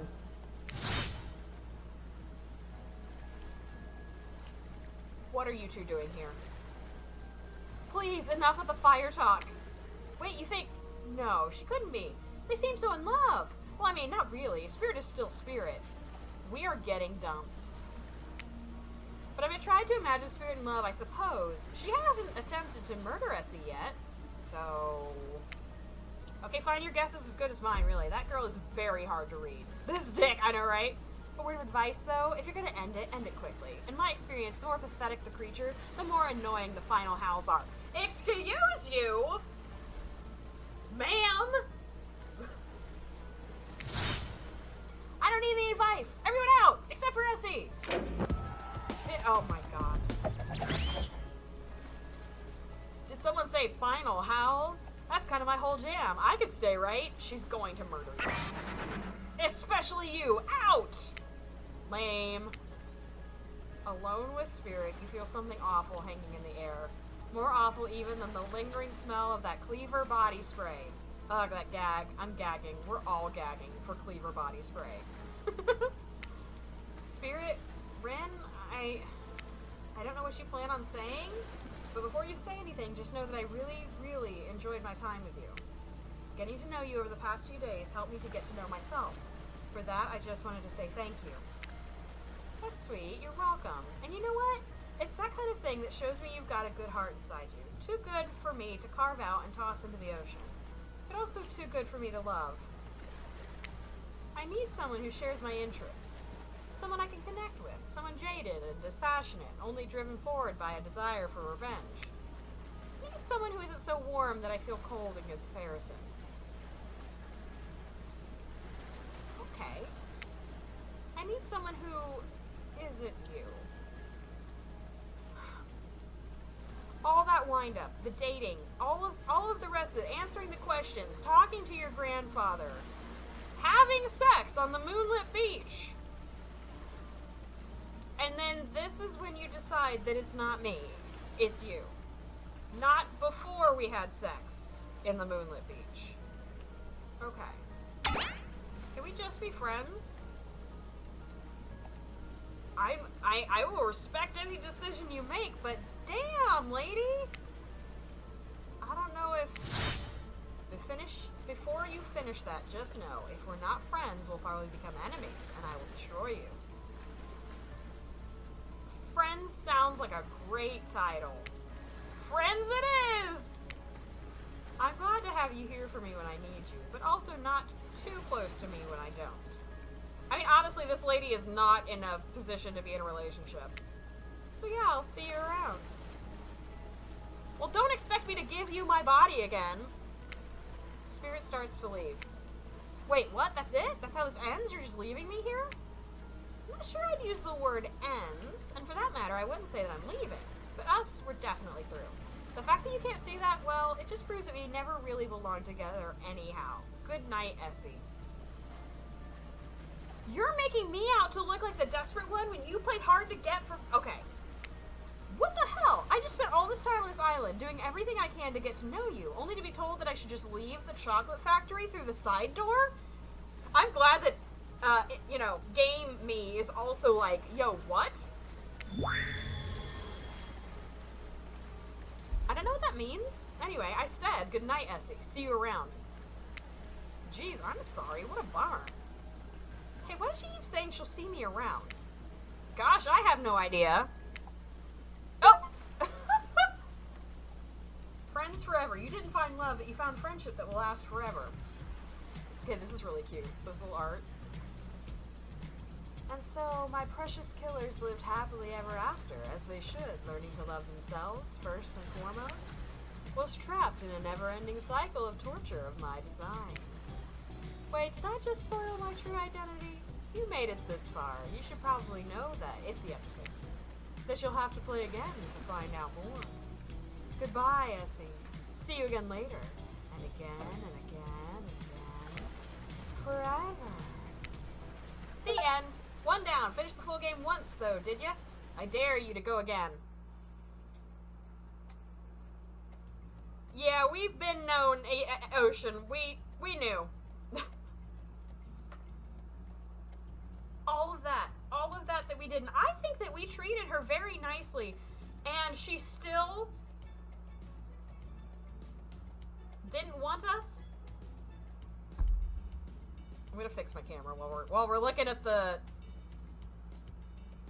Oh, wrong button. There we go.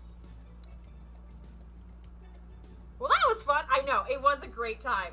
I still have some feelings about the fact that she was just like, I'm gonna use your body and then dump you because we could never actually be together. And it sounds like I knew it the whole time, but you know, anyway, I mean, I don't know.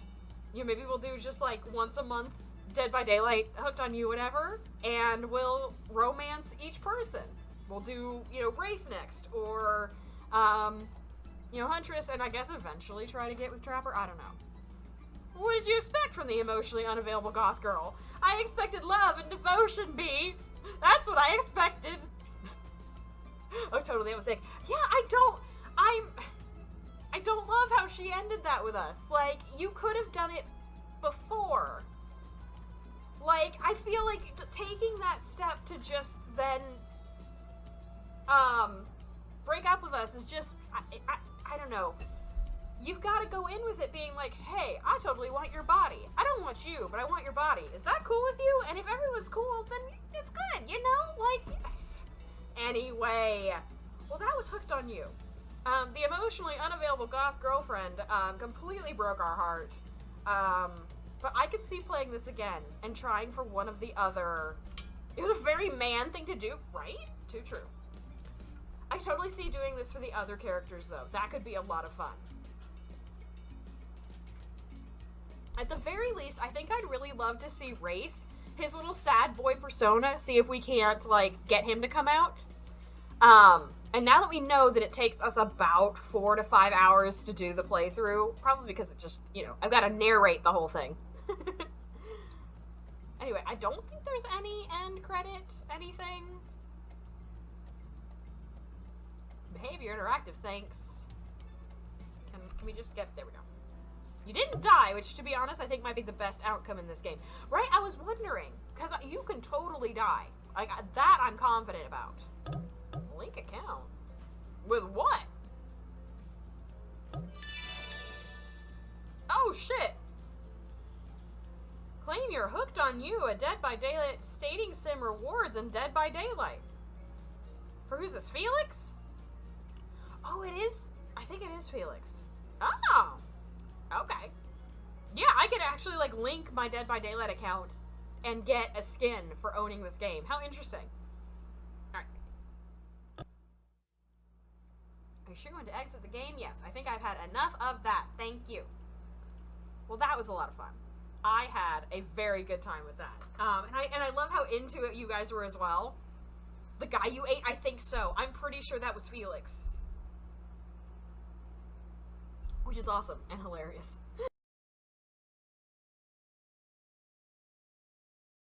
Alright.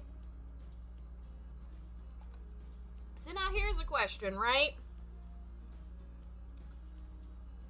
We did Trapper. We're only 3 hours in. What do we say? I know what Ox is gonna say. We could try Spirit again. We could try to actually romance Spirit and get the good ending. We will be skipping through a lot of the dialogue, so there won't be quite so much time to ogle boobies. But we could do it. Would you guys enjoy retrying Spirit? Because at this point, we've gotten the good ending with everybody else. So you let me know. I do kind of want to see your good ending. Okay. We'll just start from the beginning, and I will fast forward. So... say nothing, do nothing. Say no thanks, kick it back, toss it back. This is the kind of question where, like, is one of these, like, for each of them? You know what I mean? Let's just kick it back, I guess.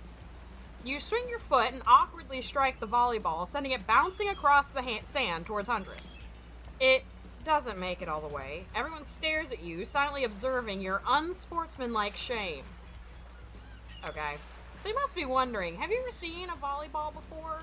That's surely what I'm wondering right now. It's not a soccer ball. What a dork. You're a dork. Why not a... No, I hate Ox and don't want him to be happy. You gotta at least give people the illusion of choice.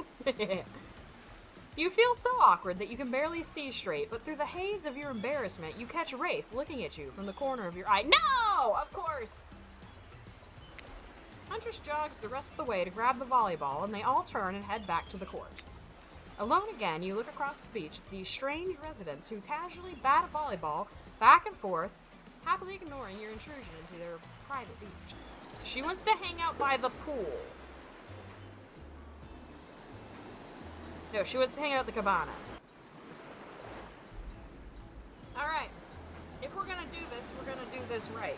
We gotta be cosplayed for our favorite lady. It'd be great to relax for a second at the lounge. See, we've got the same little, we got the details, the same details. Thanks, Socks. She didn't like Frankenstein, right. Essie, what's your desert island book? The one book you'd bring with you if you were, well, on an island like this? Oh, it has to be classic horror, for reasons that should be obvious. She means because this is an island of horror villains, and also those books are all in the public domain. Nothing too modern. Humanity has really gotten soft these past 100 years. So what's your favorite? Let's go with a nice Dracula, maybe? Very goth. Dracula is one classic that's still scary. To be seduced by some beautiful stranger, only to learn later that they're an immoral villain. It's downright thrilling. Nice. Well, I guess, but I was gonna say that despite the deviant behavior of Dracula and the threat of possible danger or even death that he poses, you can't help but get turned on by the liberation from the status quo that he represents. Hard agree, hard agree. Yeah, same here. We're getting a lot of better faces this time around. So what if some old doctor says he's a bad boy? You're supposed to reek like garlic and sleep alone? Who did they think would buy into that? If you're going to be trapped in the nightmare that is undead life eternal, which I know a little something about, you could do a lot worse than great clothes, a castle, and a lover who doesn't take shit from anyone. Hey, how you doing? I know, we're getting quite a lot of hip action here. The scariest part of Dracula is thinking that no one will ever be quite as interesting to make love to as a vampire. I'll do my best. Get your spin on. Oh god, okay.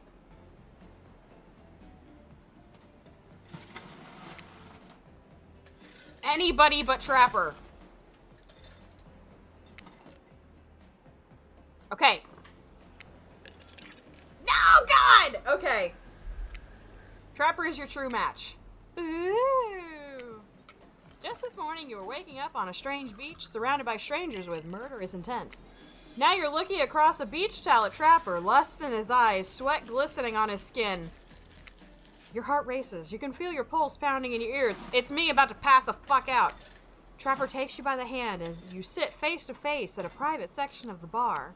He begins to reach for you, but stop with the butterflies! Putting his hands on your shoulders. You're sweating, but not in the sexy way he is. You're sweating in the gross way you'd sweat at the interview for a job you're not even remotely qualified for. You don't know what to do. You try and lock lips in this state, you might gross him out so completely that he'll never be able to look at you romantically again. Okay, let's do it then. Trapper, we... Save it, it's not happening. Oh, thank God. Don't cry. I know how to get this close to a living god and then feel the sting of his rejection. It must hurt bad.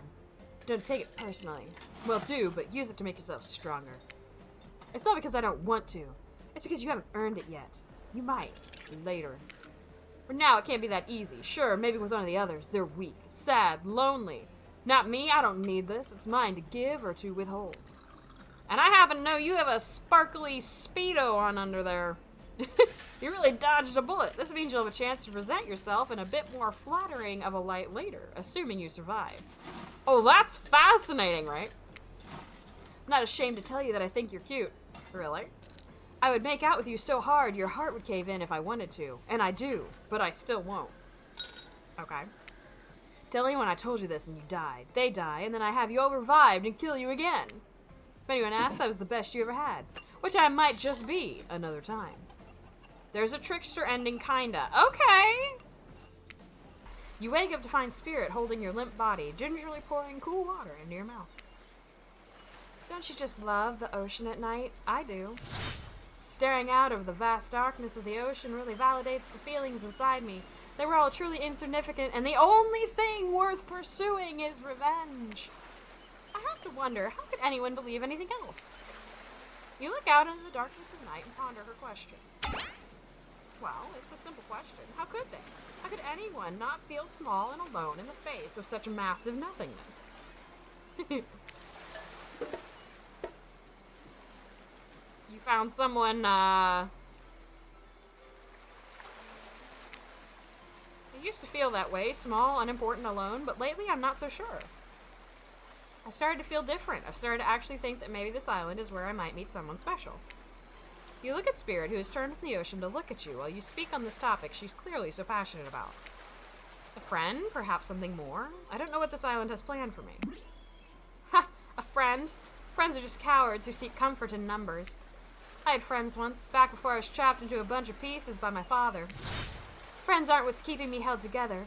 I'm floating in a cloud of rage. I was so dumb. So busy trying to please everyone and be the perfect student, perfect employee, the perfect daughter. I didn't take care of myself, and now I'm all I've got. Worst of all, I got distracted from my true purpose, my destiny, the purpose that was sitting inside me my whole life. Okay, so this might sound a bit silly, but... Spirit looks around to see if there's anyone else on the beach. When she's convinced that it's only you two, she continues.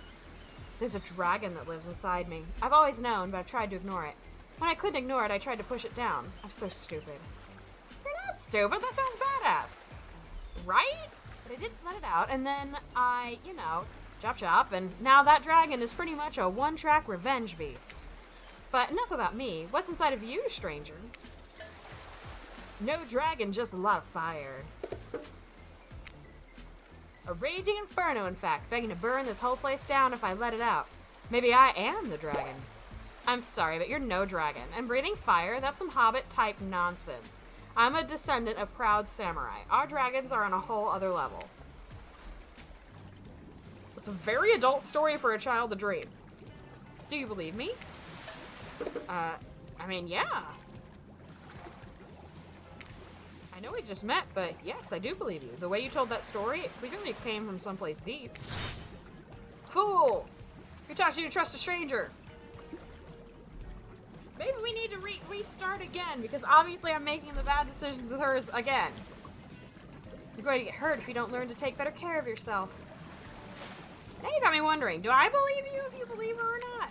And if I know everything, because trust me, I do, don't I already know the answer? Ocean air got me tripping. Alright.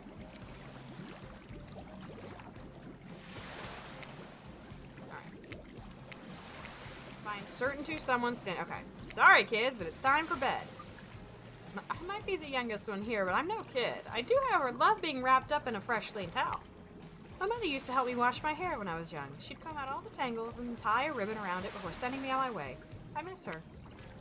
You watch as Spirit stares off into the distance, her hand gripping into a tight fist. She doesn't know you're watching her at first. When she catches you looking, she turns away, roughly grabs the towel from Dwight, and then pushes him and Coletta aside as she floats off. You can always fast forward, though. It'll be fine. What a fun day you've been having. Yeah. Everybody's here. I'm gonna be alone. I'm so sorry. Okay. We're gonna gush about our date. Because, if I remember correctly, B was saying that they think that Spirit really wants us to be, like, excited about her. But she's just, like, trying to pretend that she's not wanting us to be super excited about her. So we're gonna gush. I wish you could all get to meet the real Spirit. She has a beautiful soft side, and you'd all get to see it if you were a bit nicer to her. Okay, well, apparently I'm fucking wrong. Spirit looks totally horrified. I promise she doesn't want people paying her any more attention. She's just trying to do her own thing, not fit into this killer club. I swear, we might as well quit right here. Seriously, did you listen to a single thing I said today? It seems clear to me that you did not. Okay. Alright, I'm making an executive decision. We are going and starting over. Because we have completely effed this so badly. So we're just gonna start over. Forever I'm cursed to battle against the dragon that lives inside me. Or at least maybe I was, until now. Call me the Dragon Tamer, baby. That's not awkward at all. You haven't won this game yet. Please don't ruin it. Sorry, I have no idea where that came from. I think we've spent enough time in this lantern room. We should get back to the beach. Them hips. The moonlight sets a romantic mood as storm clouds roll in and surround the black lighthouse. You know, the sun might have set, but if we wait long enough, it will rise again. Alright, Ox. Here you go. Spirit removes her sheer robe, showing you her strappy black bikini. Her pale skin glows under the light of the moon. Maybe you could help me get a head start on applying tomorrow's sunscreen. I'm lingering for Ox, letting it have a moment. Again? I mean, yeah, of course. Last time I was, well, I definitely feel more connected to you afterwards. I'll be totally real with you. I kind of just asked you as a goof, but I really enjoyed it.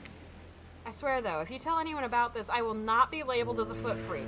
Not that there's anything wrong with feet. It's just that something about that kind of attention really gets people talking. Steady, steady. Did I have to do so many freaking skill checks to romance the other people? I don't think so. God, that's so goddamn hot. I love feeling your hands sliding up and down my feet and between my toes. My skin has never been more moist. Why does it have to be feet? Get up here right now. Before you can find a towel to wipe off your lotioned hands, the Spirit grabs you and pulls you in close. Her lips lock onto yours. They're surprisingly soft and warm. The sensation is incredible. Clouds cover the moon, and you find yourself on the beach with Spirit in complete darkness.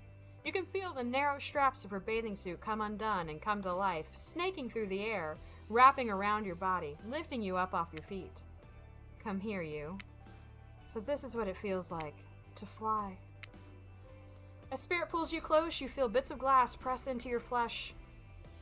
I forgot about the foot stuff, I know. Pain and pleasure mix and wash over you like the ocean. Salty air stinging your skin as you writhe against your undead lover.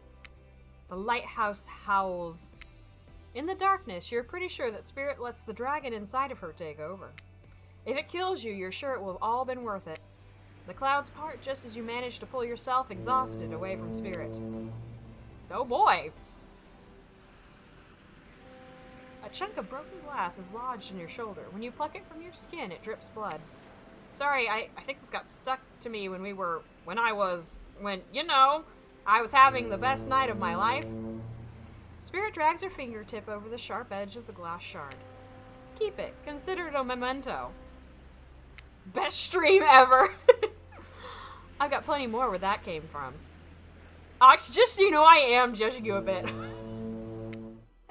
Oh my god. Fair. Okay. Back on the beach, the other killers roll their eyes as you show up a Spirit, doing that couples thing where you walk with your hands in each other's back pockets. Oh, that's cute. We do not have pockets.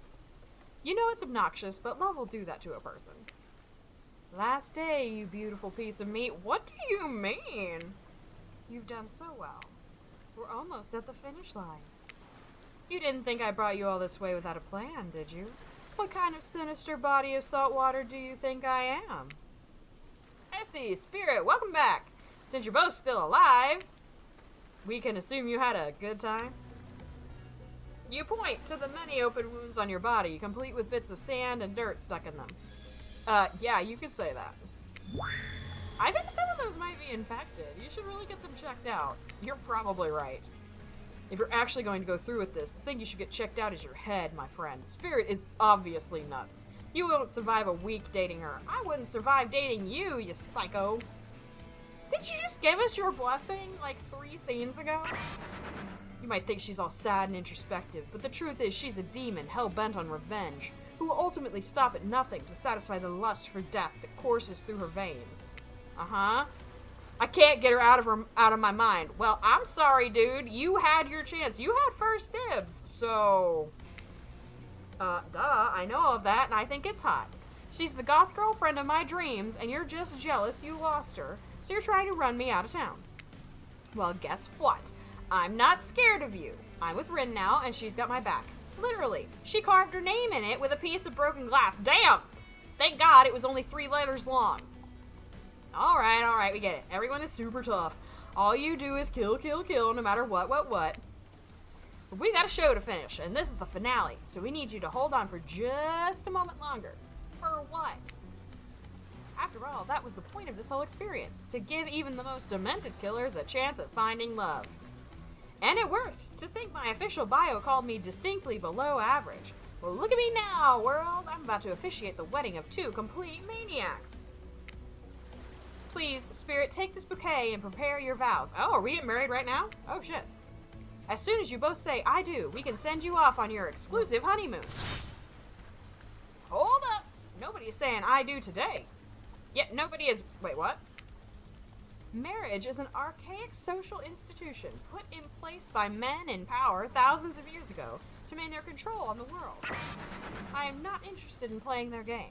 I'm not interested in doing what anyone tells me or living by any rules that I don't believe in deep down in my heart. And in fact, now that I think about it, I don't remember being asked if I wanted to take part in this bootleg reality TV bullshit in the first place. Did anyone here agree to this? I certainly didn't. I'm still not entirely sure what's going on. Spirit has manifested her katana, and in a moment the mood has changed from a romantic climax to a place of terror. Whoa, we're all having fun here? If you just say I do, we can... I won't. With a slice of her blade, Claudette is no more, replaced by 2 halves of Claudette, neither of which are especially alive. Dwight is horrified. There's a chance he actually wet himself. Lucky for him, khaki hides lots of things. Unlucky for him, urine isn't one of them. Meanwhile, Trapper, Huntress, and Wraith are eating popcorn. Where'd they get popcorn? You were under under the impression that Claudette and Dwight did all of the cooking around here, so... Sorry, now's not the time to think about who popped the popcorn. A gruesome murder just happened. This is for you. You know what to do. Spirit hands you her katana. You look on a whimpering Dwight and feel everyone waiting for you to put him out of his misery. Look, Essie, we're on a very tight schedule. You respect schedules, right? If you kill me, I'm afraid of what comes next, so I don't know, could you not? You think back to that strange moment in the lantern room of the Black Lighthouse. When the light hit Dwight, there was something off about it all, as if he wasn't real, or at least not really human. But is that a good reason to do him in with Spirit's katana, or is that actually reason not to kill him? This doesn't make sense. The only thing that makes sense is taking control, taking it away from them, taking it into your own hands and carving out a new destiny for yourself. Kill this pathetic worm, kill him and join me on my mission. Together we will be unstoppable. That's quite an offer. What are you gonna do? Well, I hate him. So, bye-bye, Dwight. You raise Spirit's katana, and with the ease of slicing a wedding cake, you cut him in two. His dead body slumps on the ground in front of you. That was so incredibly sexy. I know. Rin places her hands over yours, and you both hold her katana, your fingers intertwined. You look at the other killers and see something new in their faces. Respect. You're one of them now. Ruthless, uncompromising, splattered with blood. A killer. My father is really gonna crap his pants when he sees the two of us coming. Oh my god! Well then! Are the birds gonna watch? What are you waiting for, lover? You sit on the beach below the Black Lighthouse watching seagulls devour the liver of a dead pirate who is washed up on shore. Just thinking about how much I love you, Rin. Well, stop thinking and show me. You think we'll ever leave this place? What do you care? I hope we don't. The end. Nice. Okay. There really were not that many decisions there at the end. Here, let's switch over.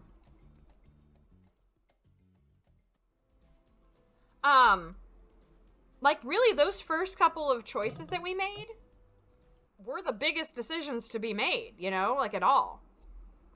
So yeah, that's a much better ending. I'm pleased with that. And Ox is now the happiest being, right?